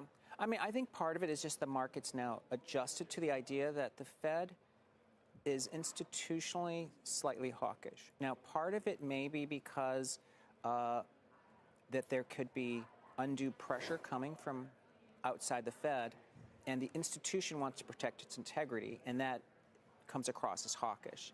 But that dynamic is something the markets have been bracing for, and they've reacted negatively to it, like in October they did. And so I think because of that, Thomas Edison of our that's times. what people are building into this December meeting, which is why it could be a surprise. It's like when Apple always gives cautious guidance. The stock always sells off after earnings, and then it does fine again. And they also, of course, have the post-COVID period to react to, where you know that someone like Powell, who's about to leave, is going to want to say, I didn't reopen the door to inflation, right? Yeah, that's right. For that Protect his institutional legacy. Exactly. So, Barry, all of that said and done, there are Did he still just lots say of Michael people starting Burry? to talk about this quantitative easing issue. So it's a little bit confusing when you have. Are we to view that even as economic policy making, or is that something completely different that just has to do with the plumbing of the financial system?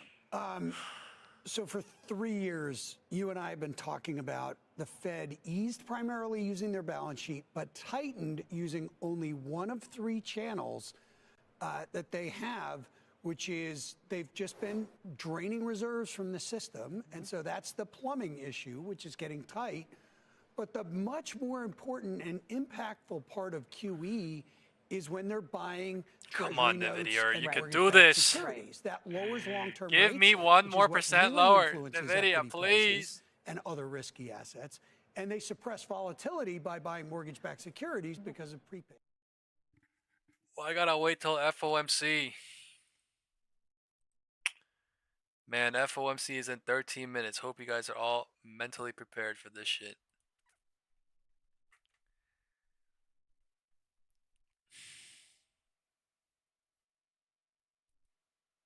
Markets are widely expecting a third quarter point cut.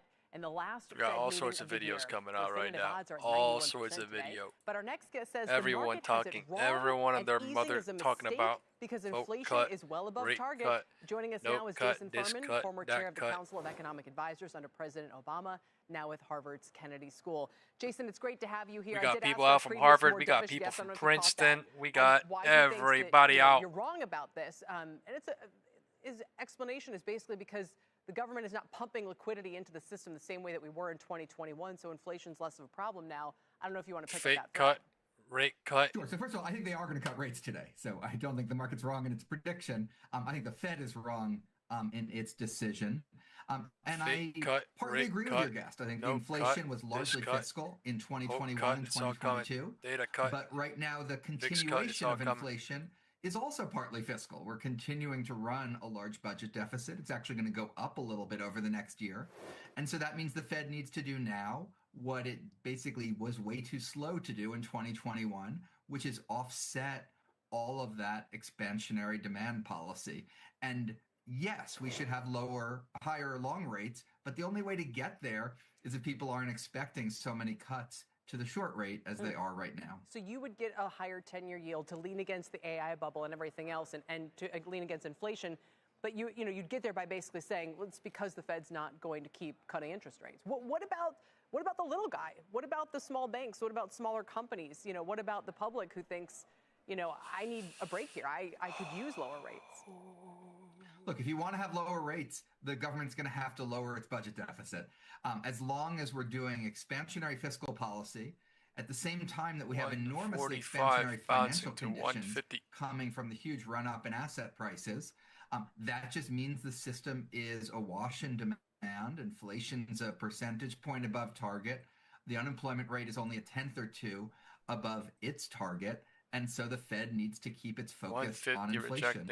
And ultimately, that's the right thing for everyone. But 4 yeah, p.m. it does close, require 9:30 a.m. more I'm rate so glad I increases than marked it this shit would, because we were if literally weren't chopping here like increasing insane. the budget deficit What in the way level that am I we've been talking doing. about? I do The think it's a bit of a 9:30 a.m. confusing open time. You have and the terrible 4 p.m. consumer close. We're sentiment, even chopping while here. gas is below $3 a barrel. You have the president talking about That's why we were going up and down and chopping like nothing. If you really look, that's what happened. 9:30 a.m., 4 p.m. close. We literally went up and down and up and down and up and down and chopping, down, chopping.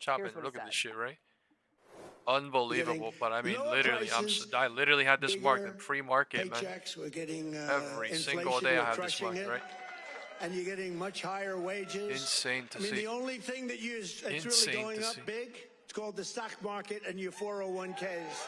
It's going up. Jason, how would you respond? Yeah, I mean, he has a tool that could make things more affordable, and it would be to drop his tariffs. The wonderful thing there is he doesn't even need congressional legislation. He can do it with a stroke of the pen. He could do it before the Supreme Court comes and rules on some of the tariffs. All right, ETA 9 minutes. There's no doubt that part of why goods prices are up this year is tariffs. In fact, he himself said it. He talked about how people wouldn't be able to afford as many dolls. The vice president talked about how we can afford to pay more for toasters made in America. I don't think that was the right attitude on trade. I'd love to see them, undo that self-inflicted wound.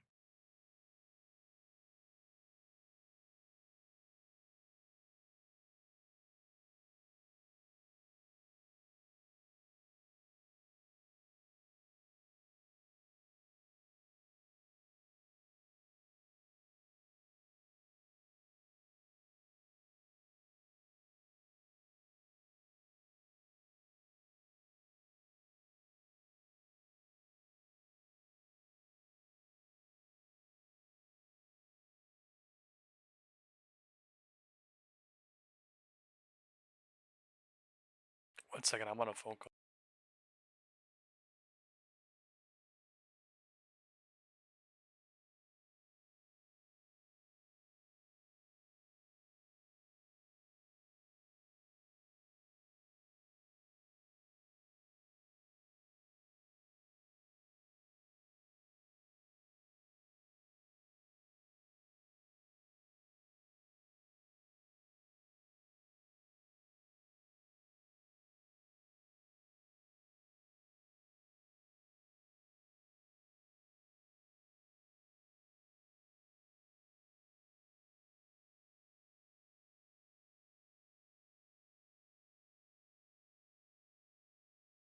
Is pricing in a 1% move on the S&P tomorrow.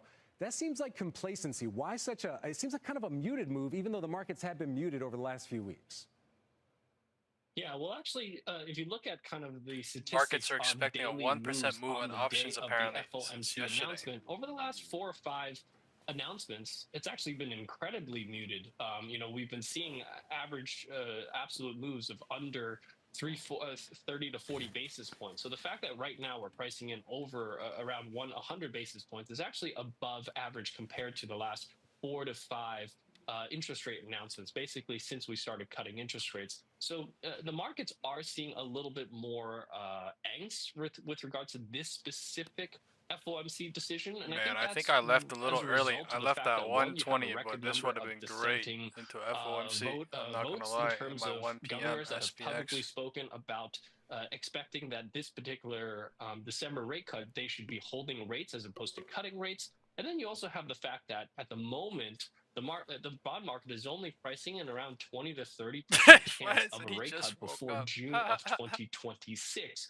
Yet we know that the incoming Fed Reserve president that's going to serve after Chairman Powell will likely have an interest in cutting interest rates faster than that. So, we have some dissenting opinions right now, and I think that's really what's driving sort of the angst from investors. We see that the VIX has picked up quite a few percentage points over the last couple of days, and even yesterday we saw go, a really guys. large 5 minutes print here on the until VIX. FOMC A really decision. interesting trade. It's Then a bit at of a 2:30, hedge against Jerome potential Powell be live. volatility here between now and that December FOMC. expiration. It was over 52,000 contracts of the speech. December 20 by 25 call spread, paying a little over 28 cents per contract on that. That equates about a $1.4 million bet that VIX could be as high as 25% by that December expiration. And if that does happen, they're going to get a net profit on that of nearly $25 million on that. This man talking bearish or bullish, I don't know, but he's saying that there's a lot of hedging activity on the market. About the idea that this is a whether bit that's of a the different VIX, Fed whether meeting, that's that the market, more I than don't likely know, we're going to but that's see what he a said. hawkish cut, and the fact that we're going to see This is changes yesterday. to the FOMC. Video from yesterday. Realize this too. This is 24 hours old. There's 6.4, 6 hours old. 50% chance of 3 dissenters at this meeting, according to that Kalshi data. How does that impact where people want to put their money in the options market? You mentioned the VIX, people trying to play the volatility play, but what about other parts of the market like the Mag 7, Tech? I'm at 7K on NVIDIA puts right now. 182.5. I'm not doing anything on SPY. Be seen through the I'm gonna just chill and I think on that's going to be FOMC on SPY. that's going to have some effect. I think more so, perhaps less, in my opinion, less so on the Mag 7 at the moment. NVIDIA and more so perhaps is down 1.24% right now. That is playing a little bit of catch up. It is. You had noted that small caps is making an intraday deciding high what here, to do. Prior to the FOMC meeting, we're actually seeing kind of the value stock small caps play this is catch what happened up here, on while Mag 7 kind of lags behind a little bit. Broke out of the trend there line. certainly is some concerns After with hours regards went to the amount of 190 debt and then that Mag 7 went is taking lower on with with the regards to chasing their AI dreams. Meta but overall, I think the bigger implication for the market is actually going to be the rest of the market. Specifically, you look at financials. Financials, generally speaking, have been performing quite well, with the exception of JP Morgan's news yesterday. But overall, I think that's really the cohort that's going to be more sensitive to interest rates going forward. All right, Tony, before we let you go, got to ask you about Oracle coming up.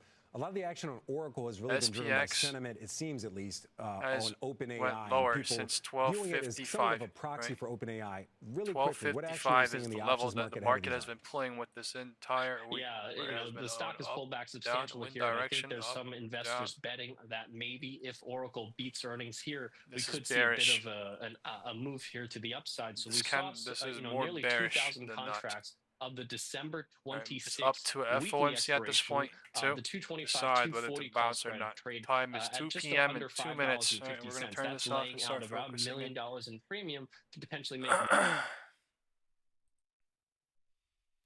FOMC is here in 2 minutes. I think we need to open the volatility index as well. So we're going to do that on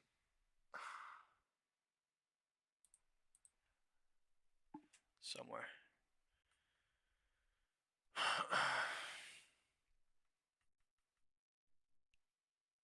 This is the first candle of the 2 p.m.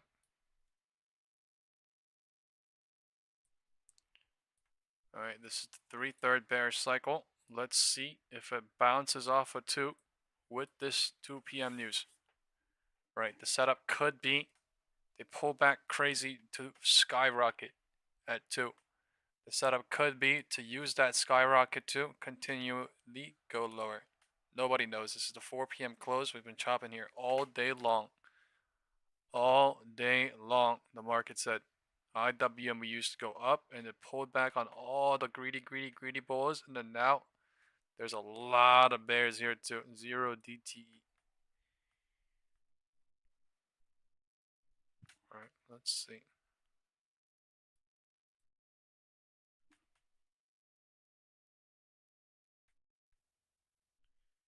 Nvidia.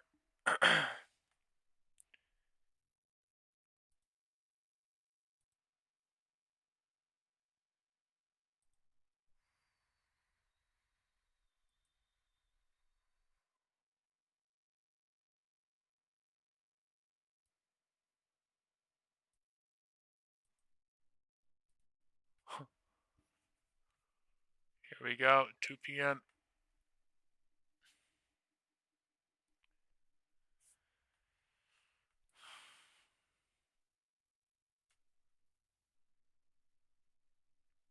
This is the most craziest thing, this rejection on SPX right here at 12:55.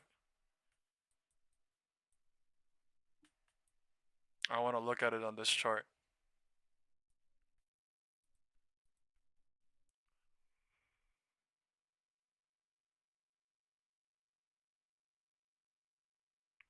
Man, there's definitely crypto people out there too, that is.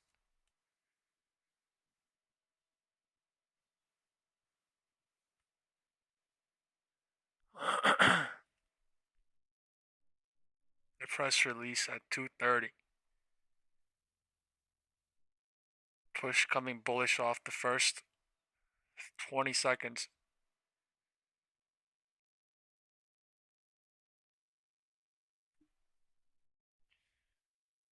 Wow.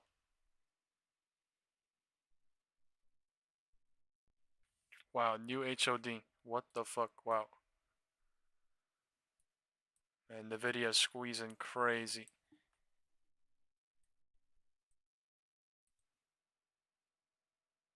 Holy candle.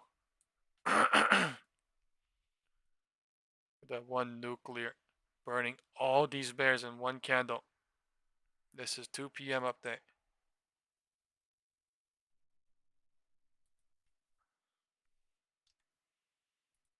Alright, we're going to draw the cycles and we're going to see what happens as well. In 2, 3, 4 minutes they went from 2 to 2. Burning all these bears from all down here.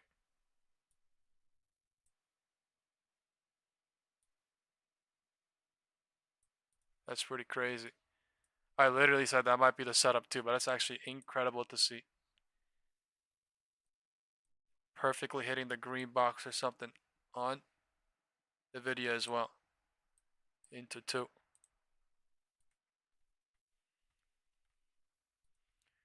Market fighting. Through the availability of easy-to-understand resources that explain personal finance concepts, the broader economy, and the Federal Reserve's role in it. Federal Reserve Education is committed to equipping educators, educating students, and empowering consumers when it comes to understanding and participating in our evolving economy. For more information, visit federalreserveeducation.org to find links to resources and wow, Reserve it's Bank at 120 levels where I left. I'm not playing FOMC right now on SPY. I'm playing it on the video, but wow. Crazy liquidity moving. They went lower and got hella bears involved, and they spiked out and got hella bulls involved, and now they got everybody trapped. Dude, everyone's trapped right now after the setup's been played. Alright, setup has been played. 2 to 2. Now everyone is trapped. Is what I see, technically speaking. They went bullish from 2 to 2. They trapped every bear, and now they trap in every bull. I'm telling you, bro, that's what I see right now. I'm just gonna call out what I see. Holy fuck. I don't know if it's gonna go lower or not. Time is 2:05. I need more time to let cycles come into make a decision. When a decisional moment comes, all I can see is the candles are trapping all sides on all candles. So let's see. It's literally back to my 120 level, right? That is the 1/3, 2/3 middle point, and then 3/3. They trapped everybody in the 3/3. 1/3, 2/3, 3/3. They trapped everybody in the 3/3, and this shit is not a joke. right? I said prepare yourselves mentally, emotionally, FOMC, and here we are. FOMC. Hope you guys are mentally prepared because this is mental. Right? The mental game. This is more than anything. Right? Realize that before it's too late. FOMC happens only once out of 3 months, 4 months. So that's just the best thing to know and understand that there's cycles and things going on just super fast and super the fuck super moving. I can say that for sure.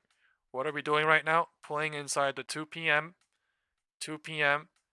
Bounce and rejection, creating an algo range at 684.20, creating an algo range at 682.37. All right, let's see. Jerome Powell comes on at 2:30. They just set the roof. There is no confirmation lower anymore. There is no confirmation higher anymore. Cycle is building. That's all it is. That's what smart money deductors are thinking. I know that because that's what I'm thinking, and that's what I'm trying to think about what they're thinking. So I like to think that I'm a smart money deductor. I'm a part of it. So that's what. For monetary policy to help move the economy towards 205 bounce to 205. 205 is deciding what to do into 210. 210 is coming in 1 minute and 45 seconds. Influence on interest rates and credit conditions, which can significantly impact financial conditions, including economic productivity. Holy crap on QQQ. Look at that QQQ gap filled. Insane on QQQ. Playing at the top of the purple box now. That is counting as. Right. It's very important what happens to this on the 5-minute candle, the 15-minute candle, but I'm going to have it open on the 1-minute candle. But important what happens on the 5 and the 15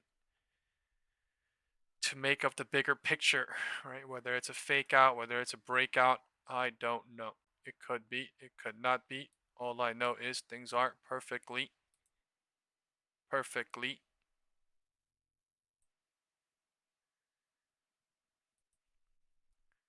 The rate cut is bullish. We're pricing in. This is the pricing in. Jerome Powell coming out at 2:30, and we are so super bullish already.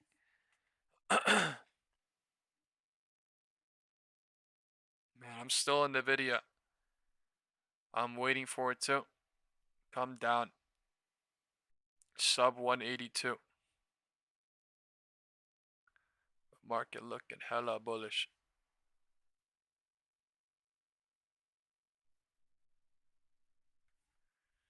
Time is 2:10 and 5 seconds.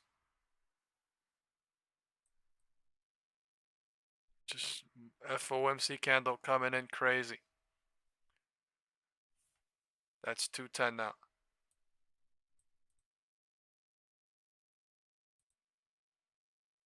All right, new HOD.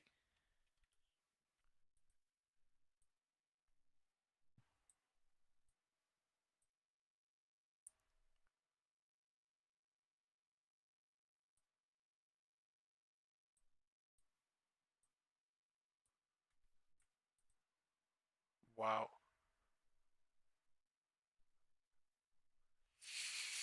I don't know. This could be real. This could be fake. It's using the algo range. It's not even 2:30. It's literally 2:10. Crazy work. The video moving like nothing. Crazy work. NVDA moving like nothing. QQQ flying in. IWM rocketing to all-time highs. Oh my god, that is so crazy. That is so crazy. Oh my god. SPX 1 minute gapped up. Alright. That's new HOD 210. No, it's the 1 minute gap being played.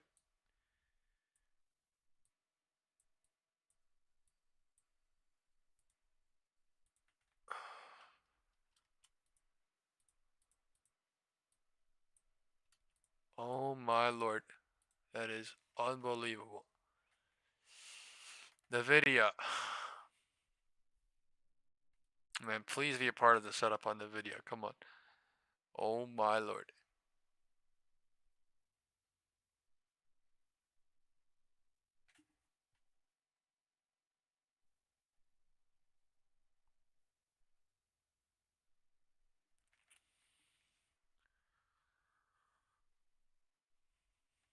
The MACD volume is crazy bullish at 210.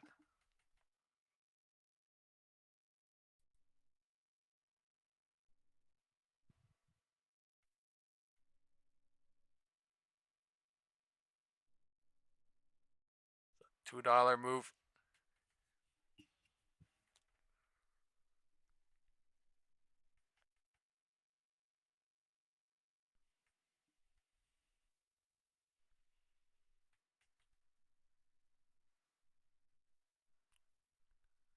Is the VIX getting crushed? Is data what's getting crushed right now?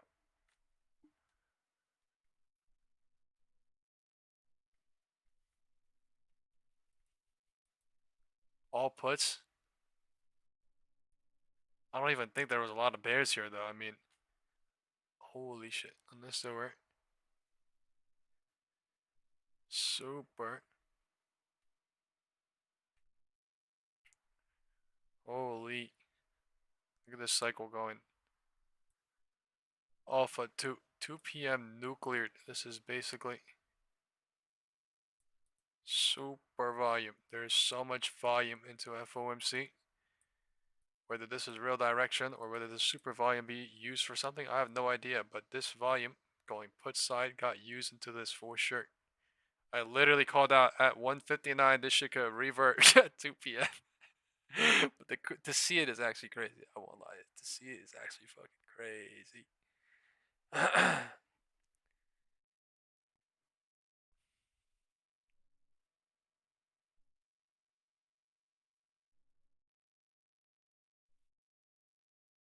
Time is 2:10.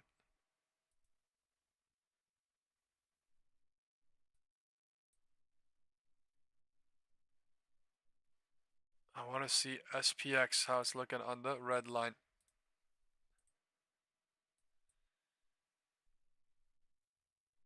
We're back into trying to go back into the downward trend line that we broke down from last week, looking like, right, whether we reach it, I have no idea, but it is a W. Monday, Tuesday, and it's forming a W off this bullish rate cut decision. So now that the W has formed, right, let's see what happens. But now it is literally the entire day. 1/3, 2/3, 3/3, all the way to 210. New high, new HOD. Market figuring out what to do after it created a W.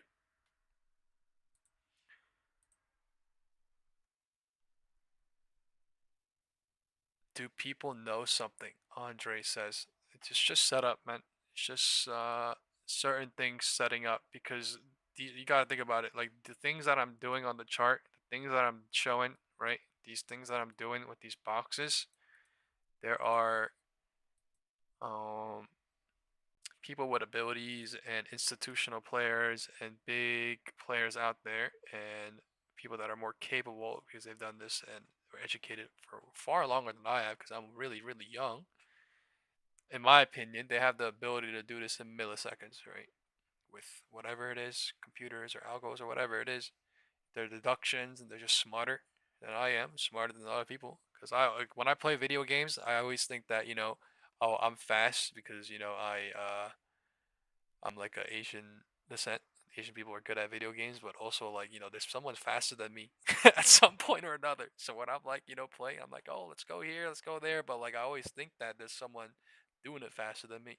That's just how I live my life. So that's just how I think, honestly, that there's something going on that people are able to catch on way, way, way ahead of things. Right? Like setup forming or setup forming, completing, and then seeing what happens, and then letting it be, and then I'm pretty sure the majority just doesn't know how to control psychology, how to control emotion, how to control things to be able to see setups and like be okay and comfortable and like be calm and patient enough to be like okay with it going like up and going down and like being okay with it and then waiting and then like doing it and then like, you know what I mean? Like I don't think we have as human beings the enough focus or energy for that unless we really start dedicating our lives and ourselves to be who we want to be in that terms of way. But honestly, it takes a lot than just saying I wanna. I'm pretty sure it takes a lot of doing and a lot of trying and a lot of actually living like that. So yeah, I don't know, but I really think that there's something. Some people are able to do this shit way faster than me doing this shit on chart and me doing this shit mentally. That's what I think, and I wanna. Hopefully, one day I can be a part of the work, the thing. But like, yeah, all I can say is there's something bigger going on than just candles. That is for sure. QQQ. I don't know what QQQ is doing. We are at the top with a W. Let's see what happens here. Time is 2:15. 210 rejected to 2:15. 2:15 is deciding whether to bounce into 220 or not. 2:15.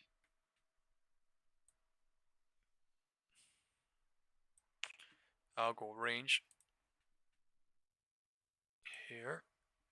I'll go range here. Jerome Powell is on in 15 minutes.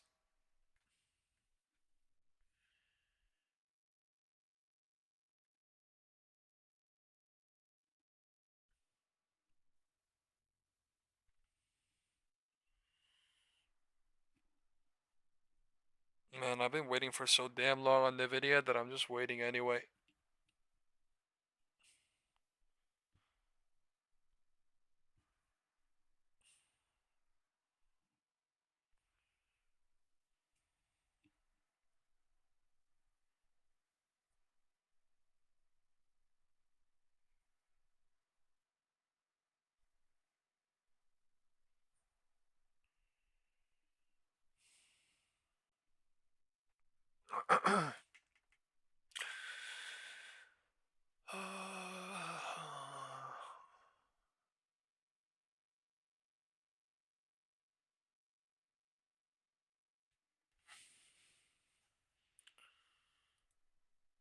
QQQ is green.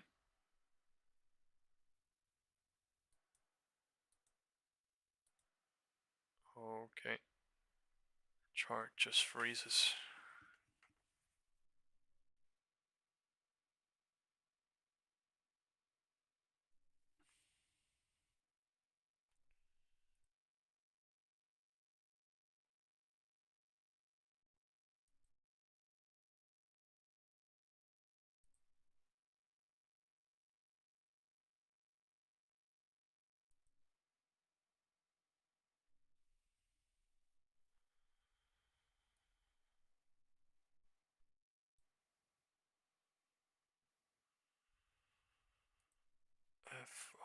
Fomc.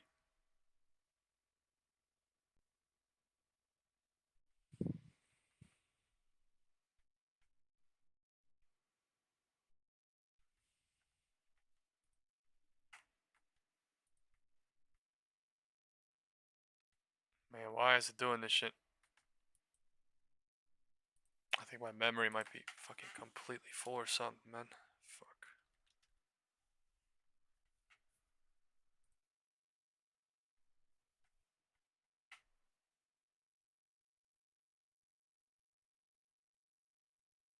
No.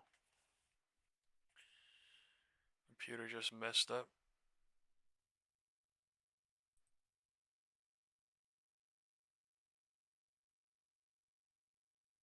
It's not even showing me the time. Oh, there it is.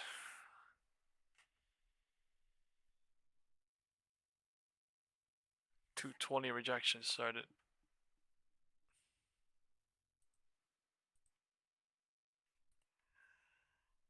Confirmation building if 215 low breaks here.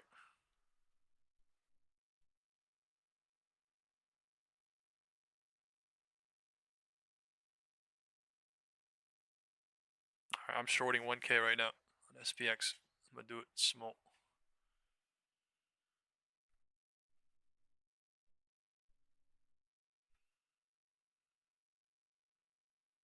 I'm in for 1.4.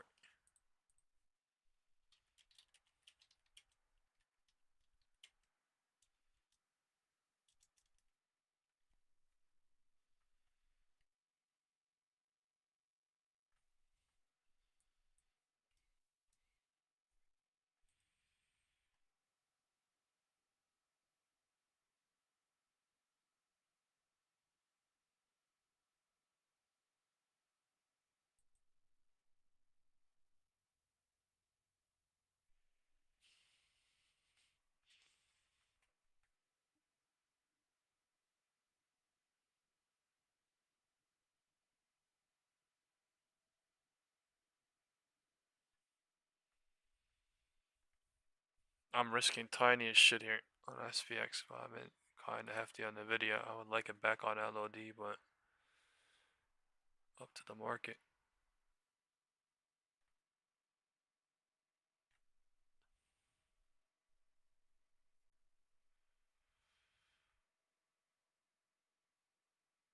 I mean, the RSI turning down, MACD going bearish, but it is very high up. Not a lot of volume. 10 minutes. ETA, 10 minutes.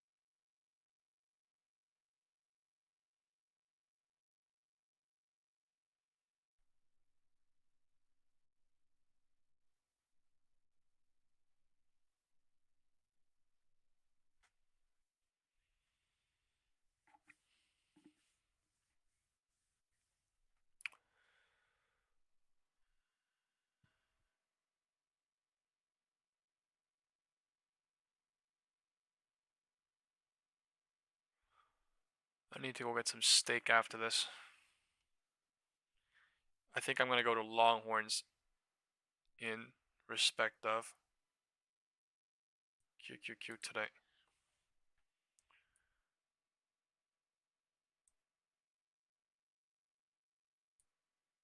I'm fucking starving.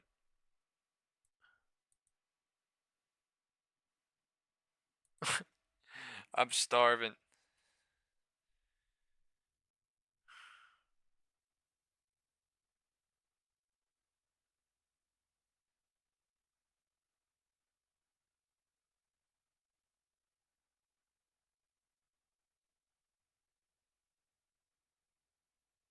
Wow, let it start. Let it start, man.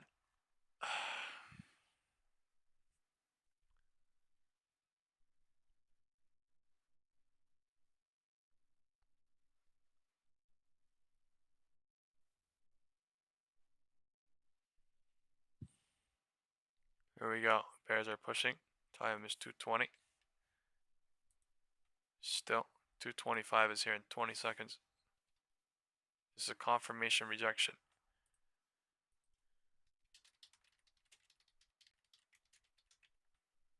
Confirmation rejection try.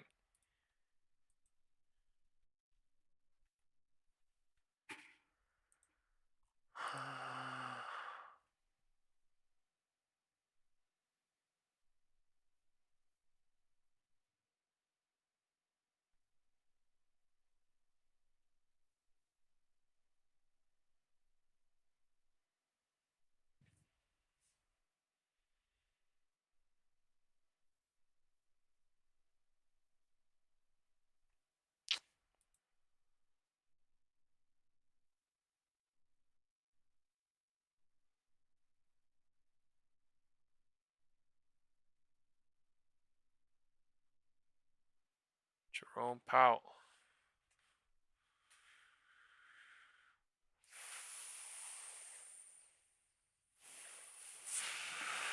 Papa Powell. Grandpapa Powell.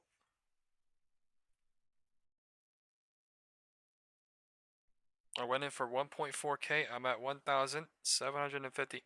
Grandpapa Powell. Grandpapa Powell. The video heading back lower. Trying. Grandpapa. Give me minus 2% today on the video. I will literally cry. Grandpapa. SPX is back to 6,852. Bull trapping everybody on top of it again. Yet again. For the second time of the day. Grandpapa. We are at the halfway mark of the pump from 2 to 210. This is 1/3, 2/3 bear cycle building. Off of 210. Grandpapa Powell is coming out in 5 minutes here. I'm still in. I'm at 2K now. Almost 1.85. Grandpapa. Time is 2:25. The confirmation rejection into 225. 225 is deciding whether to go lower into 230 here or not. FOMC is starting.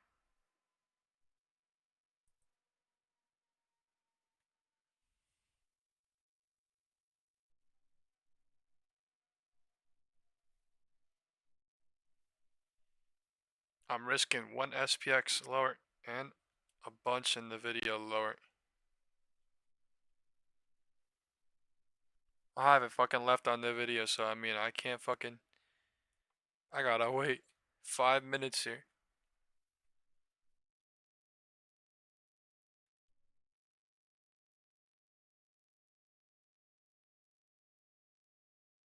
Powell is on.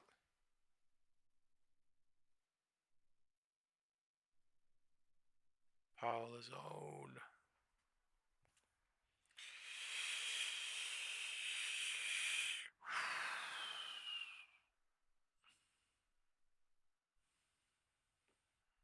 Bears are here. Go to the bottom of the 2 p.m.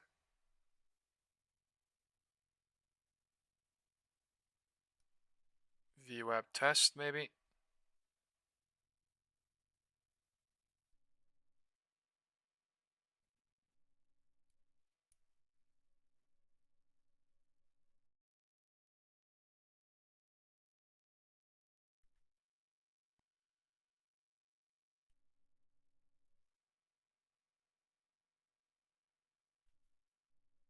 Look at NVIDIA.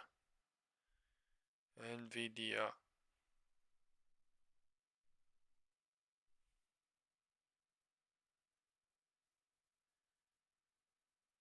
Time is 2:30.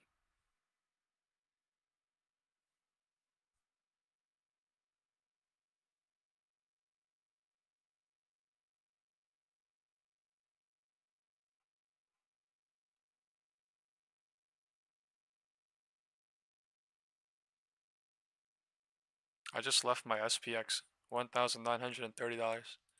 I'm too scared. I'm gonna hold my NVIDIA.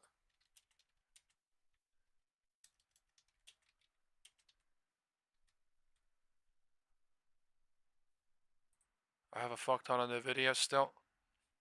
I can't look at everything at the same time, so I don't give a fuck. I'm taking a $400 scalp on SPX real quick.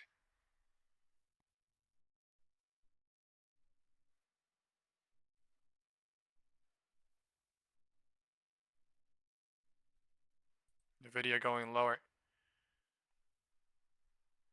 Come on.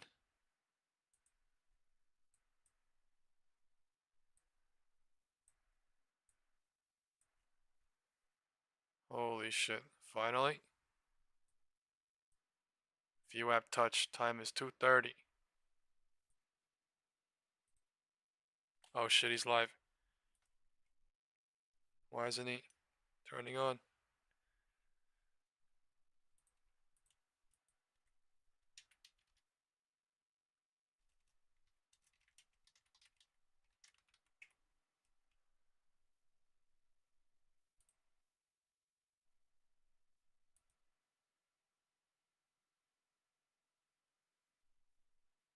Why isn't he on?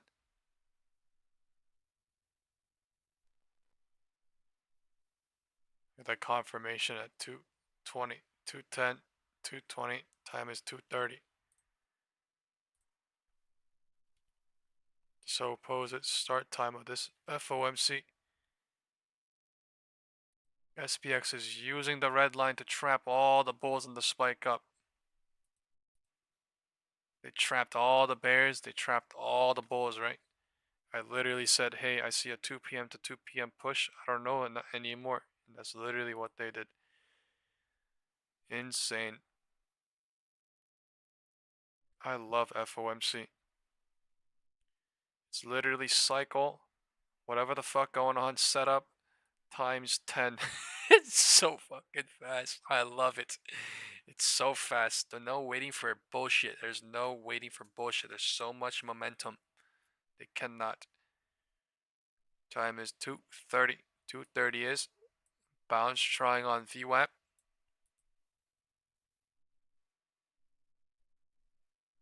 I expect a rejection, but wow, I mean, he's not on. Oh shit. He's on. Alright, everybody get ready. Good afternoon or good evening. It's coming.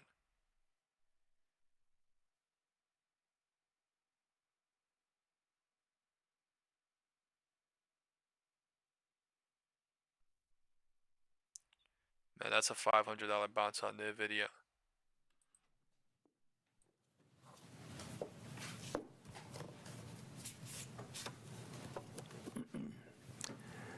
Good afternoon.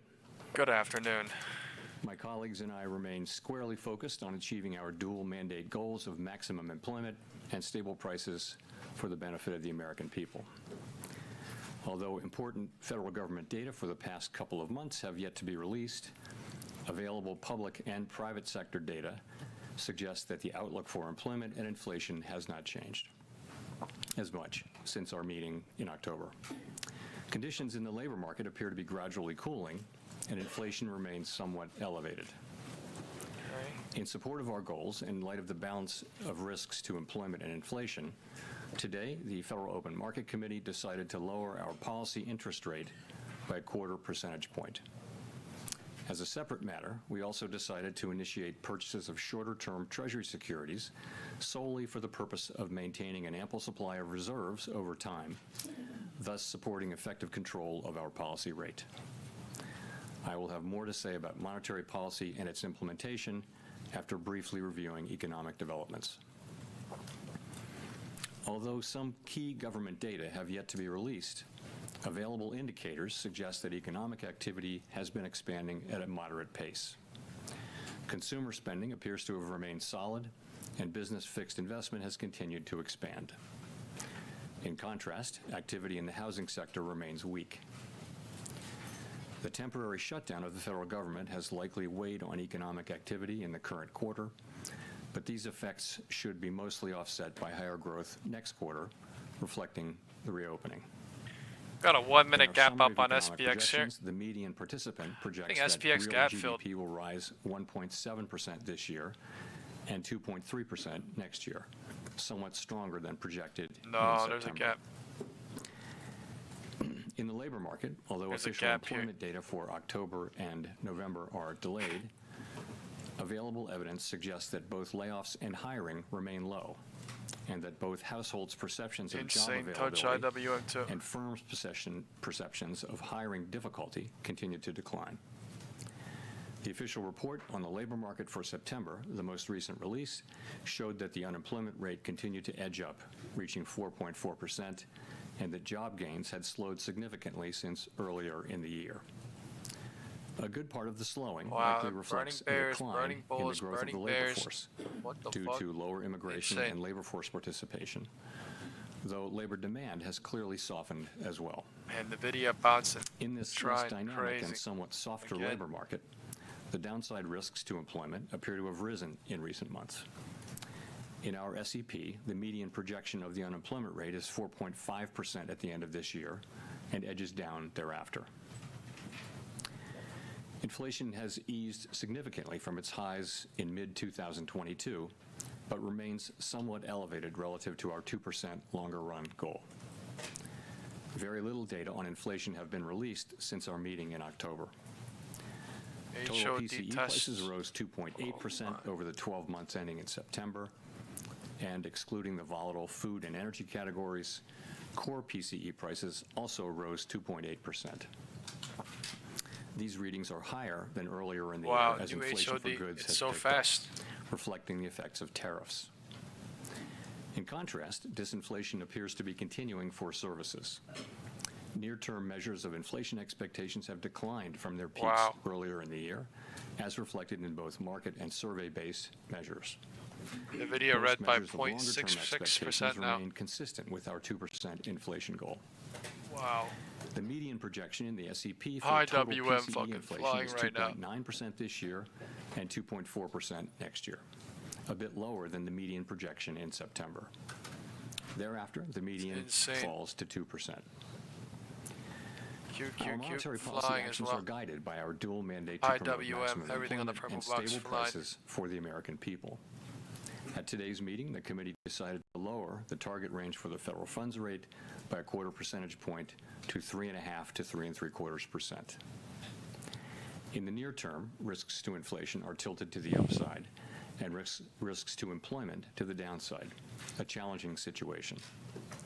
There is no risk-free path for policy as we navigate this tension between our employment and inflation goals. A reasonable base case is that the effects of tariffs on inflation will be relatively short-lived, effectively a one-time shift in the price level. Our obligation is to make sure that a one-time increase in the price level does not become an ongoing inflation problem. But with downside risks to employment having risen in recent months, the balance of risks has shifted. Our framework calls for us to take a balanced approach in promoting both sides of our dual mandate. Accordingly, we judged it appropriate at this meeting to lower our policy rate by a quarter percentage point. With today's decision, we have lowered our policy rate 3/4 of a percentage point over our last from last 3 week meetings. This further normalization of our policy stance should help stabilize the labor market while allowing inflation to resume its downward trend toward 2% once the effects of tariffs have passed through. The adjustments to our policy stance since September there might be a huge projection here, but what the fuck, that is insane. Leave us well going positioned all to the way up the to extent and timing of additional adjustments to our policy rate based on the incoming data, the evolving outlook, and the balance of risks. Going all the way up to in our summary of economic projections, FOMC participants wrote down their individual assessments of an appropriate path of the federal funds rate. 235. Should we even make the HOD right now? To be the most likely scenario for the economy. The median participant projects that the appropriate level of the federal funds rate will be 240 here in 3 seconds and 3.1% at the end of 2027, unchanged right, there's from no September. Cycle rejection. Candles just coming in fucking absolutely fast. Forecasts are subject to uncertainty, and they're not a committee plan or decision. Monetary policy is not on a preset course, and we will make our decisions on a meeting-by-meeting basis. No cycle confirmation rejection still. Let me turn now to issues related to the implementation of monetary I don't policy. see anything with other the than reminder this that these issues are crazy separate high. from and have no implications for insane the stance candles of coming monetary in. policy. The video just went In to light of the continued tightening in money market 0.66 interest rates minus, relative and then to now our it's at administered rates 0.83 minus. Like and other holy indicators fucking of one reserve fucking market candle, it's like conditions, life or death. the committee judged that reserve balances have declined to ample levels. Accordingly, at today's meeting, the committee decided to initiate purchases of shorter-term Treasury securities, mainly Treasury bills, for the sole purpose of maintaining an ample supply of reserves over time. Such increases in our securities holdings ensure that the federal funds rate remains within its target range and are necessary because the growth of the economy leads to rising demand over time for our liabilities, including currency and reserves. As detailed in a statement released today by the Federal Reserve Bank of New York, reserve management purchases will amount to $40 billion in the first month and may remain elevated for a few months to alleviate expected near-term pressures in money markets. Thereafter, we expect the size of reserve management purchases to decline, though the actual pace will depend on market conditions. In our implementation framework, an ample supply of reserves means that the federal funds rate and other short-term interest rates are primarily controlled by the setting of our administered rates, rather than day-to-day discretionary interventions in money markets. In this regime, standing repurchase agreement, or repo operations, are a critical tool to ensure that the federal funds rate remains within its target range, even on days of elevated pressures in money markets. Consistent with this view, the committee eliminated the aggregate limit on standing repo operations. These operations are intended to support monetary policy implementation and smooth market functioning, and should be used when economically sensible. To conclude, the Fed has been assigned two goals for monetary policy, maximum employment, and stable prices. We remain committed to supporting holy shit, 254.90 for your right. Wow. New all-time high on IWM. Well anchored. Our success in delivering on these goals matters to all Americans. We understand that our actions affect communities, families, and businesses across the country. Everything we do is in service to our public mission. At the Fed, we will do everything we can to achieve our maximum employment and price stability goals. Thank you, and I look forward to your questions. Yo, the video really doing this shit. Come on, man. Thank you, Howard Schneider with Reuters. Just first turning to the statement. Really doing this shit, man. The video really doing this shit right now, man. The insertion of the phrase. Really doing this stuff, man. Give me that! Give me that! Give me that! Give me that! Give me that! Give me that! Oink oink oink oink oink oink oink. Oink oink oink oink oink oink oink oink oink oink oink oink. Give me that! Give me that! Give me that! Oink. Baseline outlook. Give me that oink. So, yes, the adjustments since September. This shit must be a bear trap bring too, our but like, come on, give me that within rejection. a broad range of estimates of neutral. Give me that. And as we noted Give in me our that statement fucking today, rejection on the we're well video, positioned please. to determine the extent and timing of additional adjustments based on the incoming 248 data, the evolving outlook, all-time high. and the balance of risks. That new language points out that we'll carefully IWM evaluate that wallet. incoming data. And also, I would note that having reduced our policy rate by 75 basis points since September. Come on, 180 NVIDIA, please. NVIDIA 180, please. 180 NVIDIA, come on. Within a broad range of estimates of its neutral NVIDIA value, 180, come on. Well positioned to Fuck. wait to see how the economy evolves. And if I could follow up on the outlook there, it seems like with the additional GDP growth coupled with easing inflation and a fairly steady unemployment rate, this seems like a pretty optimistic outlook for next year. What's given rise to that? Is this an early bet on AI? Is there some sense of improving productivity? Man, what is this on the video? Playing with my feelings right now like crazy. The forecast, and I would say if you look broadly at outside forecasts, IWM wilding right now. Many of those now too. So it is. It's partly that consumer spending is held up. Empire State Building coming in. And it to another degree, it is that AI spending on data centers and related to AI State has Building been coming in. holding up business investment.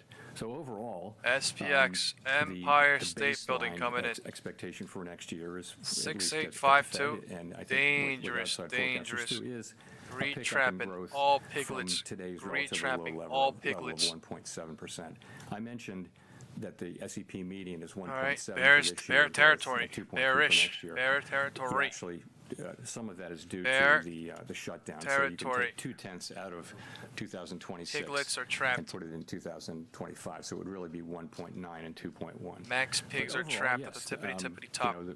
Max pig. For a few reasons. VWAP about to flip. Is going to be supportive. All bulls are going to leave. As I mentioned, AI they're going to reset everything. Figure out what the fuck to do. They went higher. Next year. Cycle extended. Thank you, Mr. Chairman, for taking our questions here. It's so fast. You had previously described rate cuts in terms of a risk management framework, and kind of following up on what Howard was asking, is the risk management phase of rate cuts over here? Line. And have you taken out sufficient insurance, I guess, against potential weakness in terms of the data we might get next week when it comes to employment? So we're going to get a great deal of data between now it's like and bear the trapping January too, meeting. honestly, but yeah, I'm it's sure bull we'll trap, talk more bear about trap.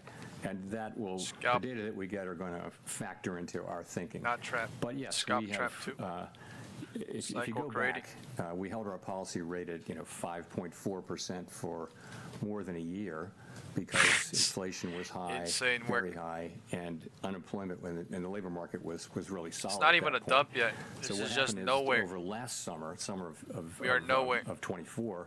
Inside the 2 p.m. candles, we're nowhere. And the labor market began to show real signs of weakness. And so we we decided, as our framework tells us to do, Market's that still deciding what to do. when the risks to the two goals become more equal, you should move from a stance that favors really dealing with one of them, in that case inflation, to a more balanced, more neutral. We're about to find out. And so we If did VWAP that. We flips, did some cutting, and then if we it breaks paused for a while to 682.44, work our way through it'd be a dub. what was happening in the middle of the year. And then we resumed cuts in September, and we've cut now 3. We've now cut a total of 175 basis points. And as I mentioned, until it happens, it has not happened. There's a lot of bears here too. Where we're positioned now, I don't know. we're well positioned to wait and see how the I economy would just evolves love from for there. it to just go. If I could just follow up on the SEP. What if it's bear trap in here have a too? whole This lot shit of- is terrible. A big increase in the growth numbers, but not a big decline in the unemployment numbers. And is that an AI factor in there? What is going on in terms of the dynamic of you get more growth, but you don't get a whole lot of decline in unemployment? Thank you, sir. So the implication is obviously higher productivity. And some of that may be AI. It just also, I think, productivity Man, has this is just why I been played before, though. almost Like, what the structurally fuck higher is this for move? several years now. So if you start thinking of it as 2% per year, you can sustain higher growth without more job creation. Of course, higher productivity is also what enables incomes to rise over long periods of time. So it's basically a good What thing. is but this? That's certainly the implication.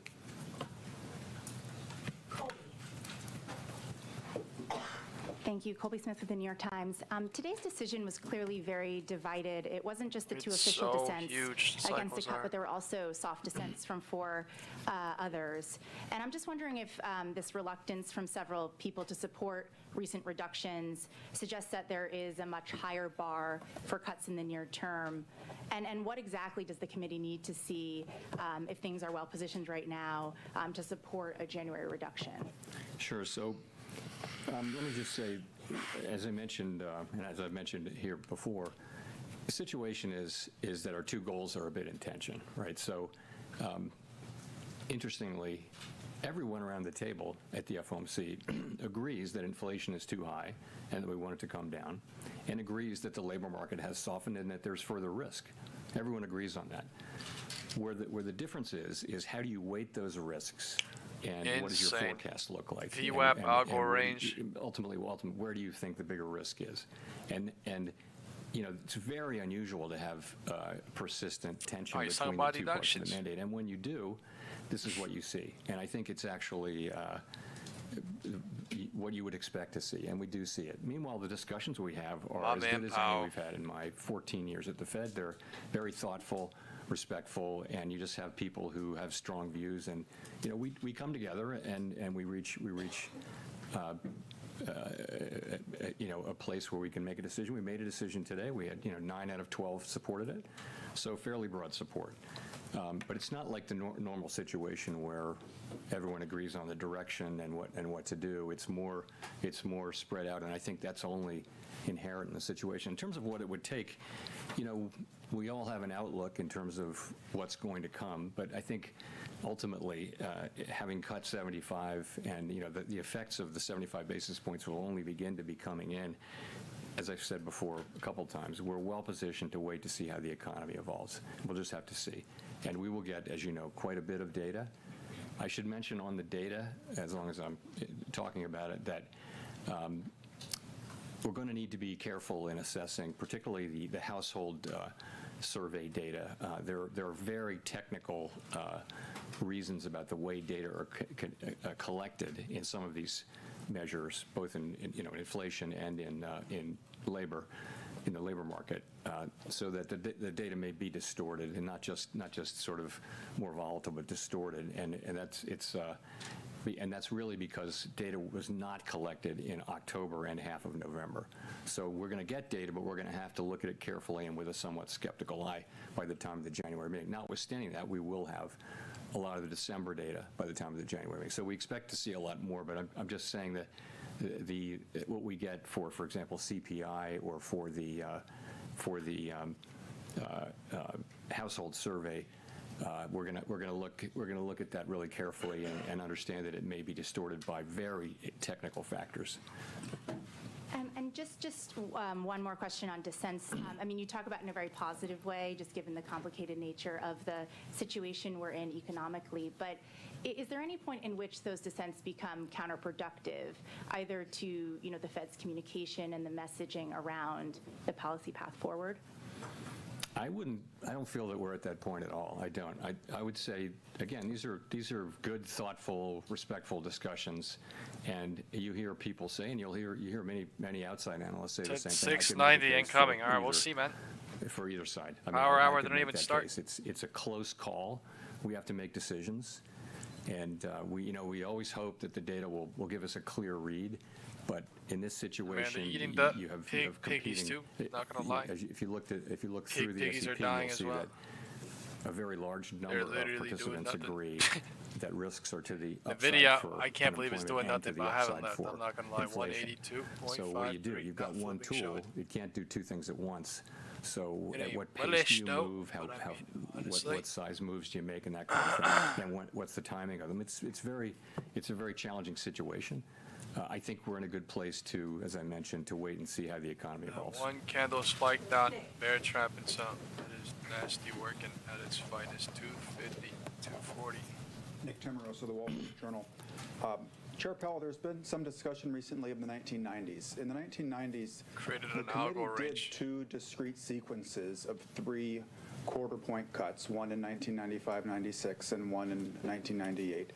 And after both of those, the next move in rates was up, not down.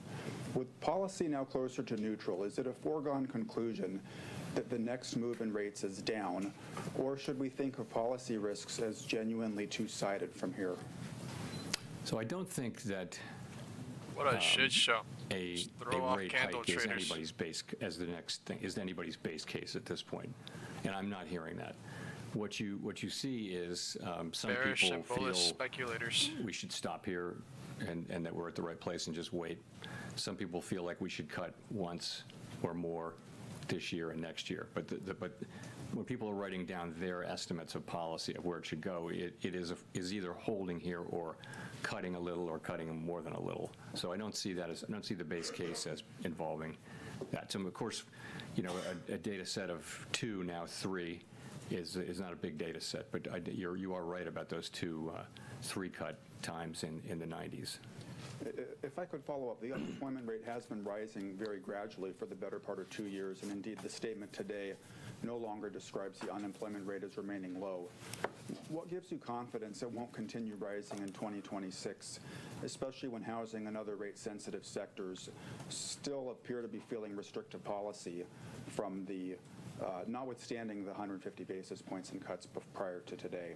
So I think the idea is that with now having cut 75 basis points more now, and having policy, I'd call it in a broad range of plausible estimates of neutral, that will be a place which will enable the labor market. I mean, the crazy thing is, I'm into Friday on NVIDIA and their data burning the shit. I can't even imagine the 0 DT on SPX right now. Like, they must be data burning this shit. At the same time, policy is still in a place where it's not accommodative, and we feel like look at the cycles just going up, down, up, down, up, down, up, down. We're chopping like crazy. Inflation. And as tariffs come through, as they flow through, that'll show through next year.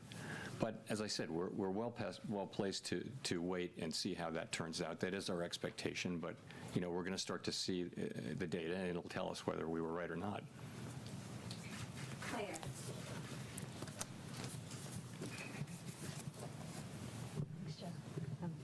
Claire Jones, Financial Times. A lot of people interpreted your comments at the October meeting that, when there's a foggy situation, we slow down, to mean that, there wouldn't be a cut now, there'd be a cut in January instead. So it'd be good to get a sense of why did the committee decide to move today rather than to move in January instead? Thank you. Right. So in October, I said that there was no certainty of moving, and that was indeed correct. I said it's possible you could think about it that way, but I was careful to say other people could look at it differently. So why did we move today? I would say point to a couple things. First of all, gradual cooling in the labor market has continued. Unemployment is now up 0.3 from June through September. Payroll jobs averaging 40,000 per month since April. We think there's an overstatement in these numbers by about 60,000, so that would be negative 20,000 per month. And also, just to point out one other thing, surveys of households and businesses both show declining supply and demand for workers. So I think you can say that the labor market has continued to cool gradually, maybe just a touch more gradually than we thought. In terms of inflation, it's come in a touch lower, and I think the evidence is that what's happening here is services inflation coming down, and that's offset by increases in goods, and that goods inflation is entirely in sectors where there are tariffs. So that does build on the story, and so far it's only a story, that the goods inflation, which is really the source of the excess at this point. That 1 minute gap up. Almost more than half the source of the excess inflation is goods, is tariffs. And you've got to say then, so what do we expect from tariffs? And I would say that is to some extent down to looking for broader economic most likely heat. Do we see a hot economy? Do we see constraints? Do we see what's going on with wages? You saw the ECI report today. It doesn't feel Why like is a hot SPX economy that here? wants to generate, Phillips curve kind of inflation. So we look at all those things. And we say Divergence on SPY and that SPX. this was a decision to make. It obviously wasn't unanimous, but overall that was the judgment that we made, and that's the action we took. And just on the ample reserves point, how concerned were people around the table about some of the tensions we've seen in money markets? Thank you. I wouldn't say concerned. So what really happened is this. Balance sheet shrinkage, sometimes called QT, went on. We had a framework in place for monitoring it, and nothing happened. The overnight reverse repo facility went down pretty much close to zero. And then beginning in September, the federal funds rate started to tick up within the range, right? And it ticked up almost all the way to these troll-ass accounts, bro. This is your first time here, man. There's nothing wrong with that. What that's telling you is that we're actually in an ample reserves regime. Don't do that fake ass shit around here, bro. We knew this was going to come. When it finally did come, it came a little quicker than expected, but we were absolutely there to take the actions that we said we would take. So, and those actions are today. So, we announced that we're resuming reserve management purchases. That is completely separate from Is it the monetary thumbs up, policy. folks? We have need to keep an 187 ample people. Supply of reserves out there. Why so big? The answer to that is, if you look ahead, you'll see that April 15th is coming up, and our framework is such that we want to have ample reserves even at times when reserves are at a low level temporarily. So that's what happens on tax day. People pay a lot of money to the government, reserves drop sharply and temporarily. So this seasonal buildup that we'll see in the next few months was going to happen anyway. It was going to happen because April 15th is April 15th. There's also a secular ongoing growth of the balance sheet. We have to keep reserves, call it constant, as it relates to the banking system or to the whole economy. And that alone calls for us to increase about $20–25 billion per month. So that's a small part. That's going on. It's also happening in the context of a temporary few-month divergence clear at the roof loading to get reserves high enough to get through the tax period in mid-April. So that's what's happening there. Andrew. Thanks, Mr. Chairman.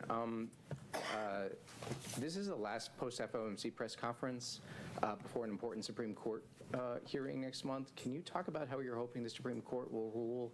And I'm just curious why the Fed's been so reticent on such a pivotal matter.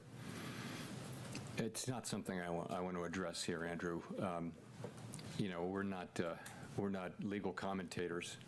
It's before the courts, and we think we don't think that we help matters by trying to engage as a public discussant of that. I'll give you a mulligan, though. No, thanks. I don't know if that means I get 3 questions, but just one more. I guess I wanted to come back to the 1990s question, and like, do you see that as a useful model for thinking about what is happening in the economy right now? I don't think it rises to that level. So I did think that in 2019, where we cut 3 times, but this is such a unique situation. It's not the 1970s, let's put it that way, but we do have tension between our 2 goals. And so that's just unique in my time at the Fed, and I think going back a long ways, we haven't had that. In our framework, as you know, says that when that's the case, that we try to take a balanced approach to the 2 things, and we look at how far they are and how long we take to get them back to each of them back to the goal.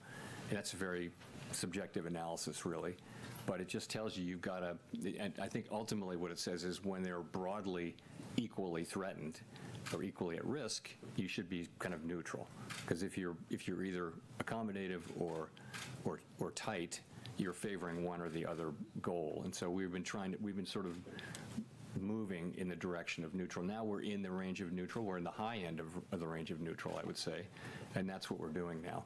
It so happened that we've cut 3 times. That we haven't made any decision about January, but as I've said, we think we're well positioned to wait and see how the economy performs.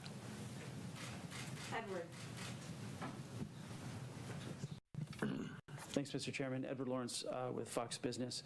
I wanted to ask you, the inflation expectations has come down in your SEP report. Do you see the tariff price increases as passing through in the next 3 months? I'm shorting it tomorrow at some point. Process that we're looking for that to end, and then because of that, is jobs the threat to the economy? So with tariff inflation, there's the announcement of a tariff, and then there's they start to take effect, and then it takes some months. Goods may have to be shipped from other parts of the, it may take, I'm in for 7.7K for an individual SPX here. Tariff to take its full effect. But once it's had that effect, then the question is, isn't that just a one-time price increase? So we actually look at it, all of the announcements and what you get from all that. You see sort of for each one of them, there's a time period, and then it's fully in. So if there are no new tariff announcements, and we don't know that, but let's assume there are no major new tariff announcements, inflation from goods should peak in the first quarter or so, right, or roughly. We haven't been able to predict this with any precision. No one is. But call it the first quarter or so of next year should be the peak. And from here, it shouldn't be big. It should be a couple tenths or even less than that. We don't really have precision on this. And after that, again, if there are no new tariffs that are being announced that will take 9 months to get fully in, and 9 months is also an estimate, then you should start to see that coming down in the back half of next year. And I want to see if I could address sort of the elephant in the room. The president's been talking openly about a new Fed chairman. Does that hinder your current job right now or change your thinking at all? No. Like, no mulligans for it. Michael McKee from Bloomberg Radio and Television. 10-year rates are 50 basis points higher than when you started. I'm not doing zero DT. At this rate, they're going to destroy everything here. Basically has been steepening. Why do you think that continuing to cut now, especially in the absence even if they go lower, I'm expecting they're going to destroy zero DT, puts at the minimum, even if they go somewhere here. But the most. I'm taking 1 DT up here. So we're looking at the real economy and focusing on that. 6,890. There is a 1 minute gap here. You've got to look at why they're moving around. If you look at inflation compensation, it's very, that's one part of it is inflation compensation break-evens, and they're at very comfortable levels. They're at levels consistent. Super bullish. Once you get out past the very short term now, break-evens are at at quite levels that are quite consistent with 2% inflation over time. So there's nothing happening with rates going up out there that suggests concern about inflation in the long term or anything like that. I mean, I look at these things pretty regularly. Same thing with surveys. Surveys are all saying that the public understands our commitment to 2% and expects us to get back there. So why are rates going up? It has to be something else. It must be an expectation of higher growth or something like that. And that's a lot of what's been going on. I mean, you saw a big move toward the end of last year, which was not to do with us. It was to do with other developments. Well, you just mentioned that the public is expecting you to get back to 2%, and Americans overwhelmingly are citing high prices, inflation as their number one concern. Can you explain to them why you're prioritizing the labor market, which seems relatively stable to most people, instead of their number one concern, inflation? So we, as you know, we have a network of contacts in the U.S. economy, which is really unmatched if you go through the 12 reserve banks. So we hear loud and clear how people are experiencing really costs. It's really high costs. And a lot of that is not the current rate of inflation. A lot of that is just embedded higher cost due to higher inflation in 2022 and 23. So that's what's going on. And so the best thing we can do is restore inflation to its 2% goal, and our policy is intended to do that, but also have a strong economy where real wages are going up, where people are getting jobs and earning money, and we're going to need to have some years where real compensation is higher, it's positive, significally positive, Yeah, so wages, nominal again, wages but are higher than divergence inflation, cleared. for people to start feeling good about the affordability issue. 305 and, so going higher. we're working hard on that. We're trying to keep inflation under control, but also support the labor market and strong wages so that people are earning enough money and feeling economically healthy again. Victoria. Hi, Victoria Guida with Politico. Just to follow up on that, I mean, this is now the third time that you've cut this year and inflation is around 3%. So is the message that you're sort of trying to send with that you're okay with where inflation is for now, as long as people understand that at some point you still want to get back to 2% because inflation is relatively stable where it is? Everyone should understand, and the surveys show that they do, that we're committed to 2% inflation, and we will deliver 2% inflation. But it's a complicated, unusual, difficult situation where the labor market is also under pressure, where job creation may actually be negative. Now, supply of workers has also gone way down, so the unemployment rate hasn't moved that much. But it's a labor market that seems to have significant downside risks. People care a lot about that. That's their jobs. That's Crazy their ability bullish. If they get laid off or if they're entering the labor Let's see if force the show to holds find after work. hours. So that's really important to people. The story with inflation, and we're well aware that this is a story at this point, is that if you get away from tariffs, inflation is in the low 2s, right? So it's really tariffs that's causing most of the inflation overshoot. And we do think of those as likely to, in the current situation, as likely to be a one-time price increase. Our job is to make sure that it is, and we will do that job. But right now, balance, and there are risks to both sides. There's no risk-free path. If it was just inflation and the labor market was just really strong, and then rates would be higher, as they were for more than a year. We didn't have to worry about inflation. Sorry about the labor market, because the labor market unemployment was very low. If you remember when inflation was very high, there was a labor shortage, so we could focus entirely on inflation. Now it's different. We actually have risks to both, and I think we're doing the best we can for people. They also care about their jobs. They do care about affordability. And the best thing we can do there is both to support economic activity, but also, make sure that when tariff inflation goes down and disappears, inflation lands around 2%. Elizabeth. Will they even wait until Thanks so much, tomorrow? Elizabeth Let's see. Scholesby with ABC News. Just to follow up, you keep talking about job growth being negative. Why do you think job growth is so much worse than? I don't think it'll hold at all. Why do you think job growth NVIDIA, is? I don't think To follow this up shit on will your hold. comments about job growth, why is it so much worse than the official data is suggesting? Oh, well, we know, I think it's I don't think this is particularly controversial. It's very difficult to estimate job growth in real time. They don't count everybody. They have a survey. And there's been something of a systematic overcount. And so we expected, and they correct it twice a year. So the last time they corrected it, we thought the correction would be 800,000 or 900,000. I won't get the numbers exactly right. And that was exactly what happened. So we think that has persisted. And So there's an overcount in the payroll job numbers, we think, continuing, and it will be corrected. I don't have the exact month in my head right now, but, and that's just, again, I think forecasters generally understand that. So, and we think it's about 60,000 a month, so 40,000 jobs could be negative 20. And, that could be wrong by 10 or 20 in either direction. But in any case, but the thing is, that's job creation in a way, that's demand. Labor supply has also come down quite sharply. So, if you it's have not a volatile at all. where It's just hovering at the there's top. just no growth in workers, and you really don't need a lot of jobs to have full employment. Some people Just argue bullish that's what we're looking FOMC at. for now. But I think a world where job creation The is bigger negative, picture they're showing. I just think we need to watch that Choppy situation as very shit, but went carefully up, yeah. and be in a position where we're not, pushing now down we are on job hovering up creation there with our for- policy.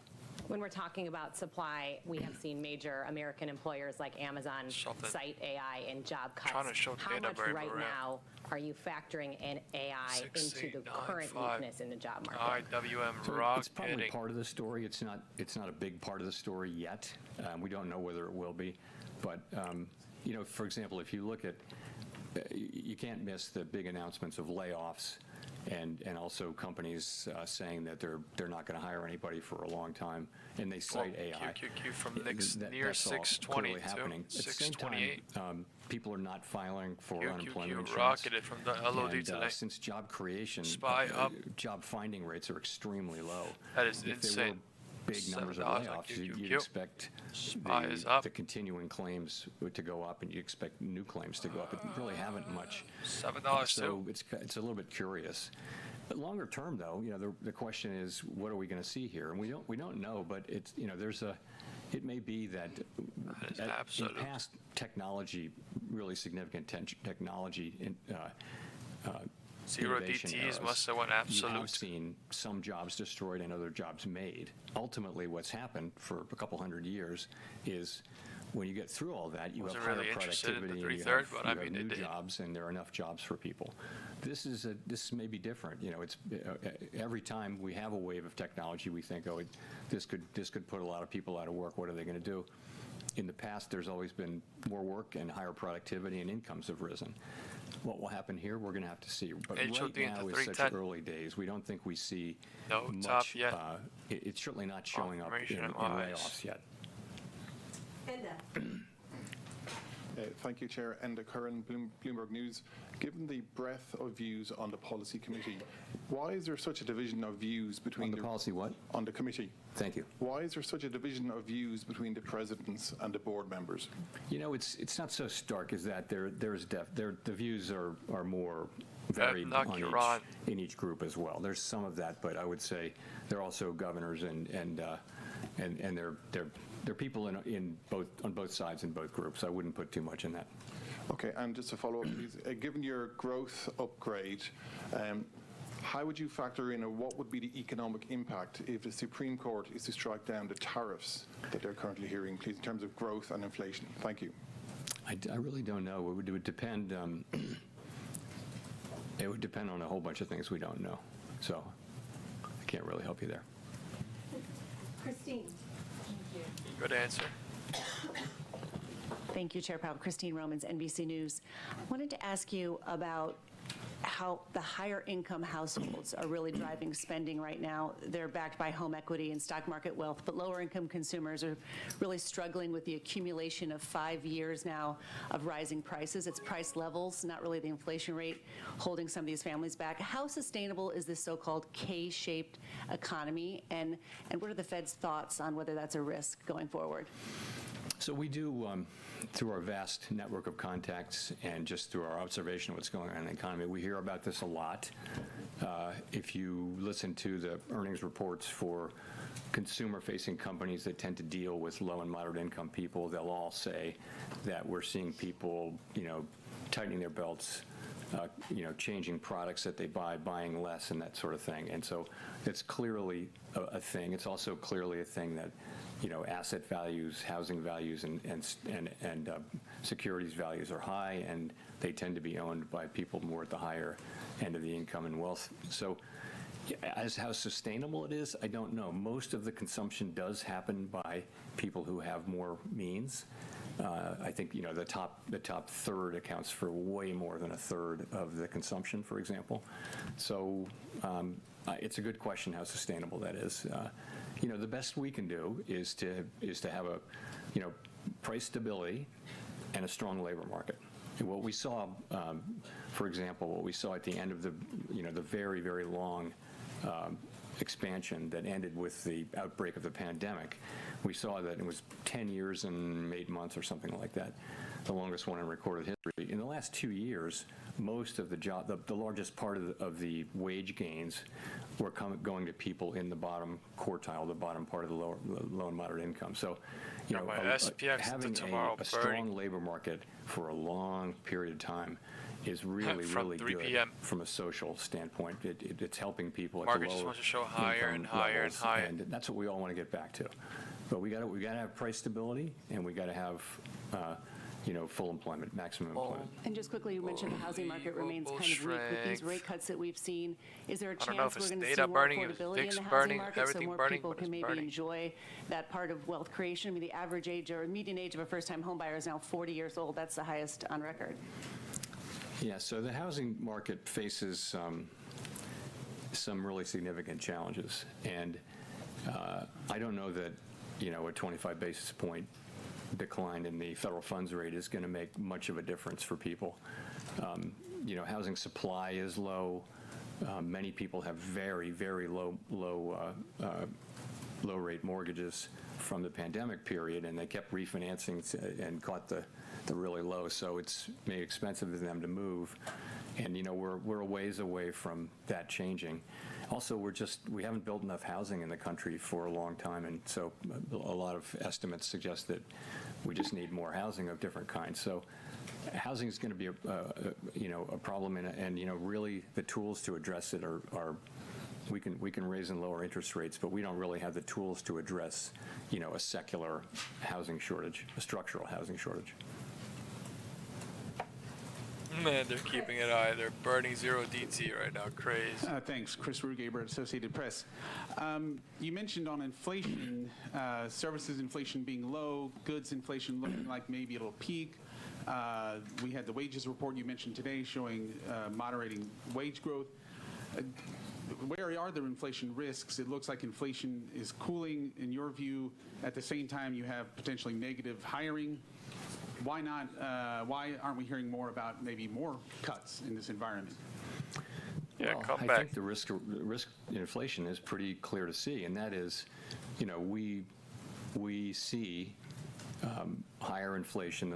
As I mentioned, most of the inflation over target the RSI can't hold it. It's curling down slowly. We expect, most of us, that inflation will be a one-time price increase and then come down. We just came off an experience where inflation turned out to be much more persistent than anyone had expected. Is that going to happen now? That's the risk. The risk is either that tariff inflation just turns out to be more and more persistent, maybe because companies who are now holding back from passing through the tariffs will just keep doing that. So you see that.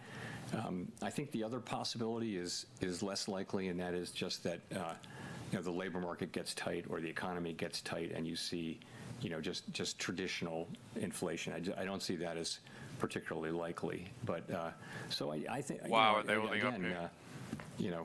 All across the committee, people see the picture pretty similarly, but see the risks quite differently. Look at the and can't some even people come do in. see the inflation risk, and I wouldn't dismiss that case. I don't dismiss that case, but you've got to make an assessment, and this is the assessment we made.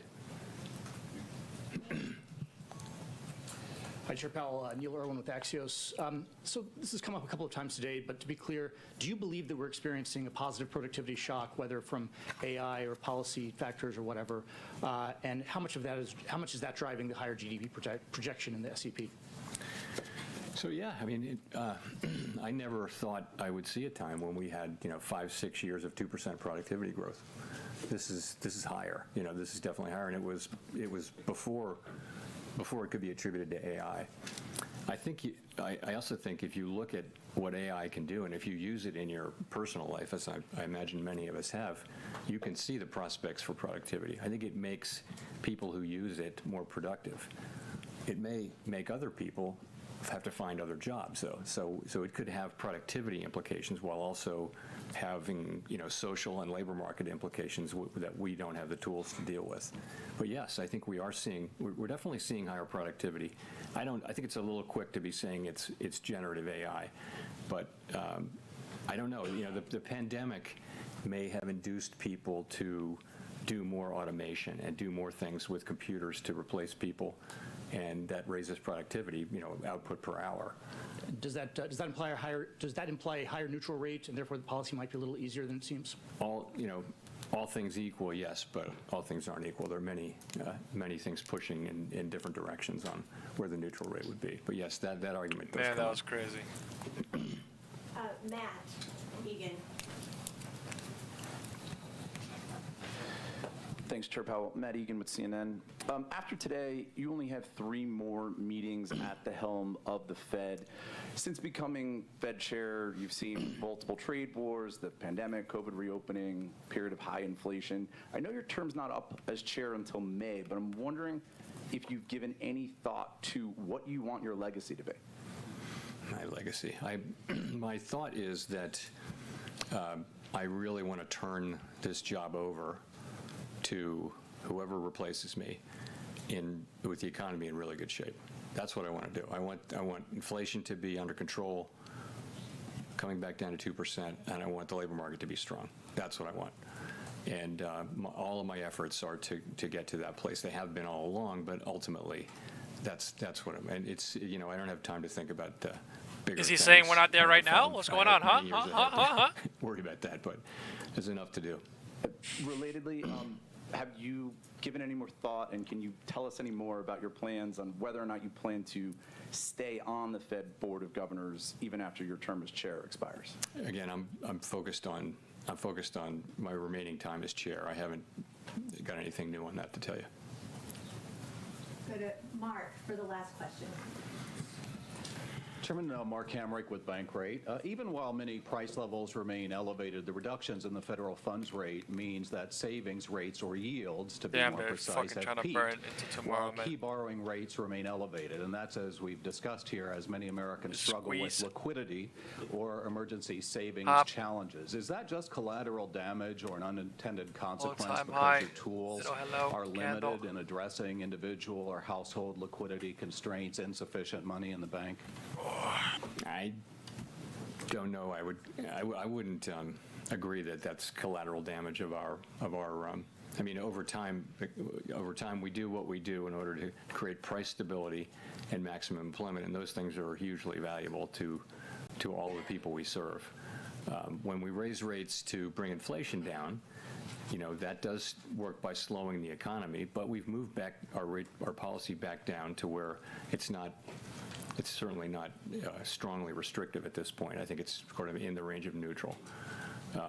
So that's what we're trying to do, and I would want people to understand that. I think what people are feeling is the effect of higher prices. There was a global wave. Sort of every large economy in the world, every large open economy, market-based economy in the world had a wave of inflation that looked an awful lot like ours. We actually came through better than any other country, substantially better. We had higher growth, we had better labor market, and this is really due to the American economy. We have an extraordinary economy, and people are innovative, they work hard, and so all of us who work in economics jobs are really fortunate to have the U.S. economy. So, thank you very much.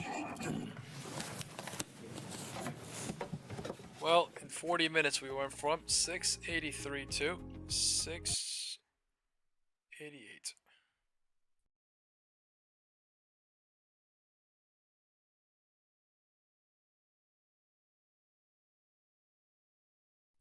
They tried getting me with a copyright music.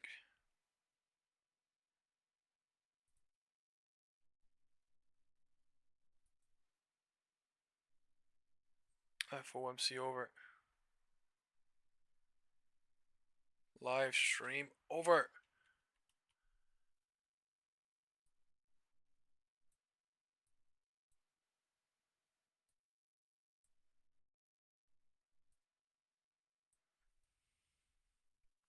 That's impressive. Now pull back.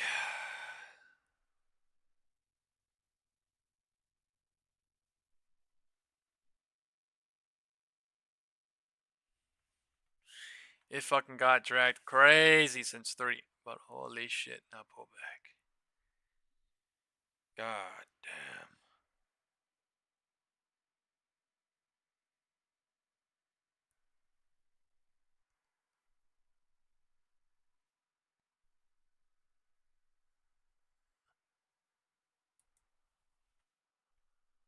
Oh, hell no.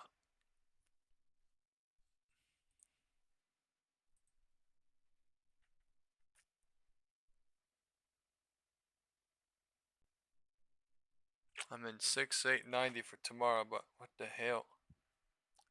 What the helly?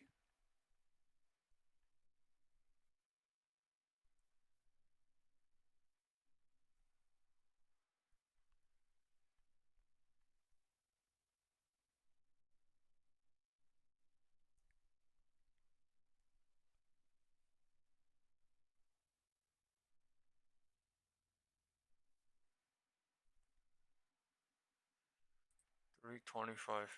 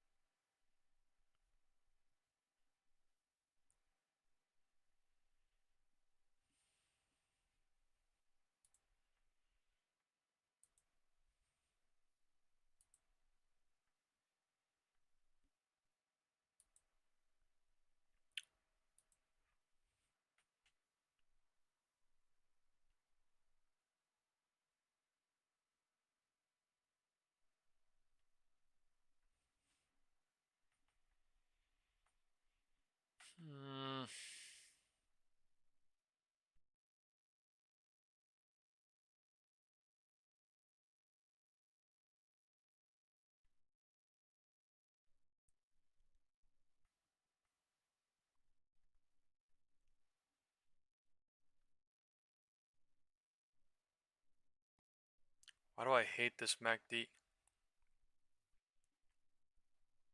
So cooked.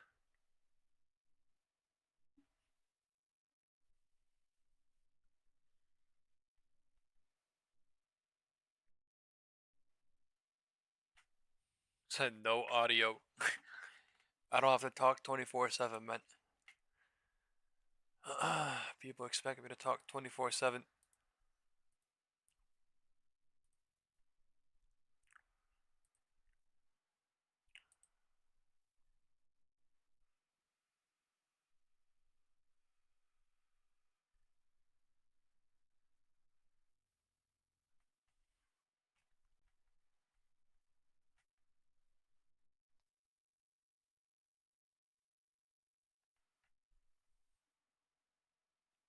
Let's see NBC dropping all these videos of Fed chair now all together.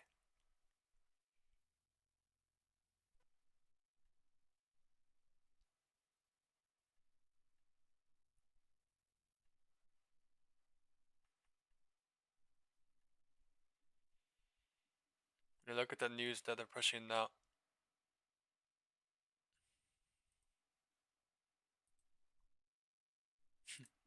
More about that now with Jeff Kilberg. He's the founder and CEO of KKM Financial. What do you say, sir? Welcome.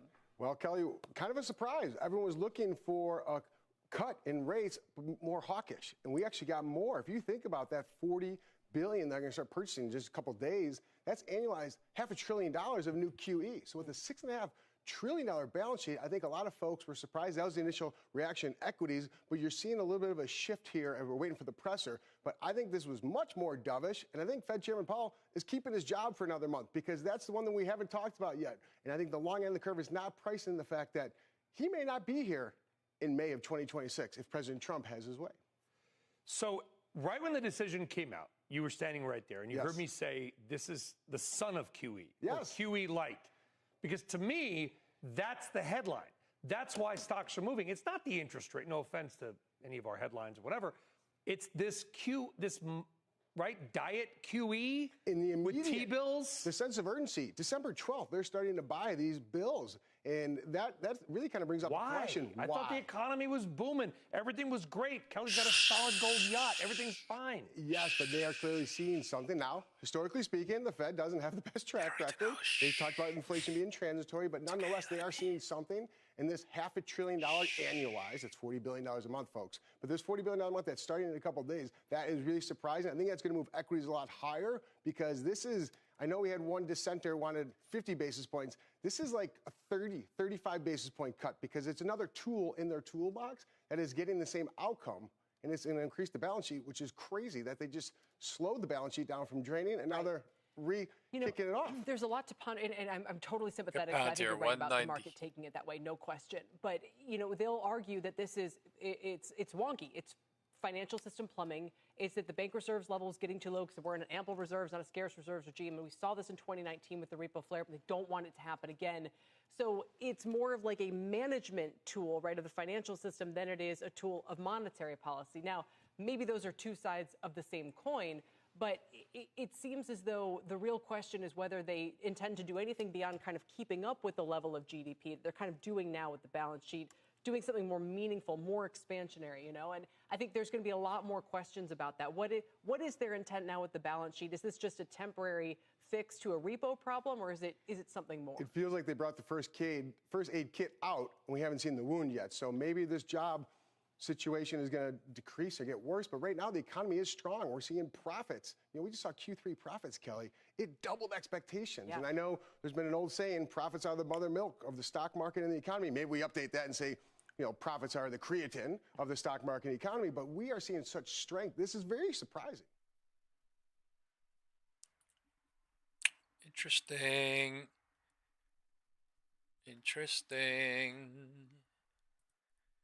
Right, the news was the market made a lot of hedges, and now it is more dovish. I think some sort of trend is setting using news.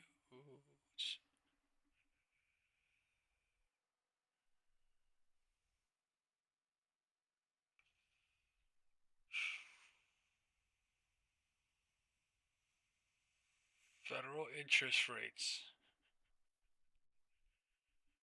by 0.25 percentage points. Fed cuts rates.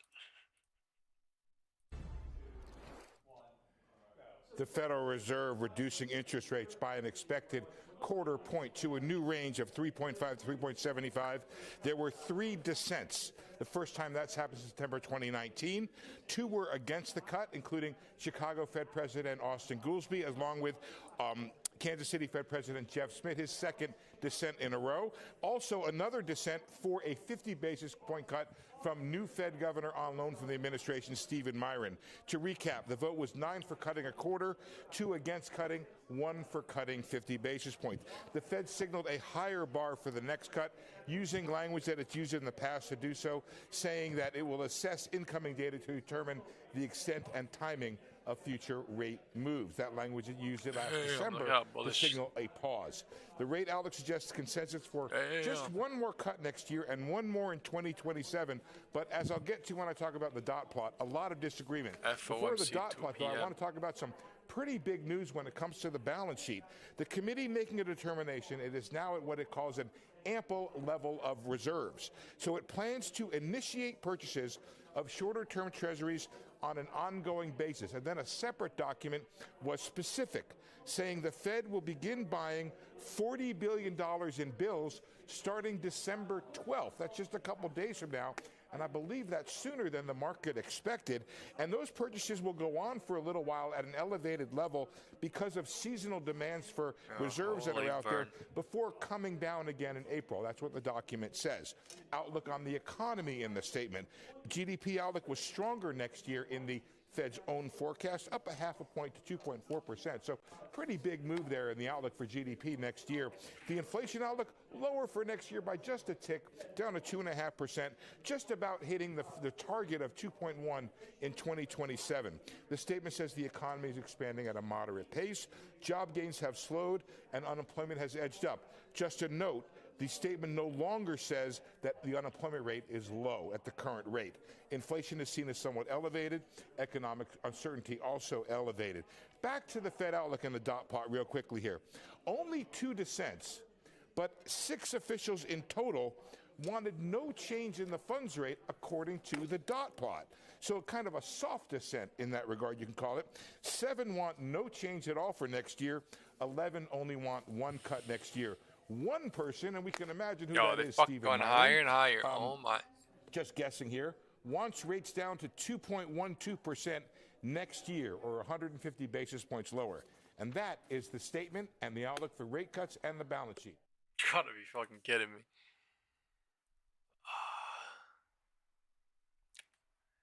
It's burning my fucking 1DT. Crazy.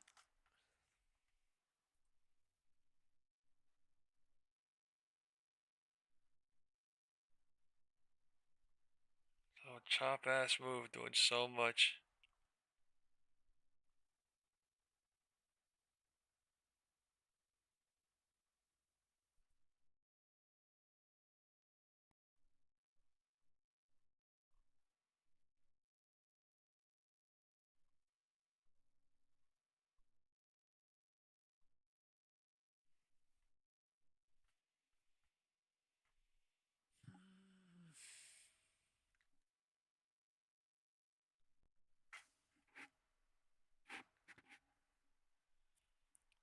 It's an interesting environment.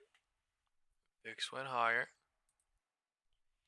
They used news to say they hedged lower, and then they went higher. So I mean, it could be that they're still hedged and then they're faking hands. It could be that they're not hedged anymore. They faked hands. Who knows? They did go lower in the morning, so.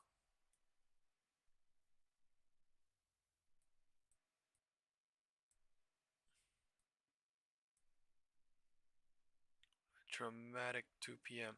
change.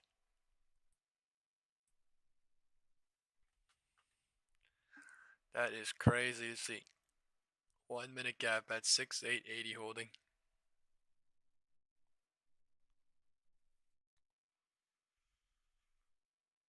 Man.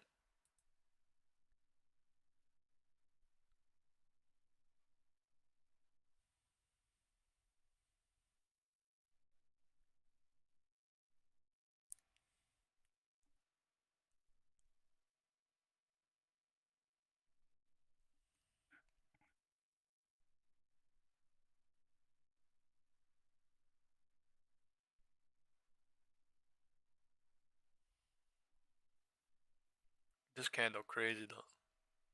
278 to 287 to 283.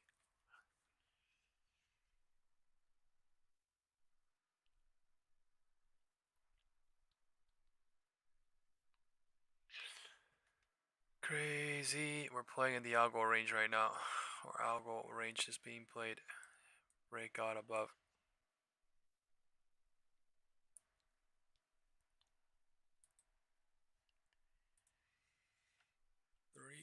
335.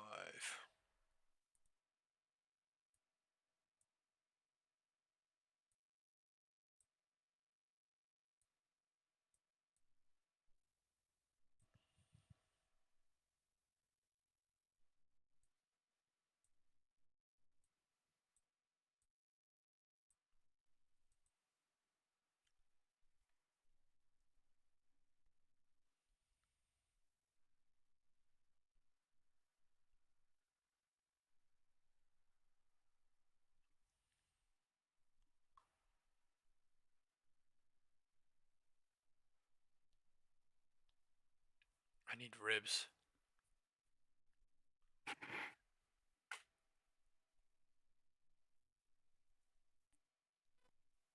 So damn hungry.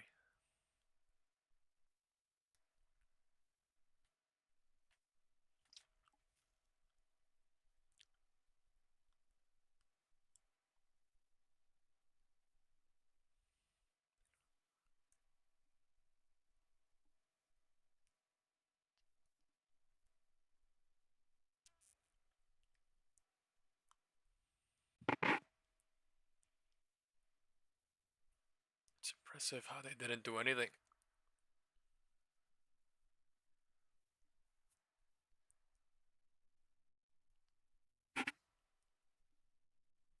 $30.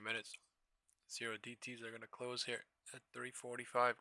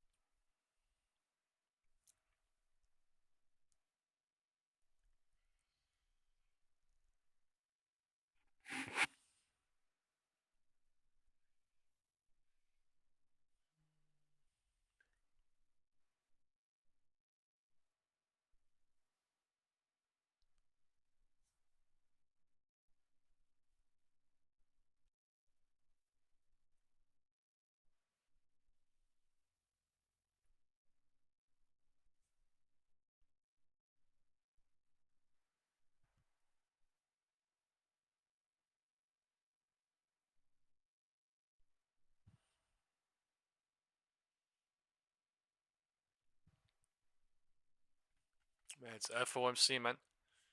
It's where pigs get got. What can you say, right? 1/3, 2/3, and then what? Smart people done playing here. Retail play here, and they get cooked alive, and then they hope. That ain't me. I'm in here. Oh well.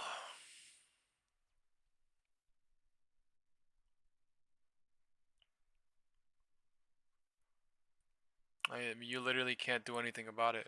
I mean, you know what I mean? I literally said here, even here, as they were going red, I was like, they're probably gonna cook 0 DT anyway. You know what I mean? But people don't fucking care. What can you do? It's just what it is. It's what you see, what you feel. Candle traders. It's how they are. It's how it is. 47 people, or like 80 people that left in the last 1 hour-ish is basically it. I mean, I literally was in no 0 DT here, so I mean, I don't know, man. It literally is what it is. But there's nothing that can change anything. Why? Because that's just how it is. This is how it's designed. It's fucked up, but it's true. Only way to defend against that is to learn cycles. That's literally it. What does that mean? I don't know. Whatever that means. For me, it meant everything. But like literally, yeah. I don't know how, man. But let's see here. I think they're gonna pull back into 4 at some point, but doesn't have to be right now. Oh, my chest. Ow.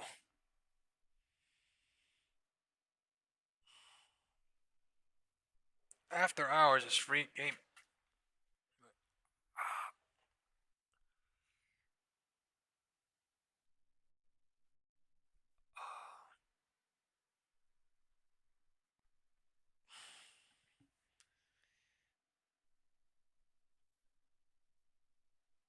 Oh, I just stretched the wrong way.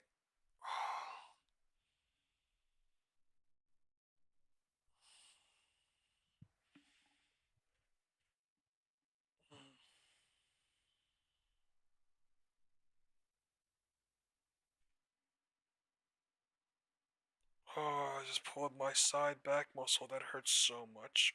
Oh my god. Just went to sleep for 5 seconds. I'm stretching right now. Oh my god, that hurts.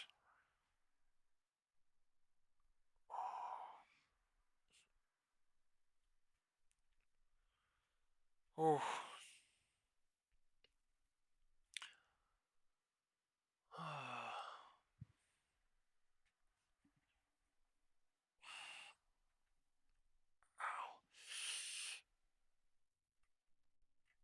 Yo, that's crazy. Oh, fuck, that hurts.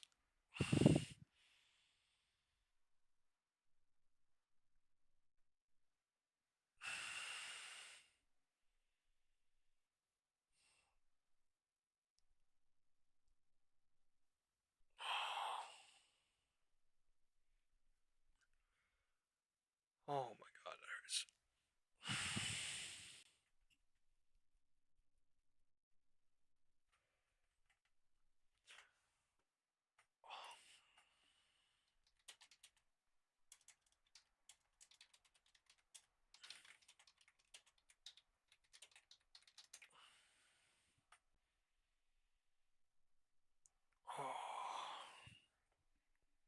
Oh, that hurts. I need ice.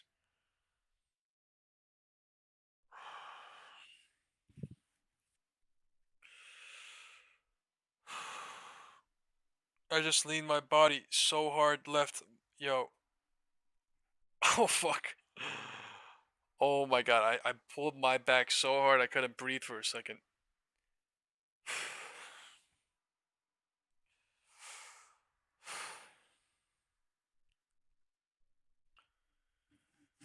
Oh. Alright. Holy crap.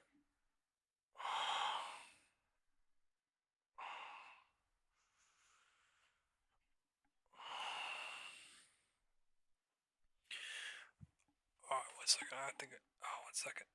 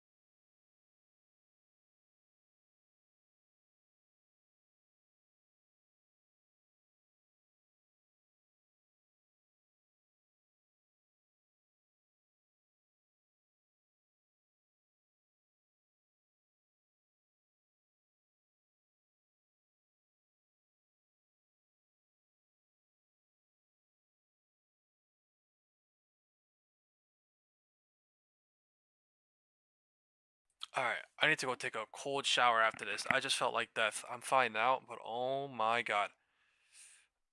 Ah, it still hurts. Fuck.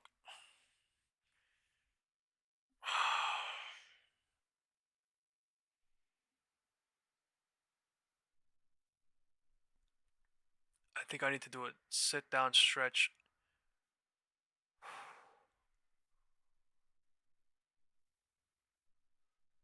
Oh my, I just leaned hard left and my back left muscle just got pulled, bro. I don't even know what the hell that was.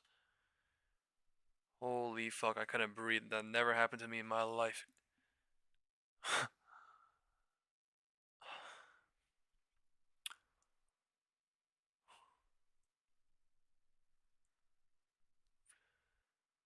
Oh, alright, I'm feeling better now, but holy crap. I thought I had to call the ambulance or something.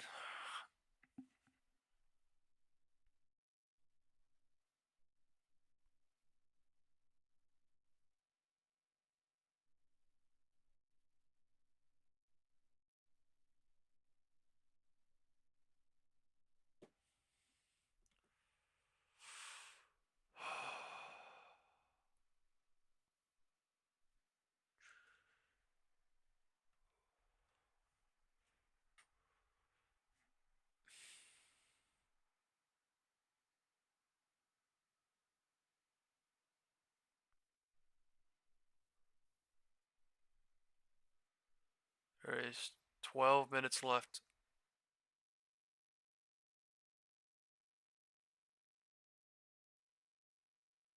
There's our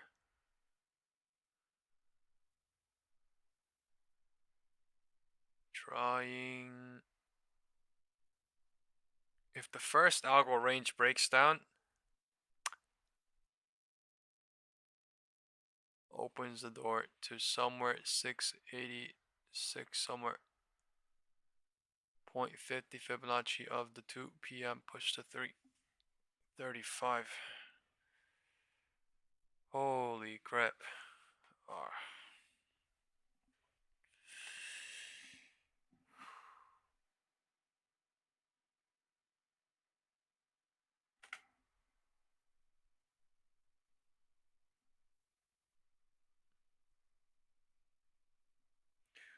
I want to leave one of the other SPX or NVIDIA here, but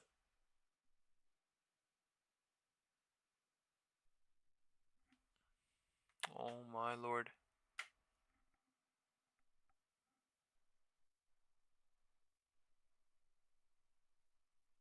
What the fuck candle is this?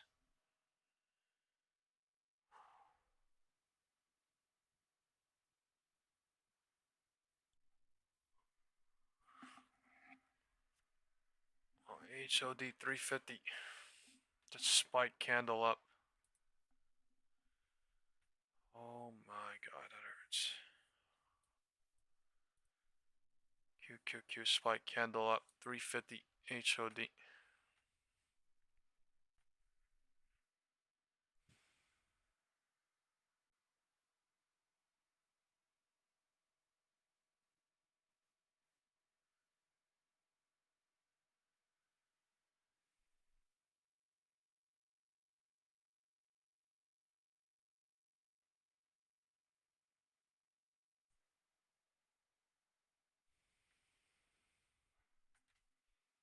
$690, is that?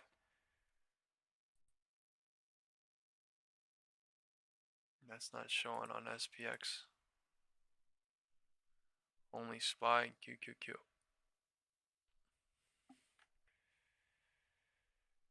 Oh.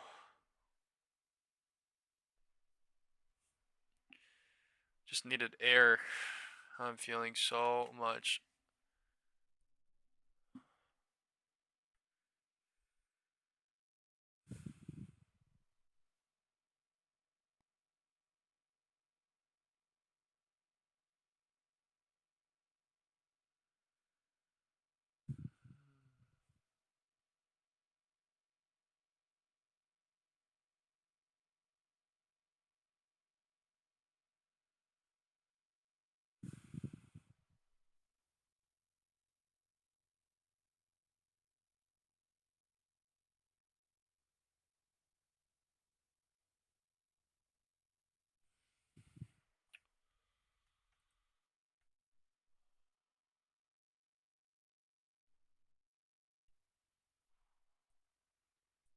A lot of ranges that created, played with.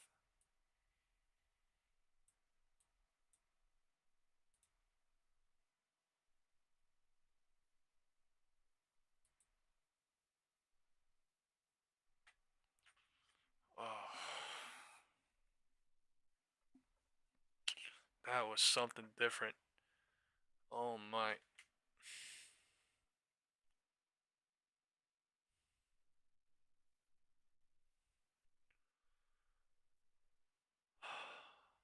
Getting shivers on my all around my body, man. I'm getting shivers that I'm fine. My body is literally fine now. Fucking crazy.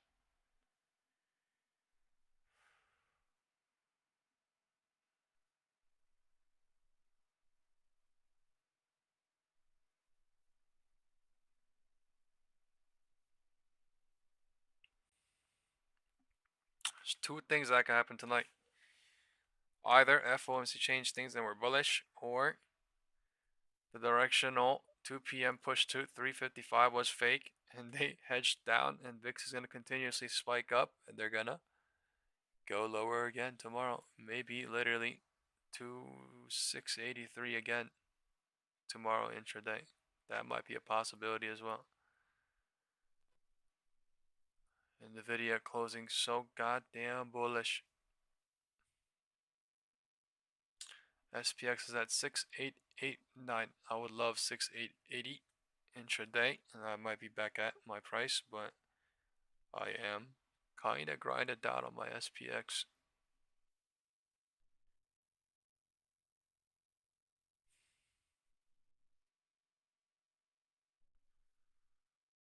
Oh my lord. I really thought I needed an ambulance for a second, man. I muted up and called my family member because I was fucking scared. I was like, yo, my bag. Oh my lord.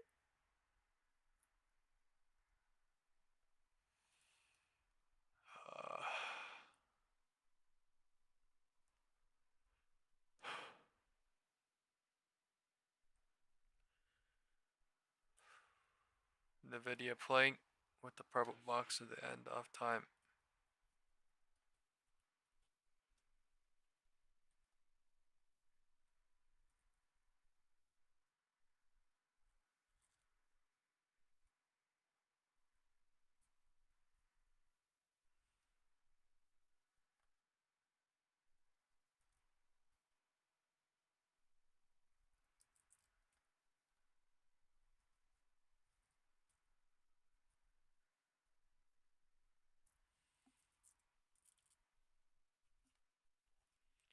I don't know what to do in Nvidia.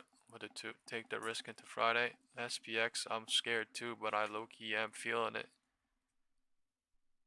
Apparently a presidential live stream on tech tonight. So news coming out.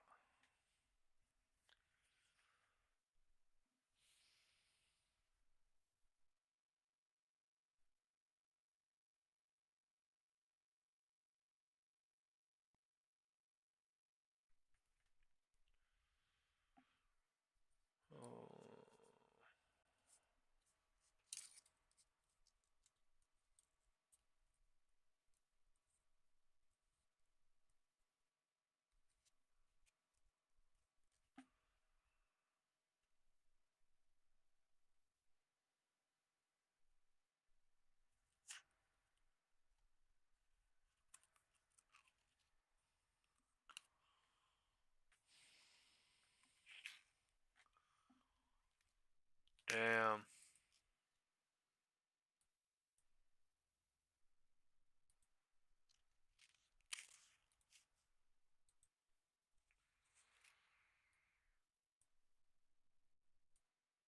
Wow.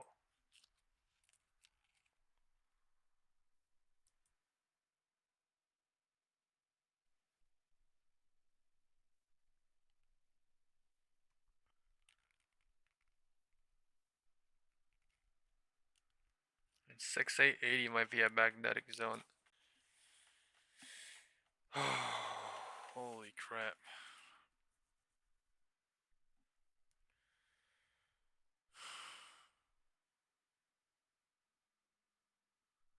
My back is saved by my cold chair.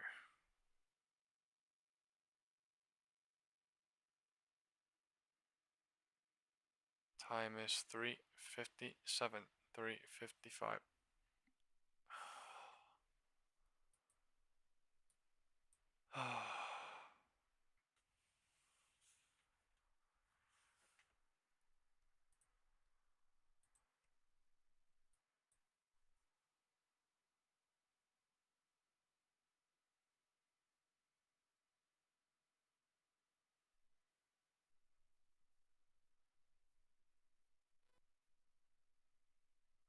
Incredible.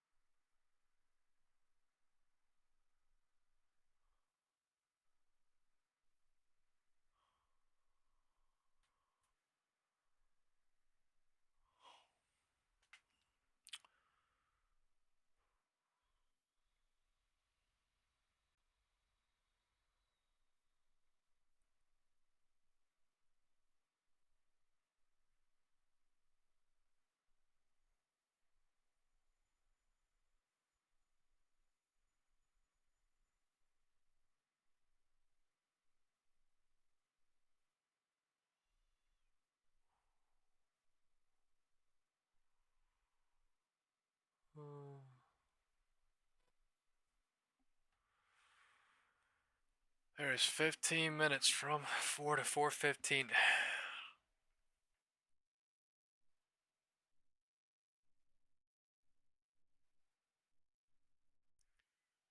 Market closing.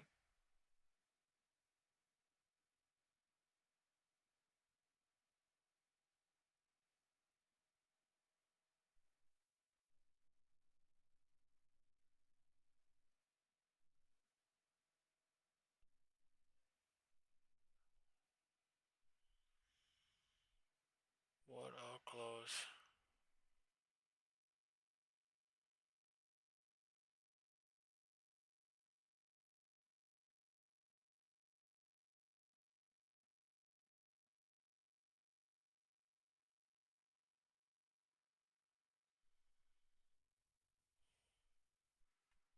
Oh my gosh.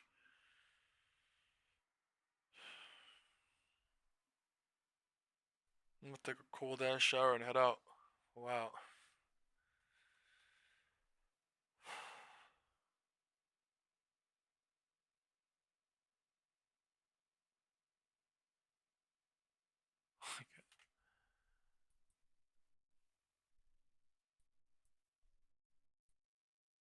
Fuck.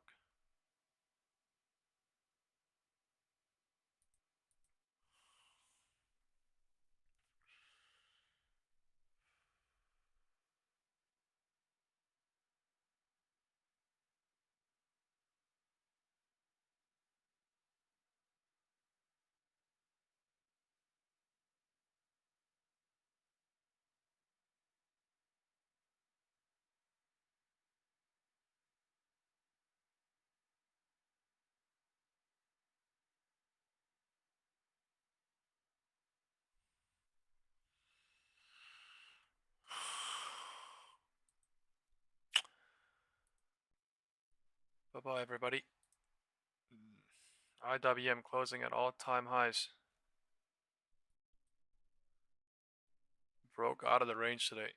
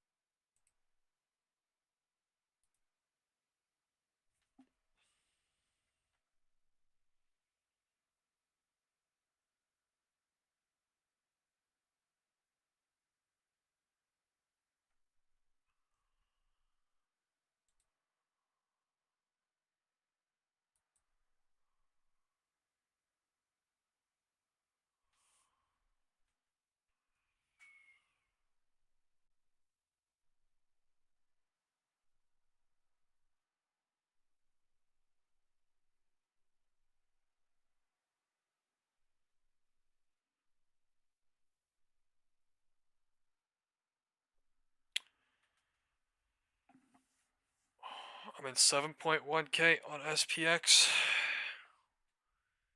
NVIDIA.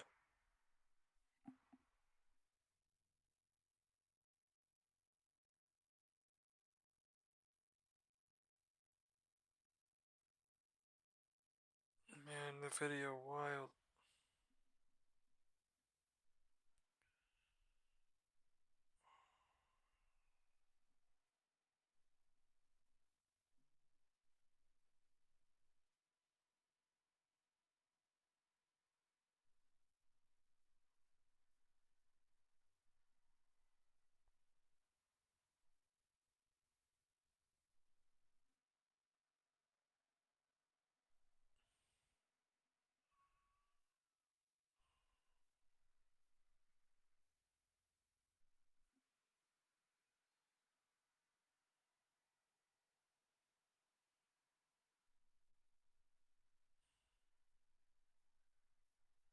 Oh my god, look in the video.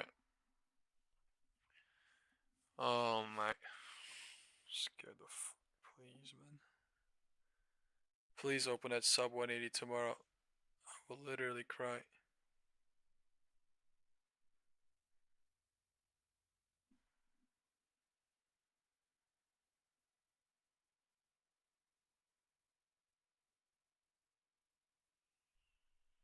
Man, it kind of looked like I got fucking trapped, but I don't know, man. Please. Trap this shit and go low on the video, man.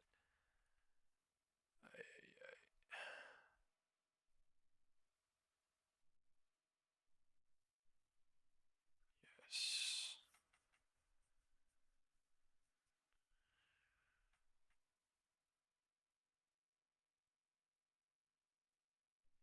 I got trapped on NVIDIA major. Unless they drop this shit tomorrow.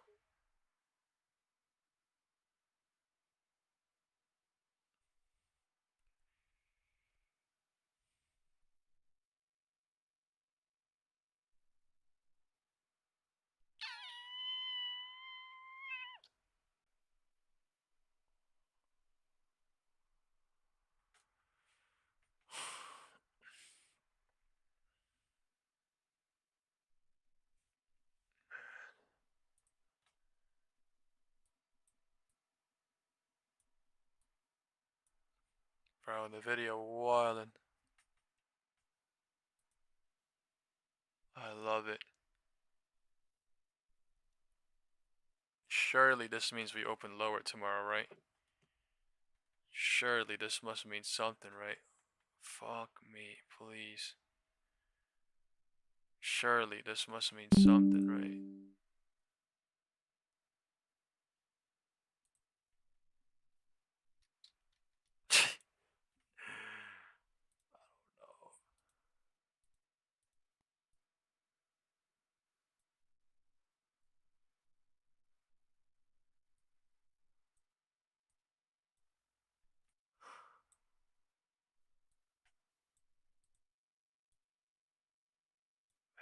What the fuck?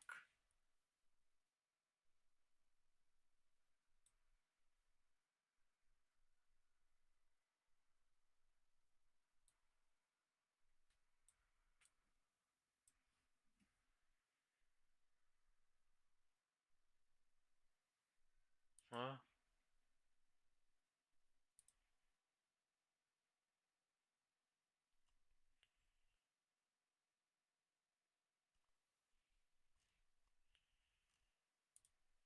Oracle.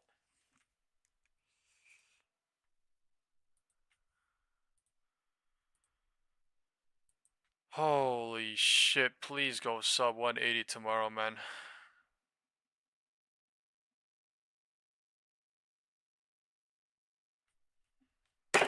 Shit.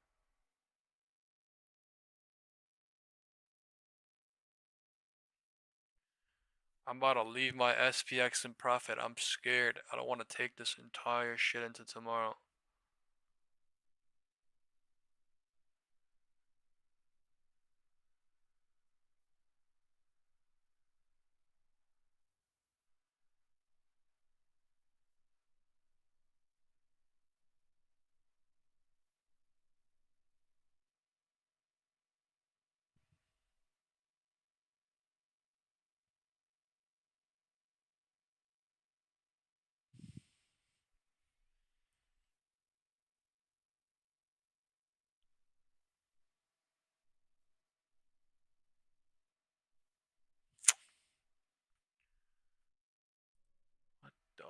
fuck?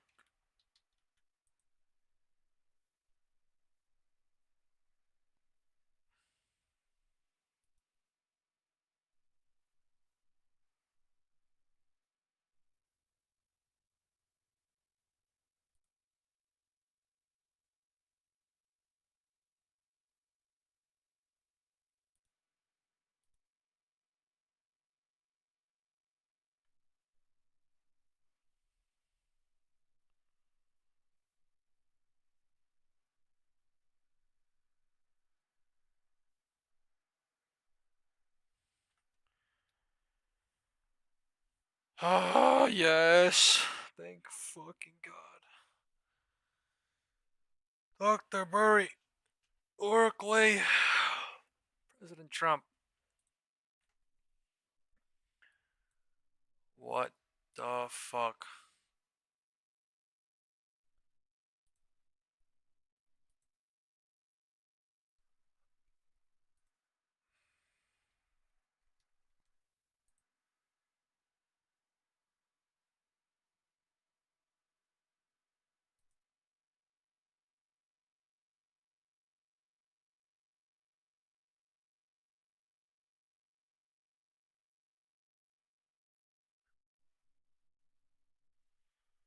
Man, 180 tomorrow, please, on the video. I'll be so fucking up.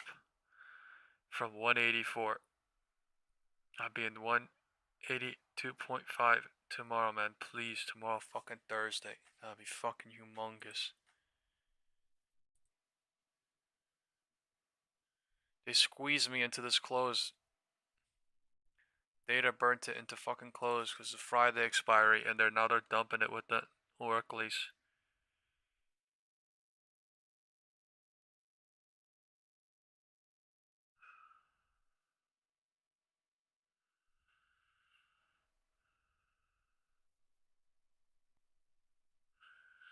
Man, I'm kinda taking a major trade. This is like, ooh, post FOMC tomorrow.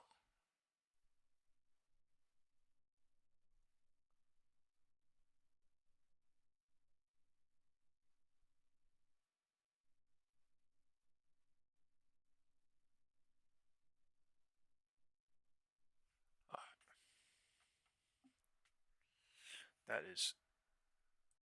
I was gonna leave one SPX, but I'm not. I'm just gonna stay. Bye bye.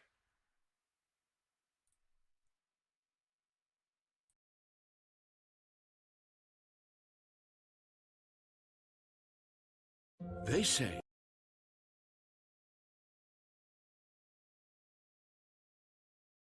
Now to our panel, we got Jim, Francis, and David. Francis, I want to go to you because let's talk about the job market, and I'm going to compare the last meeting minutes, and you'll forgive me, I got to look down and read it.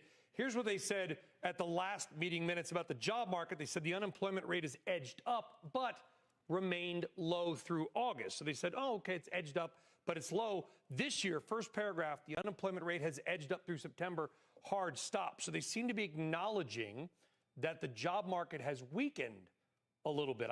I guess that changes the odds of a potential rate cut. I like your word a little bit, because if you look at a chart of the unemployment rate going back to the 1970s, it's only been this low 2 times over that period, Brian. So I'm wondering why this is suddenly not low, particularly that we've only seen what I would consider a normalization in the labor market. In particular, this hasn't been broad-based across all age groups. It's been really focused on young individuals in the United States. So is this really a labor market that's quickly deteriorating? It doesn't look much like that much-feared hockey-shaped movement to me. Meanwhile, inflation has been above target for 55 months. So if I was looking at the bulk of the data and I looked at that dot plot and I looked at the Fed's forecast today, I would be saying, oh, they must have decided to hold or hike in that type of environment. What I want to hear from Powell during this press conference is, how the heck did you convince this committee to end with a cut today? David, did they convince it? We had 3 dissents. Well, bro, this is so crazy. Like we could have had 6 dissents. 6 dissents. They dissented on what they call the dot plots, which I hate that term. It's like the Fed's light bright. where they put in the It where they would really expect be a rates to pump, be. dump, 6 pump, dump, pump, dump on the non-moves video. on that, 3 actual descents. Pump, So dump, 3 pump, people, dump, I'm sorry, I'm pump, going to say dump, this, dump, 3 people pump, chickened dump, out. pump, Well, they dump, wouldn't go on the pump, paper and say, I dump. disagree. Well, exactly. Dump, You can pump, see that dump. from the language in some of the speeches that we saw after the last Fed meeting, which actually convinced markets they weren't going to cut today, because some of the, particularly the regional bank presidents, are really hesitant to cut, at least in what they say. But then when it comes to it, they give the kid another cookie, and actually it's a slightly bigger cookie than expected, because they got this extra liquidity for the short end. But I do think All right, this is see you guys. No leaving now. but still pretty hawkish long term, because if Steve's reading of this is right, they've upped their estimate of GDP growth next year by a lot. We've got all these income tax refunds that are going to kick in the first half of next year. That's going to push growth higher, regardless of what the jobs market is doing right now. And it sounds like there are very few members of the Federal Open Market Committee who want to do more than 1 rate cut next year. And if you're only going to do 1 rate cut in the year, when are you going to do it? Maybe you wait all the way until December. So we're going to have it's going to be interesting here with the Fed perhaps going on pause in the first half of next year. All of that said, maybe we can put this on the screen. The tech ETF, we were talking about this yesterday on a 12-day win streak. Well, it's now in the green after this move up to possibly have a 13-day stretch that would be its longest in about 8 years. So that's meaningful. We also have silver and gold on the positive and on the rise. Jim Karen, I was just going to bring you in on this because it seems, and I think John Spallanzani's phrase captures this perfectly, that he calls it, says, the repo vigilantes won. Because the big headline for a lot of people, even those who are more bearish on bonds, is the Fed's back, they're buying, and they're doing so. Maybe it's just bills, but it's significant that this action is now coming a little bit more quickly than people thought. What does it tell you? Hi, Kelly. Listen, I think that's a great way to frame this. On balance, this to me is a more dovish meeting. Now, yes, it is true, and I would really say that this is ironic, right? And I think we have to see the irony in this.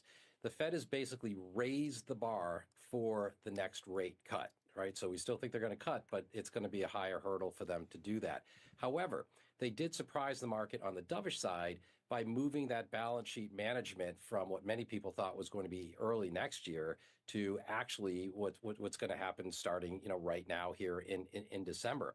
The Fed is basically telling us that they want to have pro-cyclical policy, I mean, they want to support the growth cycle. They're going to stand at the ready to cut interest rates if the labor market deteriorates further. And at the same time, they're worried about liquidity. They want to add liquidity back to markets. Call that reserves, call it what you will. The point, though, is that we need to get over the year-end turn, right? So liquidity constraints might come in at the end of the year. And the Fed wants to avoid that type of a stress in the marketplace.